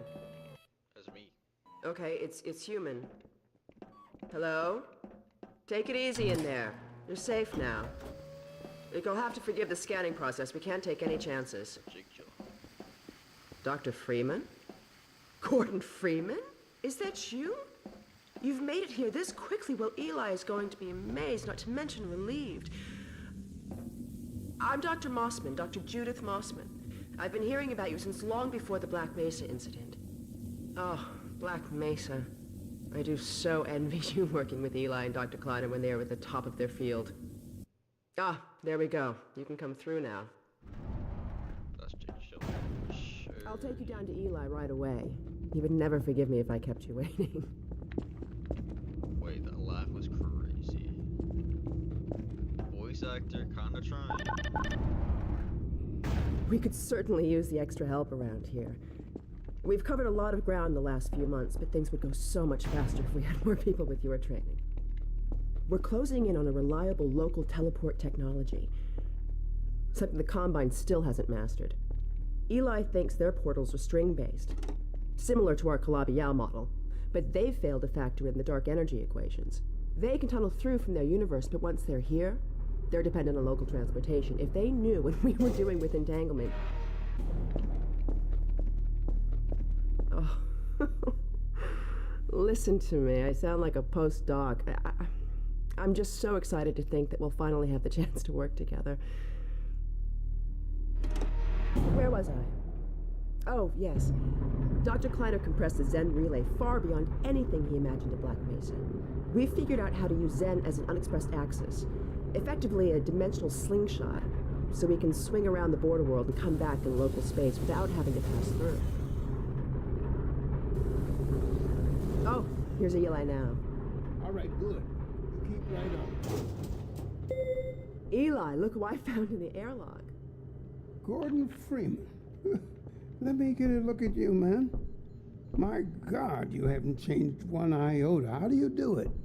Now, let's see. The last time I saw you, I sent you up for help after the resonance cascade. I never thought it would take you this long to get back to me. Welcome to the lab, anyway. It's not Black Mesa, but it served us well enough. It's going to be a lot more like Black Mesa with Gordon here to help. Right you are. MIT graduates are few and far between these days. We'll get you out of that hazard suit and back into your lab coat where you belong. Let me just finish up some work and I'll see what I can dig up. Dr. Freeman, it's been a real honor. I'm looking forward to working together.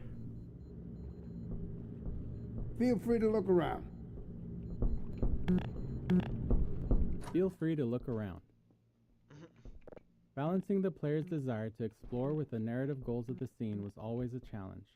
We wanted the room to be full of interesting things to look at, but many players wouldn't explore until they were sure they wouldn't miss any of the character performances. That's why it was important for Eli to tell the player to look around midway through the scene. It signaled that it was safe to explore. From there, we could trigger a variety of custom mini-scenes based on what caught the player's interest.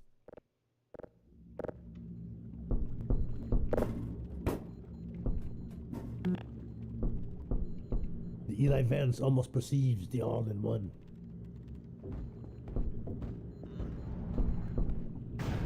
Oh, Gordon!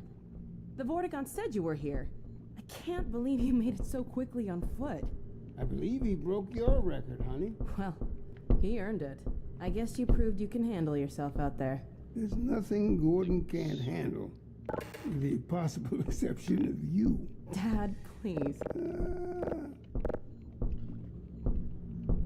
We want to put this dense chunk of visual story here because it's the place the game is most explicit at telling players to explore space. Even though its primary job is world building, we still take strides to highlight the relationship between Eli and Breen, giving context to the world's central conflict. Hugs and pickups. Sometimes even little things can be a nightmare to get working. For example, getting a character to hug another character, or even more simply, just to pick up an object from a table, can cause a lot of issues. Even worse, in our dynamic environment, where the characters and objects aren't in preset positions, and the players running around getting in the way, these require a level of synchronization that can be quite tricky. They're made harder because humans handle them without thinking. As you're moving to the table to pick up a cup, you're doing all kinds of preparation with your body to get your feet and hands in the right position to be allowed to do it comfortably. Everything ready right when you get there. If you're moving in to hug somebody, you're both doing it at the same time, adjusting constantly based on each other's movement. To get these features to work in the game involved a lot of synchronization work, making characters aware of each other and the world, and at the same time, getting them to know more about their future plans. It's tempting to want to break up, pick up a cup example into discrete steps. Walk to the table, face cup, pick up a cup, because it's much simpler that way, and it makes the steps nicely reusable. But that's how robots work, not humans. Our characters had to know they were moving to a table with the intention to pick up a cup, so they could work on multiple parts of it simultaneously, making sure their hand grabs the cup right when they get there. With two characters, it's even more of a negotiation. Both need to agree where and when it's going to happen, and everything needs to happen in place in a seamless fashion. While these moments of simple interaction with their characters in the world are often short, they were critical to making them seem like believable people.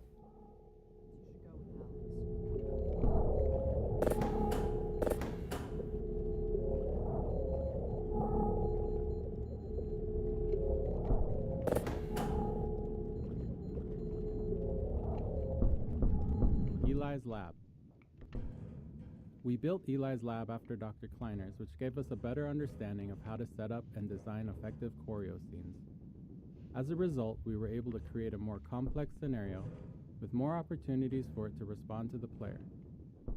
Having multiple characters doing their own thing around the room made staging tricky, and it took a lot of iteration and playtesting to get it to run smoothly. Our experience showed that, generally, players wanted to play along with the scene.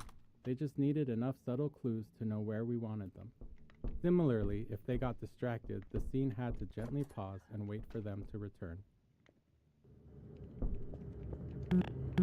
Go ahead, Gordon. We'll catch up with you later.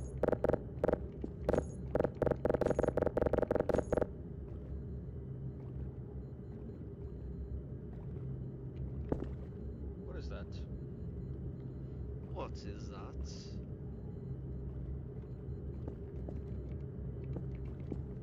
Oh, you Go with mean- Alex, Gordon. She'll look after you.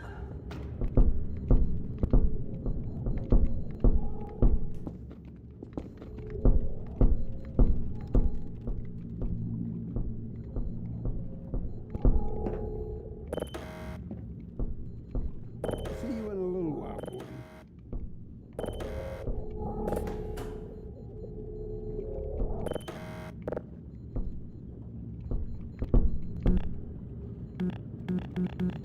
Feel free to look around.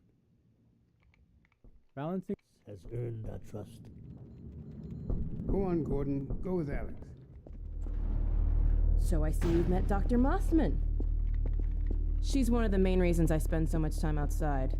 You should hear her drone on about how it should have been her in the Black Mesa test chamber that day. I'm sorry, I shouldn't be talking behind her back. It just gets a bit claustrophobic down here. Mossman.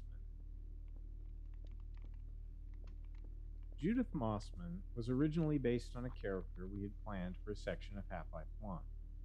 That section was cut from the base game and reused in Uplink, but without the character.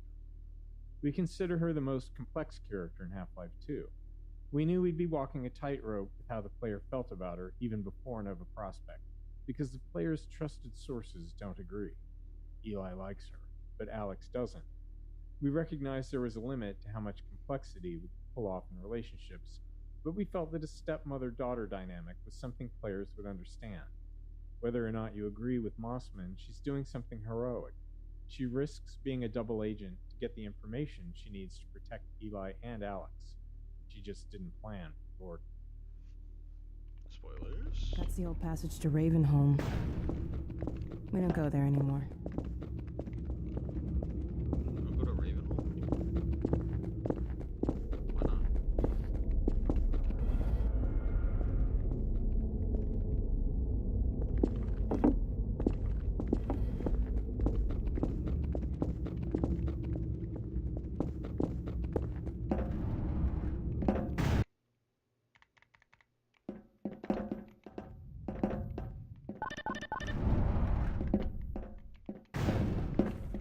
So, here we are.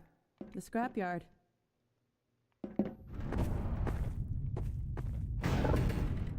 This is the gravity gun my father was talking about. You can call it the zero-point energy field manipulator if you really want to. It's designed for handling hazardous materials, but we mainly use it for heavy lifting. Give it a try. The primary trigger emits a charge. You can punch stuff and send it flying. I found it handy for clearing minefields.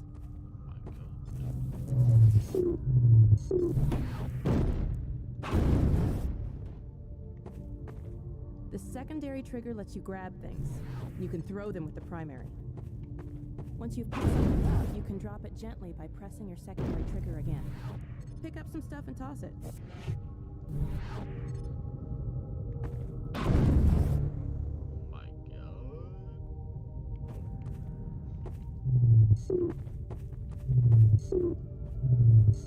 You can also pull stuff over from a distance. Try grabbing those barrels from that ledge up there. All right.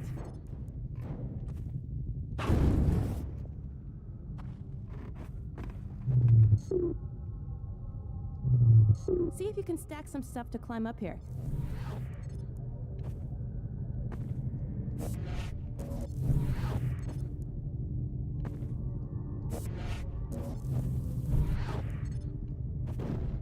Try stacking some things.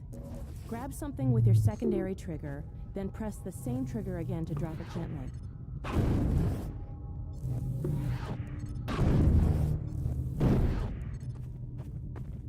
You can place objects by moving them into position and hitting the secondary trigger again.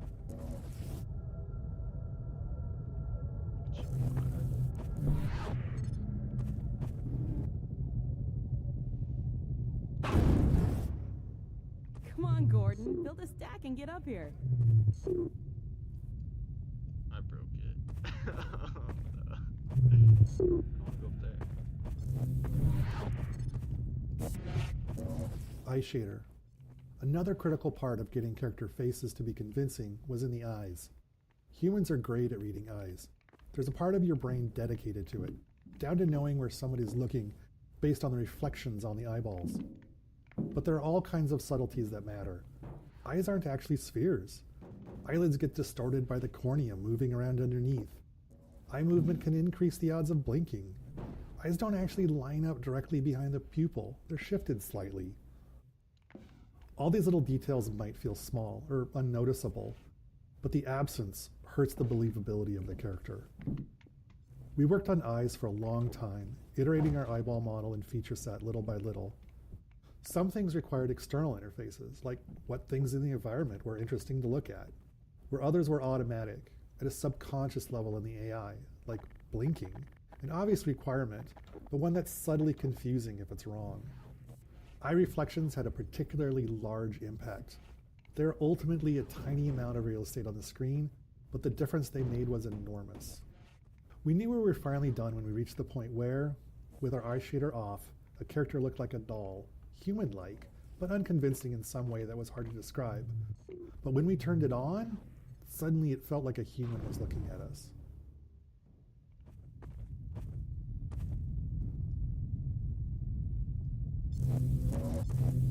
Character lighting. In the first year of development, we were struggling to get our characters to feel as realistic as we wanted them to. There were actually quite a number of different problems, all of which eventually required specific technological and artistic improvements to fix. The first major problem was lighting. At the time, lighting technology in games had many shortcuts, some due to performance, but many due to misunderstandings of how it all works. To make characters look good at the time, models and textures had to be created with much of their lighting solution baked into them, like shadows and glossiness. The characters looked cool, but they also looked like video game characters. We started building Alex with this approach, because that was how you're supposed to do it. We used the bake solutions and lit her like a movie actor, essentially as if she had a custom lighting rig that followed her around and ensured she always looked good. But it didn't really work. The range of lighting environments and the dynamic nature of video games meant that she'd look great in some environments, but always end up looking terribly unrealistic at some point. We tried iterating on our lighting rig, increasing its capabilities, but eventually it felt like we were at a dead end. Returning to the drawing board, we decided to try a different approach. We built her and the lighting and the textures from the ground up, throwing everything away, focusing on not on what we wanted her to look like in our ideal lighting, but on how things were supposed to work in the real world. It might seem obvious, but it wasn't how it was done, at least not in video games. When looked at outside the game's renderer, these models and textures actually looked worse than the previous versions, but we managed to methodically pull out all the shortcuts and misconceptions about how light and texture and graphics cards worked and put it all back together. After all that was done, when we were finally able to look at Alex in-game with her new models and textures in a dynamic environment that kept her visually consistent at all times, well, she looked great. Totally seamless and part of the Half-Life 2 world.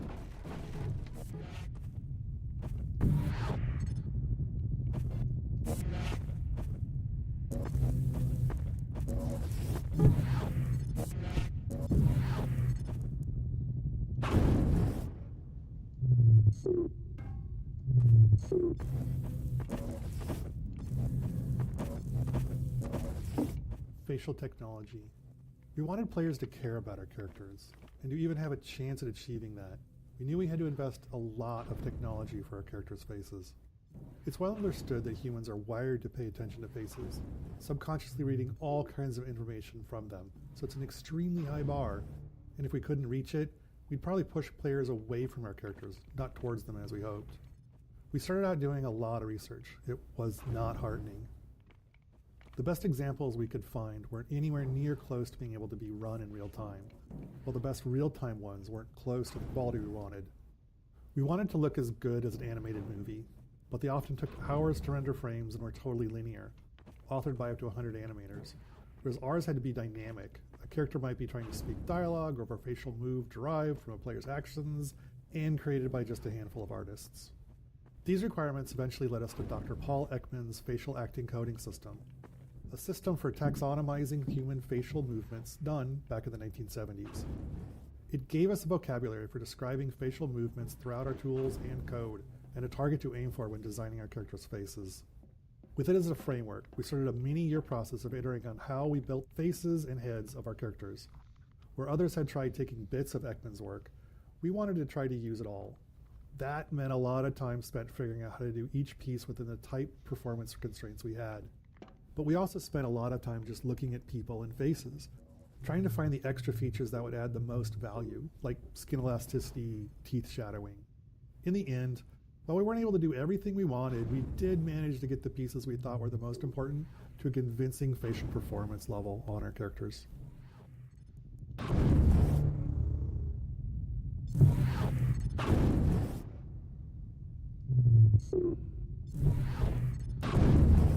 Moving the gravity gun. When the gravity gun was first prototyped, we planned to give it to the player midway through the game. But as playtesting progressed, we saw the strength of its design and realized the gravity gun, and more importantly, the ability to launch saw blades at zombie faces, needed to come earlier. That meant Eli's lab also needed to move earlier too. It was a significant change, but it was crucial to Half-Life 2's success. It serves as a good reminder that storytelling and gameplay are intertwined, and neither can always take priority. They have to work together.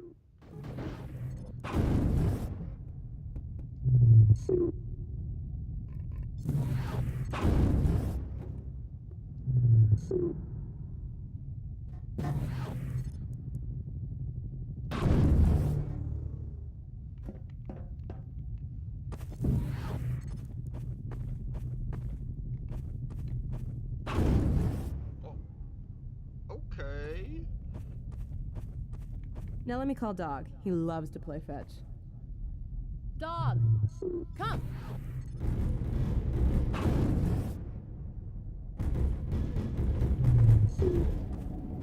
That is not a dog. Good doggy. That was sick. Gordon, this is Dog. My dad built him to protect me when I was a kid. First model was about yay high. I've been adding to him ever since. Haven't I, boy? Okay, Dog, let's play catch with Gordon. You'll need to use the gravity gun. Yeah. Go ahead, Dog. Throw!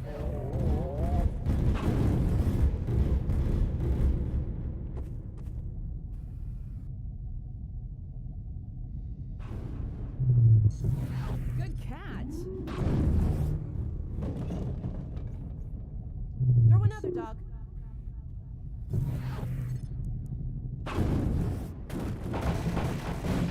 Another one, dog.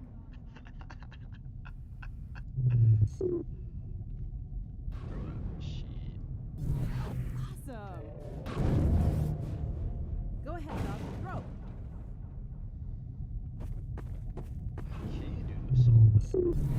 Excellent. Dog, go get your ball.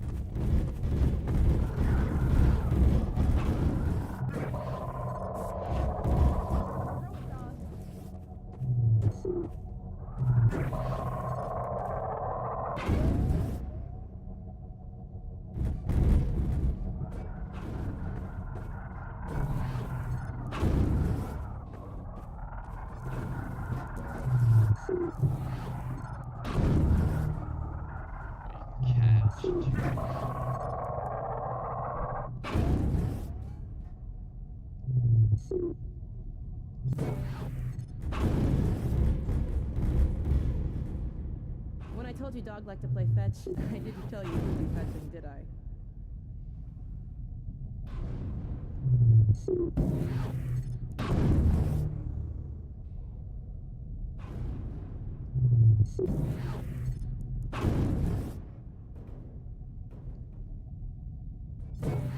Okay, Gordon, let's try something else. Dog, throw something bigger. Good throw.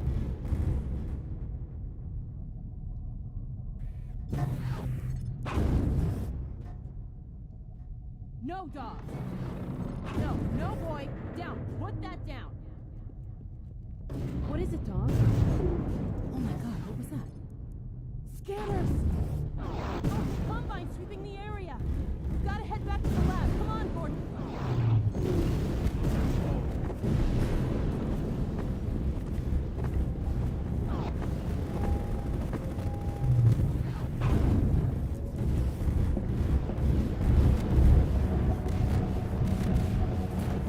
Dad! Alex, do you read? Alex, honey. What's going on in there? Where are you, Alex? We're in the scrapyard airlock, stuck in a full auto cycle. Is Gordon still with you? He's right here. Good. I want you to... Dad? Take Gordon out of here. Head for the coast. Do not go through Rafe. Dad?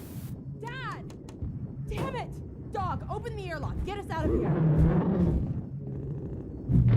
Hurry, now! Tear it apart if you have to. Just get it open. That's enough, dog. Come on, Gordon. Come on!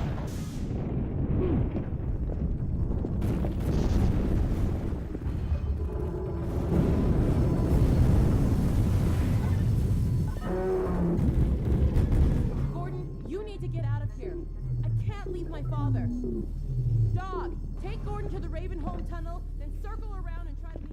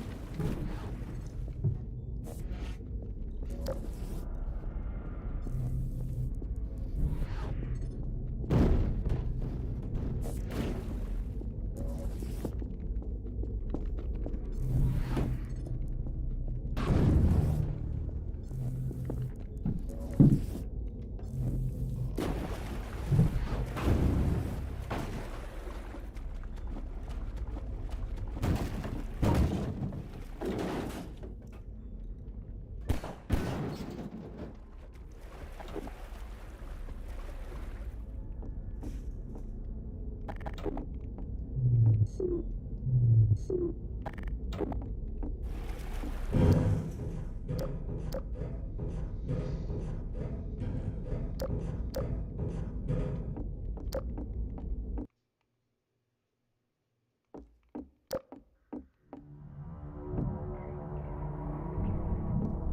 we finished up our work on Ravenholm, we couldn't shake the feeling that the transition from Eli's lab just wasn't working. It was far too abrupt. Eli's lab connected directly to the streets of the town where you'll be shortly, and the section you're standing in didn't exist. We had just made this promise at the end of Eli's lab: we don't go there anymore. And we liked the overall build-up we'd created, but when the player got to Ravenholm, they were immediately dropped into combat with zombies without any room for tension building. So we built this section and the subsequent tight corridors to address that in a way we were happy with. We slowed the pacing, focused on art and lighting, and got you ready to experience why we don't go to Ravenholm anymore.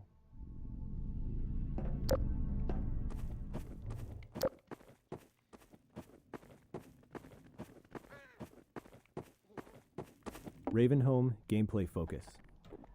After watching many playtests of Ravenholm, we knew the core gameplay of the level revolved around the gravity gun and physics. Once equipped with that knowledge, we felt we could appropriately build the transition into Ravenholm and help the player learn and understand a bit about what the upcoming experience would be. This happens often. We build the level track, figure out what's working, and then design its prologue. We built the following set of rooms with that table setting in mind. The brutality of the tools we provide the player seemed to aid in setting the mood we were striving for, helping to shift the tone from the safety of Eli's lab to something darker and more frightening.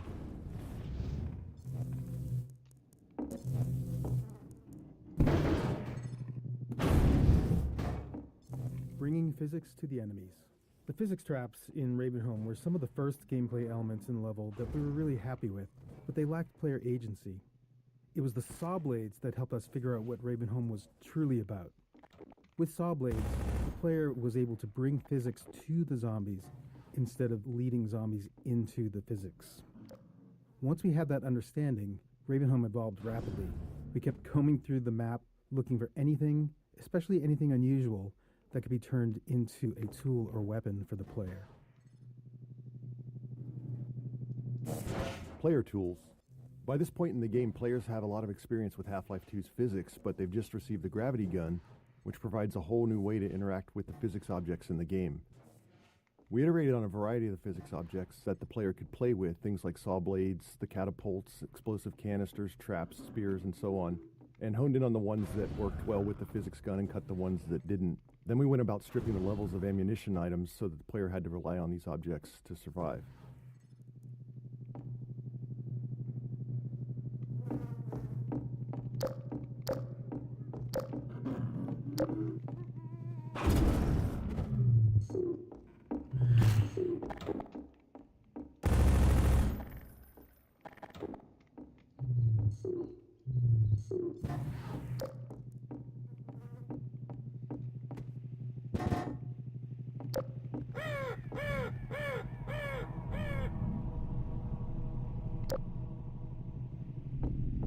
For it was said they had become like these peculiar demons which dwell in earth, but in whom no light. Contrived setups.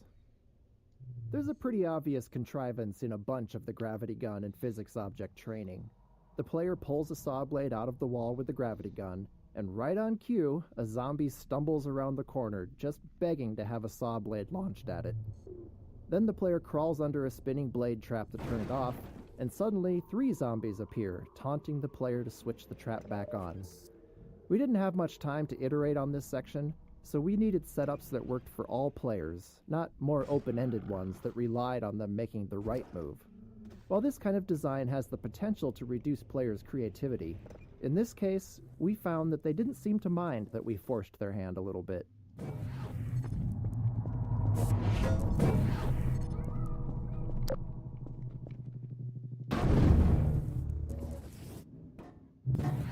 For the days of my life have vanished like smoke, and my bones are parched to death, and let all my impurities be as fuel for that fire until nothing remains but the light alone.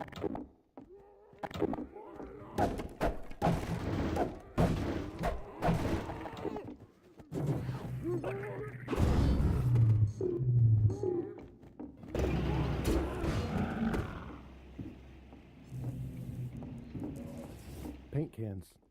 Once we started to succeed at making the gravity gun and physics gameplay the core of the Ravenholm experience, we started to go through the levels and look for objects that we might have overlooked as we were busy working with the really aggressive things like saw blades and exploding canisters. One of the things we found was the paint can, and it was simple enough for us to sort of reinforce player expectations by having the paint can splatter paint on the zombies when you threw one at them.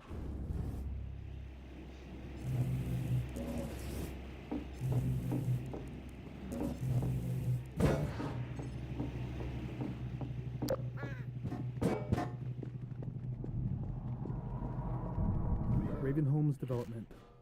We began developing Ravenholm early in the production of Half-Life 2, so it went through more than one full development pass. The first version predated the gravity gun, with gameplay focused on traditional zombie combat using guns and some of the physics traps.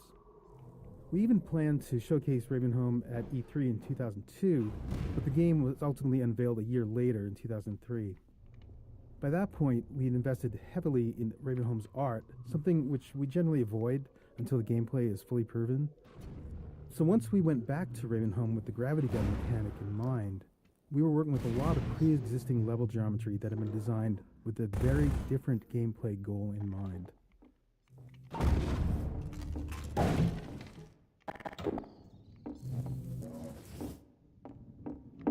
Misteaching flinches. Another memorable playtest and example of the danger of misteaching players occurred in Ravenholm. One of our design principles is for the game to respond to the player as much as possible. So when designing the gravity gun, it seemed obvious that if the player pointed it at a zombie and pulled the trigger, something should happen. It was simple enough to make it zap the zombie for a tiny amount of damage, causing the zombie to play its flinch animation, which felt good and responsive. Later, we watched a playtest where the tester discovered this interaction immediately upon arriving in Ravenholm, and interpreted it as a feedback that the gravity gun was hurting the zombie, which it was, just not very much. So they zapped the zombie again, repeatedly, shocking it over and over until it died. This is a slow, unfun, inhumane way to fight zombies, especially where you're surrounded by saw blades and explosive canisters. Having learned our lesson, we removed that flinch animation, even though it meant losing that interaction between the zombie and the gravity gun. In this case, it was better to not have the simple interaction, rather than give the false impression that the gravity gun was an effective way to fight zombies. Even simple principles can require trade-offs when you get into the details.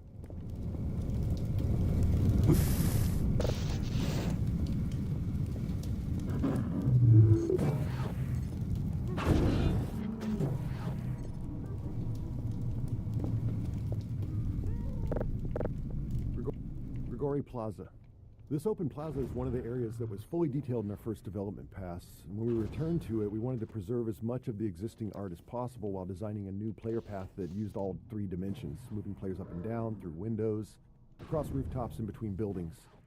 It wasn't a large space, so we had to squeeze as much track out of it as possible, and since that started as an art-focused area, it was light on gameplay, and we needed to address that playtesters tended to fly right through it. And to top that off, it was already pushing our rendering performance budget with little room left for anything new. The challenge became finding small additions to slow the player down by adding threats around corners and into every nook and cranny of the level.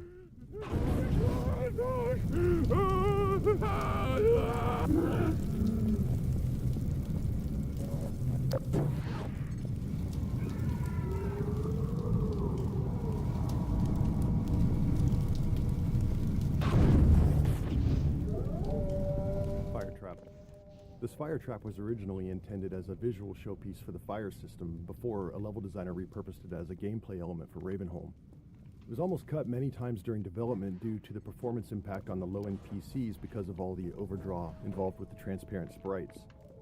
In the end, there was a programmer who felt that it was important enough to the gameplay that it was worth doing the work to solve the performance issues and make sure we could get it into the game.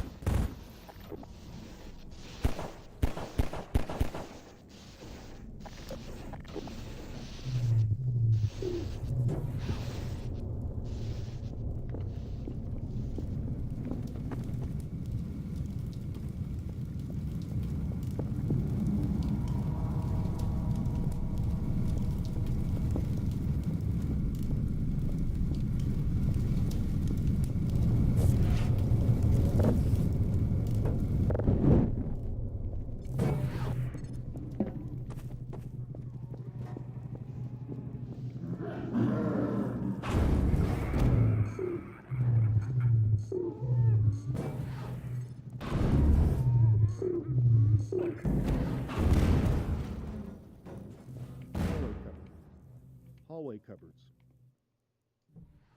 These junk-filled hallways were a simple solution to our need to slow the player down. With the constraint of preserving as much of the existing geometry as possible, combined with slow-moving zombies as the main enemy, it was tricky to stop players who just couldn't get through here. Luckily, having Grigori as the crazed inhabitant of Ravenholm made these setups easy to justify. It makes good sense that he'd clog the stairwell to keep himself safe on the rooftops. In the end, Grigori's solution and ours were one and the same. Just throw a bunch of furniture in the way, because if it stops zombies, it'll probably slow the player down too.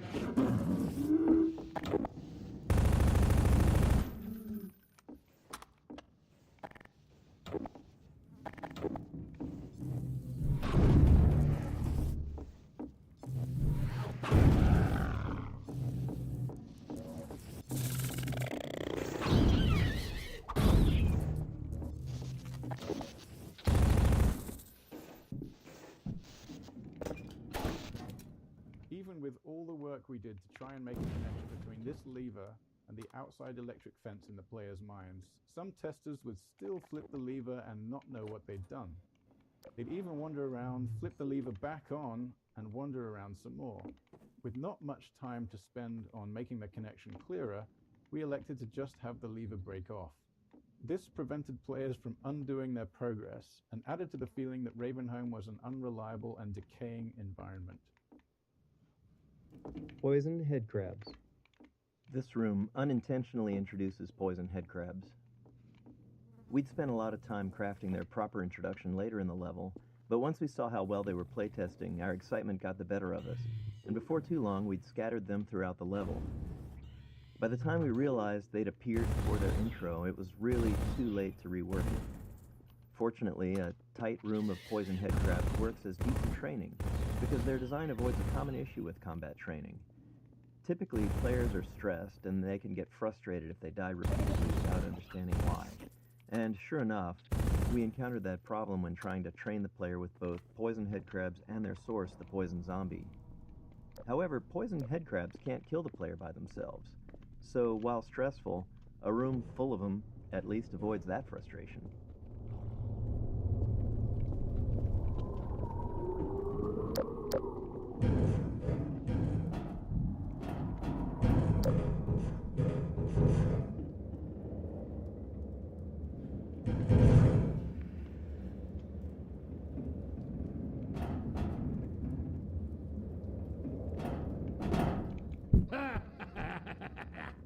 Well done, brother. Make free use of my traps, but take care not to fall in them yourself. Behind you! In Ravenholm, you do well to be vigilant.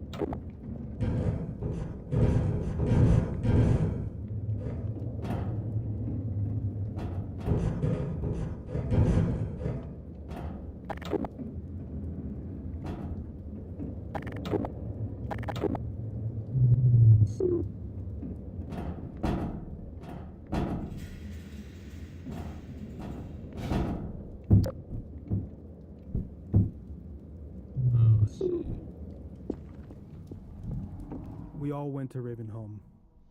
When fans talk to us about Half-Life 2, Ravenholm is often the most remembered section. Thanks to its multiple development passes and the density of the material in it, more members of the team are represented in Ravenholm than anywhere else. It was where we figured out how to apply our artistic pipeline to the set pieces and mood we wanted, how physics and gameplay combined with the gravity gun, how headcrabs and zombies need to evolve for Half-Life 2, and much more. Looking back on it now, it reassures our belief in individual empowerment over centralized design. Ravenholm is dense, highly efficient in its gameplay and artistic execution, and the sum of many small contributions by individuals who understood how they could push it just a little further with their own unique capabilities.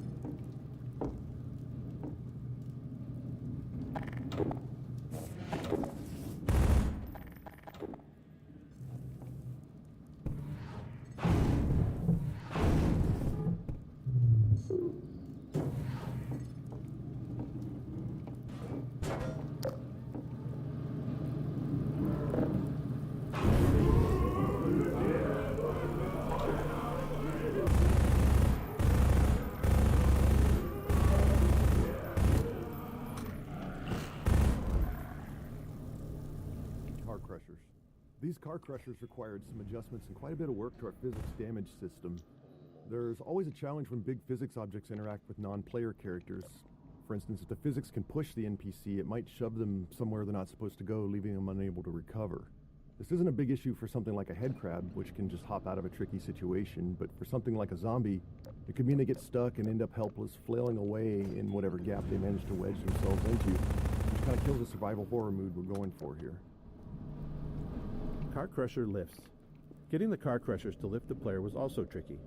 See, the player is always being simulated by both the physics system and the game's movement system. Each time we update the player's state, we compare the results from both systems and decide which one is right, then sync them up and repeat. This allows the two systems to influence each other. Like when the player stands on a seesaw, the physics lets the board give way, or when they stand on the Car Crusher, it lifts them up. While more complex, this dual system approach was easier to tune than trying to handle both physics and player movement in a single system. By keeping them separate, we could fine-tune the player movement system to feel good on its own, only reconciling the two when physics was affecting the player. You have already met my congregation.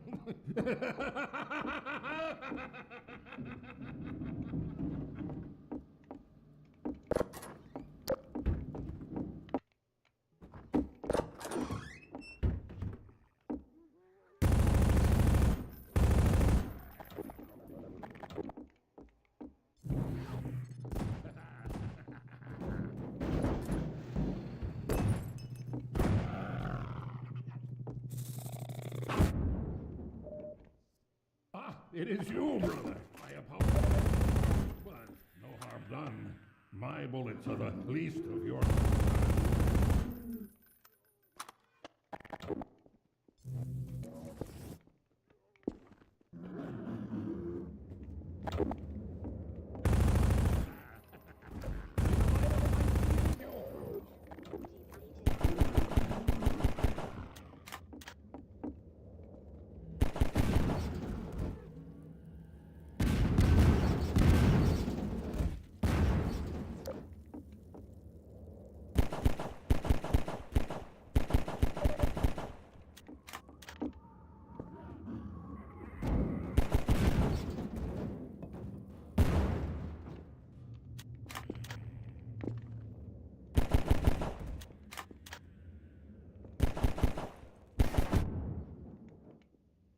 pacing switch.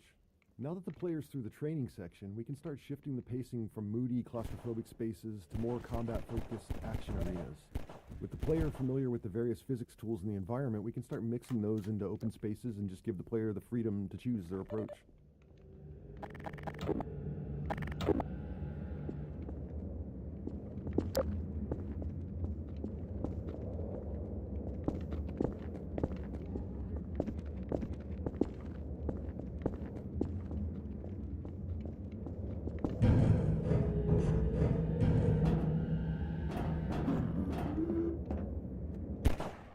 Although they call me great, I care not, for thou art my helper, my strength.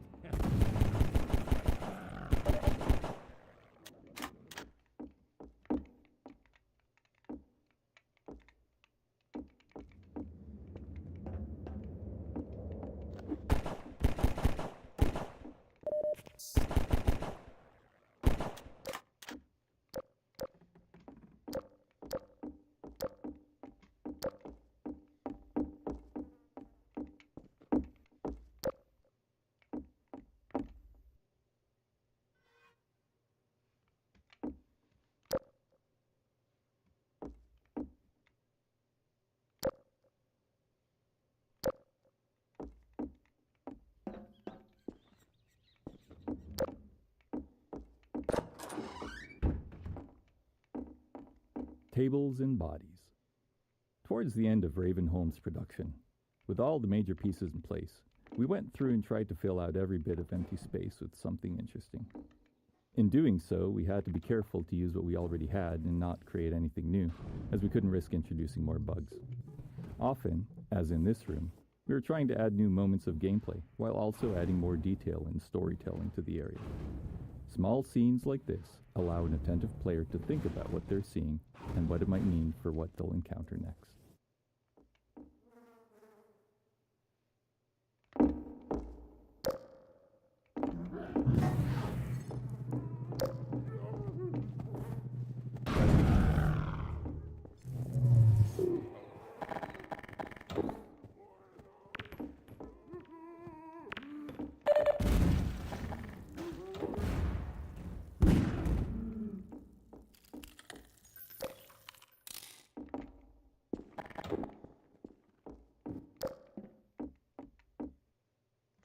Yeah, that was weird. He was doing like surgery on the fucking zombies, man.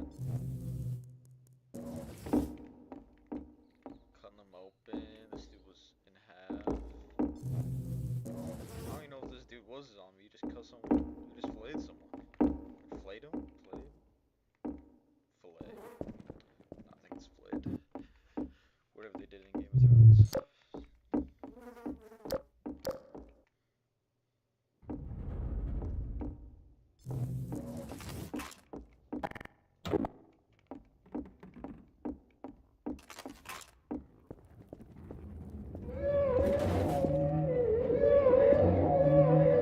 Fast Zombie Introduction. This space was another area originally built for E3 2003, where it showcased the player fighting against a squad of Combine soldiers. When we returned to use it to introduce the Fast Zombie, we tried to keep as much of the previous work as possible. We wanted an iconic moonlit shot with zombies leaping past the moon like werewolves to draw the player. Once that beat is over, we introduce the first Fast Zombie to the player space and send it at them. It took a lot of iteration to find the right balance of lighting for the scene to look good, while ensuring it also worked for the gameplay goals. Physics object consistency. All physics objects have a variety of parameters that define their behavior, their mass, the amount of damage they take before breaking, what they break into, and so on. During development, these parameters were specified by level designers for each item, which is how most things in the game worked. But later in development, we realized we'd created a problem for ourselves. There were thousands of physics objects in the game, and no method to ensure consistency across them. As a result, a cardboard box might break apart with a single pistol shot in one level, and be completely invulnerable in another. Internally, we generally referred to these inconsistencies as level designer crimes. To fix these, and to deliver some justice, we built a system that enforced consistency on all physics objects based on their visual model. Since most of the game had already been built, we were forced to allow level designers to explicitly opt out of this system for rare edge cases where they needed to do something criminal to preserve what they'd designed. Internally, we refer to these designers as recidivists, some of whom perpetuate their life of crime at Valve to this day.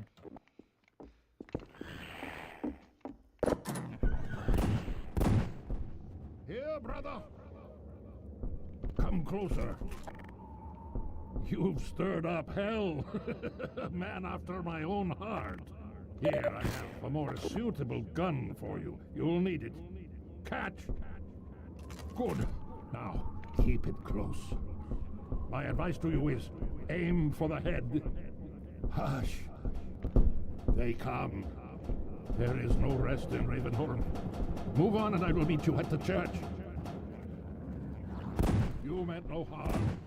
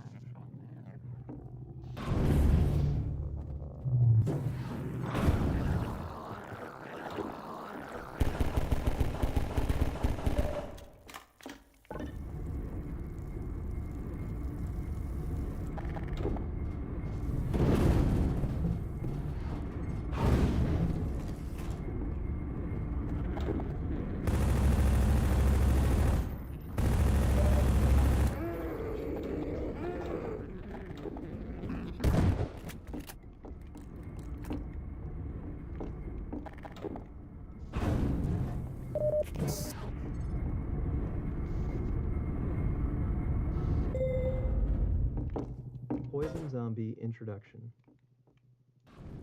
Constraining the player in a tight space while providing them with a view outward is a useful way to increase the chances that they'll notice something we want them to see. Here, we draw the player's attention with the sound of a whale before the poison zombie itself becomes visible. Originally, this encounter was also the first time players faced poison headcrabs, but as mentioned in an earlier node, we got far too enthusiastic in proliferating poison headcrabs around the level and ended up spoiling their joint introduction here. In the end, however, these first encounters worked better as separate instances anyway.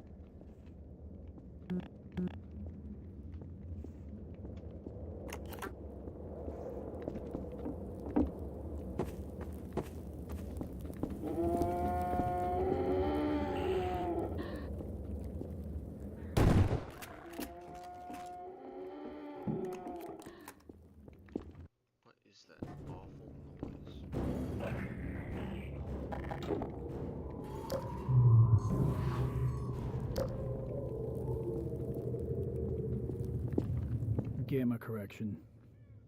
Our game engine has a rendering system that's responsible for taking the entire state of the game and calculating a color value for every pixel on your screen to represent that state. But code and software from other people are involved in the process of calculating those pixels as well. As an example, software and hardware in your GPU and monitor. At one point during development, we were unhappy with how our characters looked. In particular, we thought that they looked waxy or sickly. Their skin was wrong. We spent some time tuning our lighting, but we just couldn't get both our characters and our world to look right. Luckily, we still had a fully featured software renderer, which allowed us to run the game without a GPU, because this was an era where many players still didn't have one. And looking at the game on that renderer, we noticed that our lighting didn't have the same problem. So we went through our code with a fine-tooth comb, trying to figure out where our rendering code was doing something wrong, and it was working with a GPU. After failing to do so, we tried talking to the GPU manufacturers, asking them to double-check they weren't doing anything wrong with the pixel values we were passing them.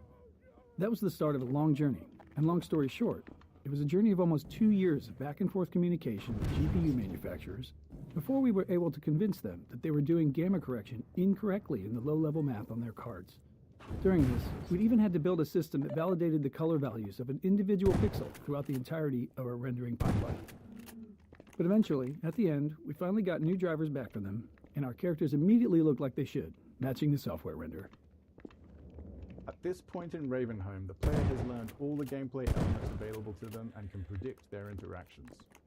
This allows us to build more complex setups, providing a greater level of threat and more freedom in how the player can approach each scenario. This arena is a deliberately entwined space that the player will need to explore, and we use that exploration time to slowly ramp up combat intensity. The faster the player explores, the faster we ramp it up. The freeform nature of this design made it challenging to tune, given the large dynamic range in how players played through it.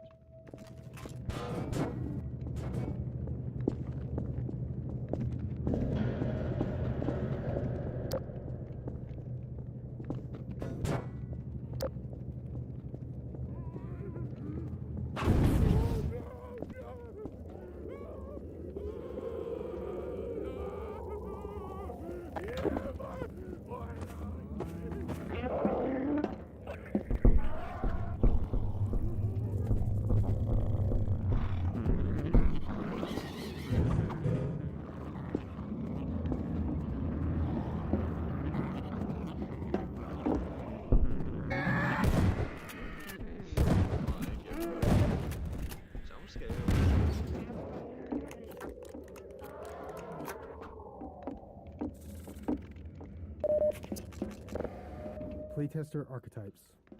Iteration and regular playtest were the lifeblood of Half-Life 2's production. Every week, we'd quietly watch over the shoulder of a player going through the section we were working on, taking notes on what worked and what didn't. It was important for us to test with a wide range of skill levels, to be sure that we weren't making decisions that only worked for some. Over time, we learned to choose specific types of playtesters based on the development stage we were at. Early on, we used experienced gamers, usually teammates, who could handle rough, unfinished areas and were good at explaining their thought process. For combat testing, we'd find players of all skill levels, especially those creative in their usage with the tools. Finally, as sections became more polished, we'd focus on beginners, people who didn't play games much or weren't familiar with first-person shooters. Even if they weren't necessarily someone who might buy the game, we often learned something valuable from watching them.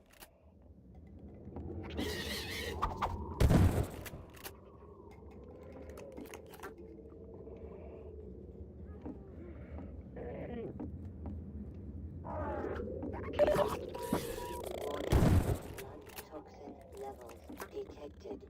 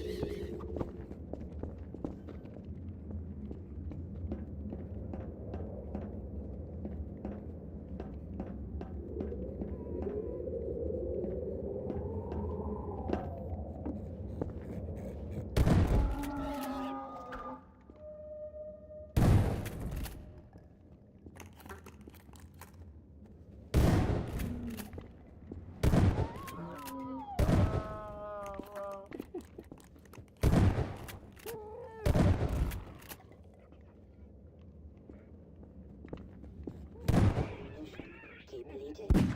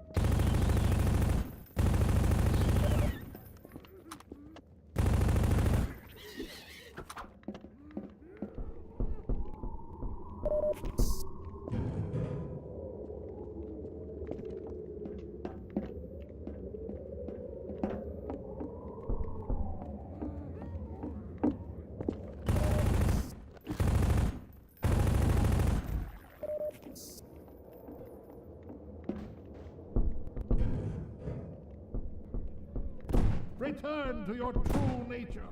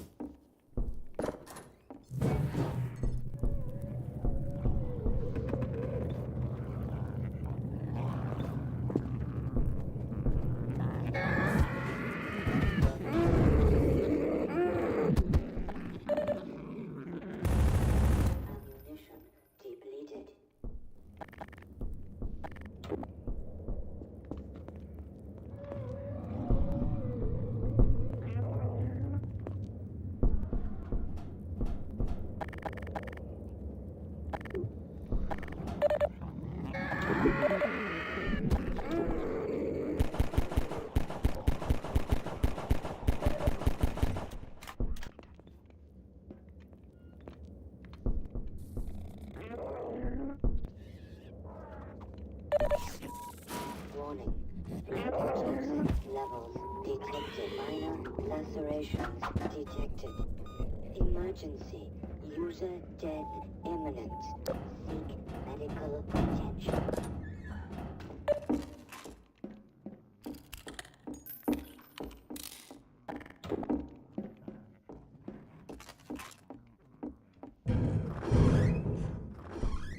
Final arena. When we finished the first pass over Ravenholm, this rooftop was intended to be the culminating fight. Like other spaces in Ravenholm, it had begun life as a space purely focused on being an interesting visual location. We felt it was important that, as the player left Ravenholm, they had a moment to look back over the town they had just survived and get a glimpse of where they were headed next. Multiple gameplay groups took a shot at building a fight here, but the tight geometry and performance constraints meant we never really created a finale we were happy with. Not unlike the Half-Life saga itself, it seemed as if Ravenholm was destined to not have a real ending.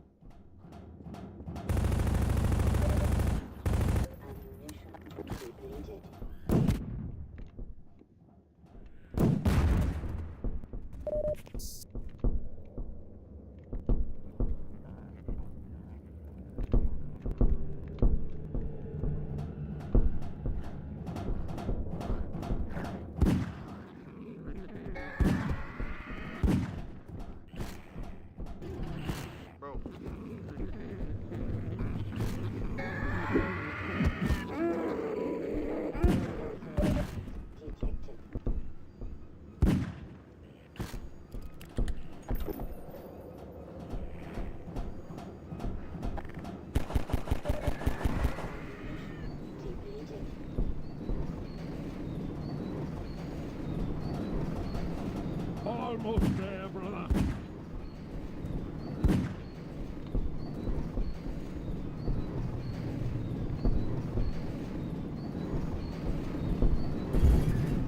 No, brother, step into the cart. The handbrake, brother. Release it and come down.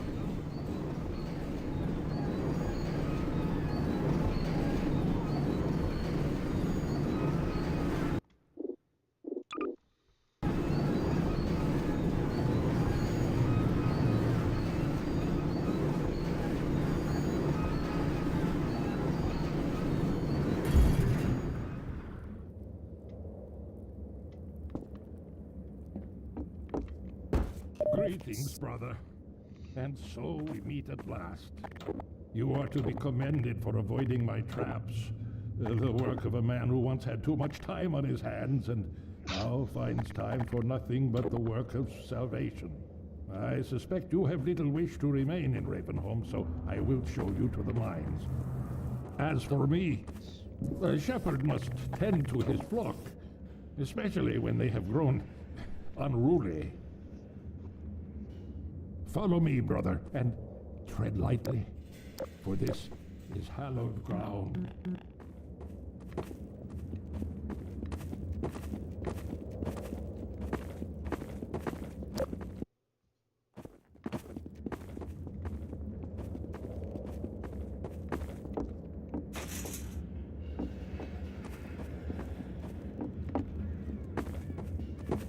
Response rules.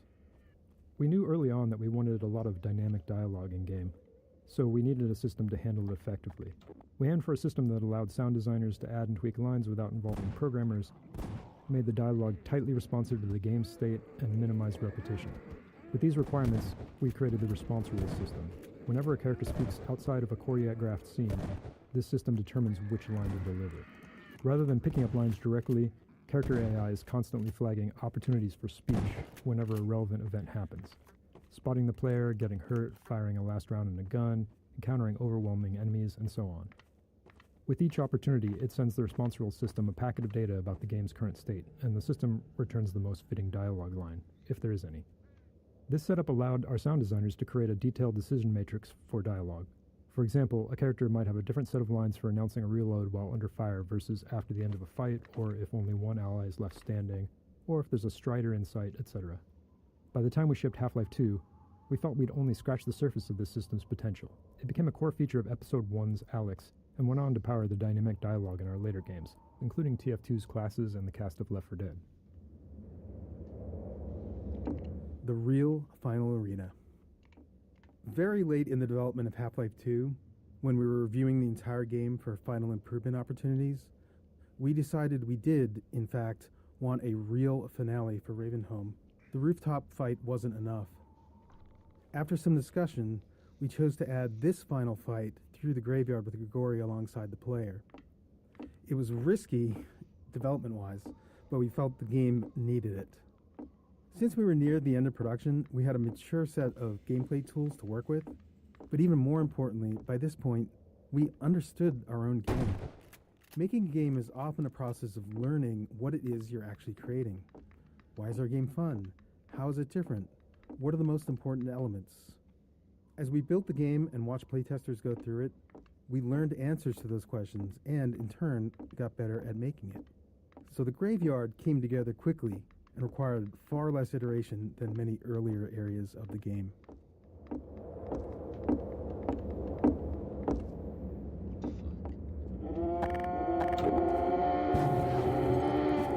Aim for the head.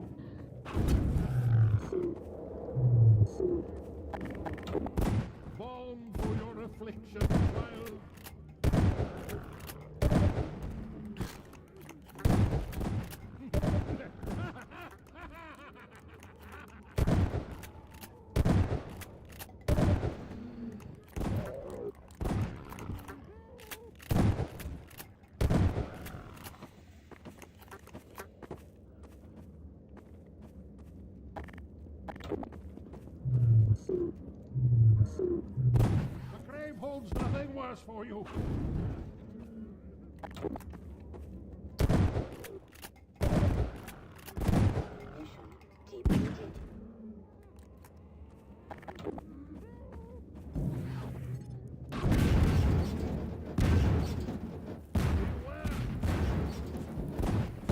No.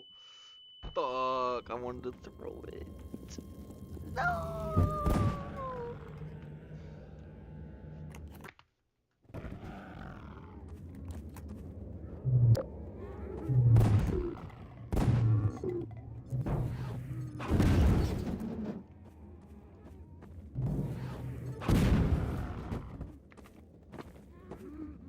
Rest, my child.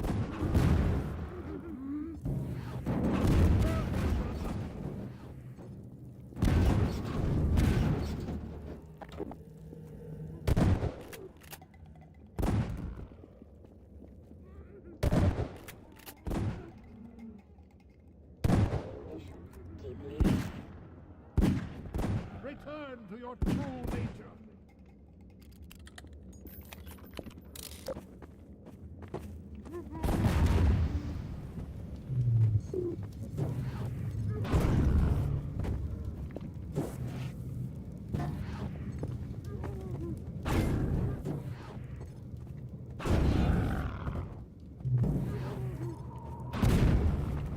Follow me. Quickly, brother.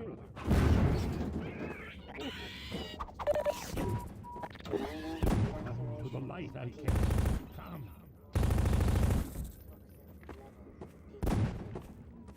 I will end your torment.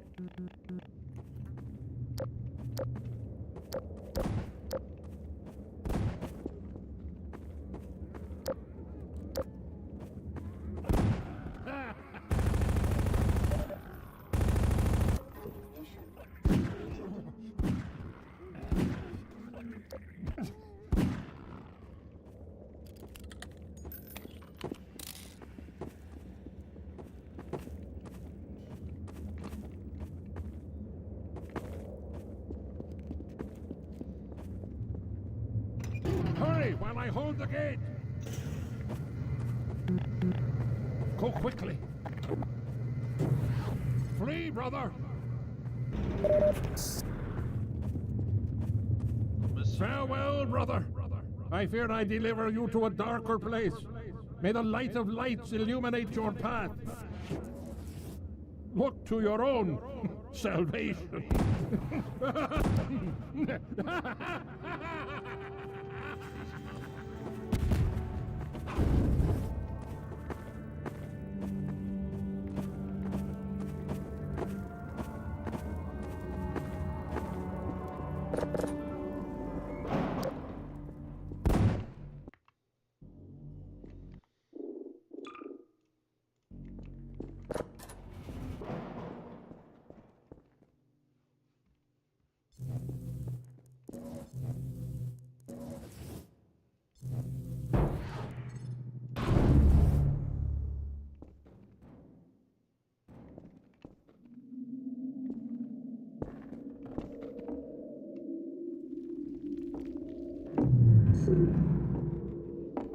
The complex route the player takes to safely navigate this mine shaft gives them plenty of time to see what's waiting for them at the bottom. And surprise, it's head crabs. Honestly, it's often head crabs. But in this case, it's poison head crabs, which are fun by themselves, but a real riot when you add fast head crabs into the mix. These two guys make a great combination. Neither is particularly dangerous on its own, but together they're incredibly lethal. Once poisoned, a single hit from a fast head crab is enough to kill the player. And this is what biologists call symbiosis. At least that's what we think.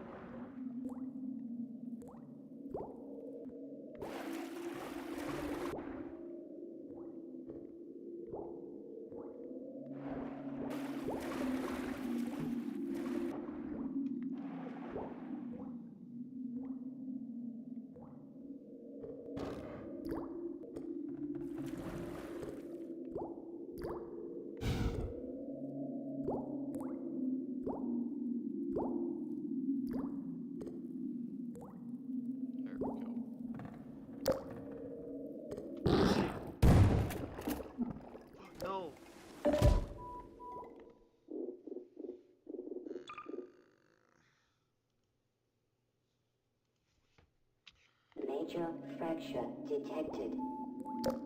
Automatic medical systems engaged. Morphine administered.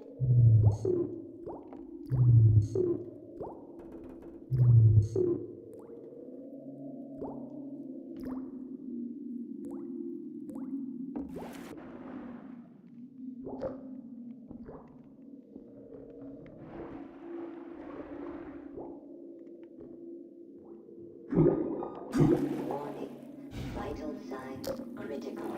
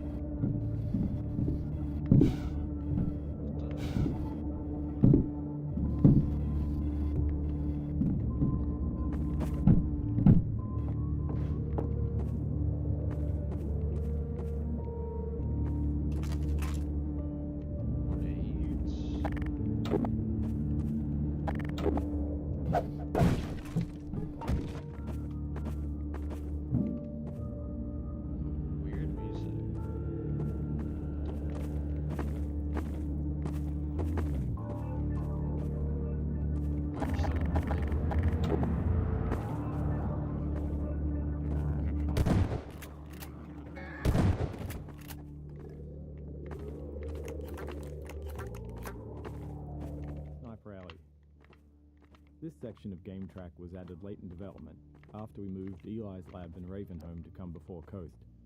While you might think that we build the game linearly, we actually split up into 3 different groups and worked in parallel on different sections, starting mostly in the middle of the game.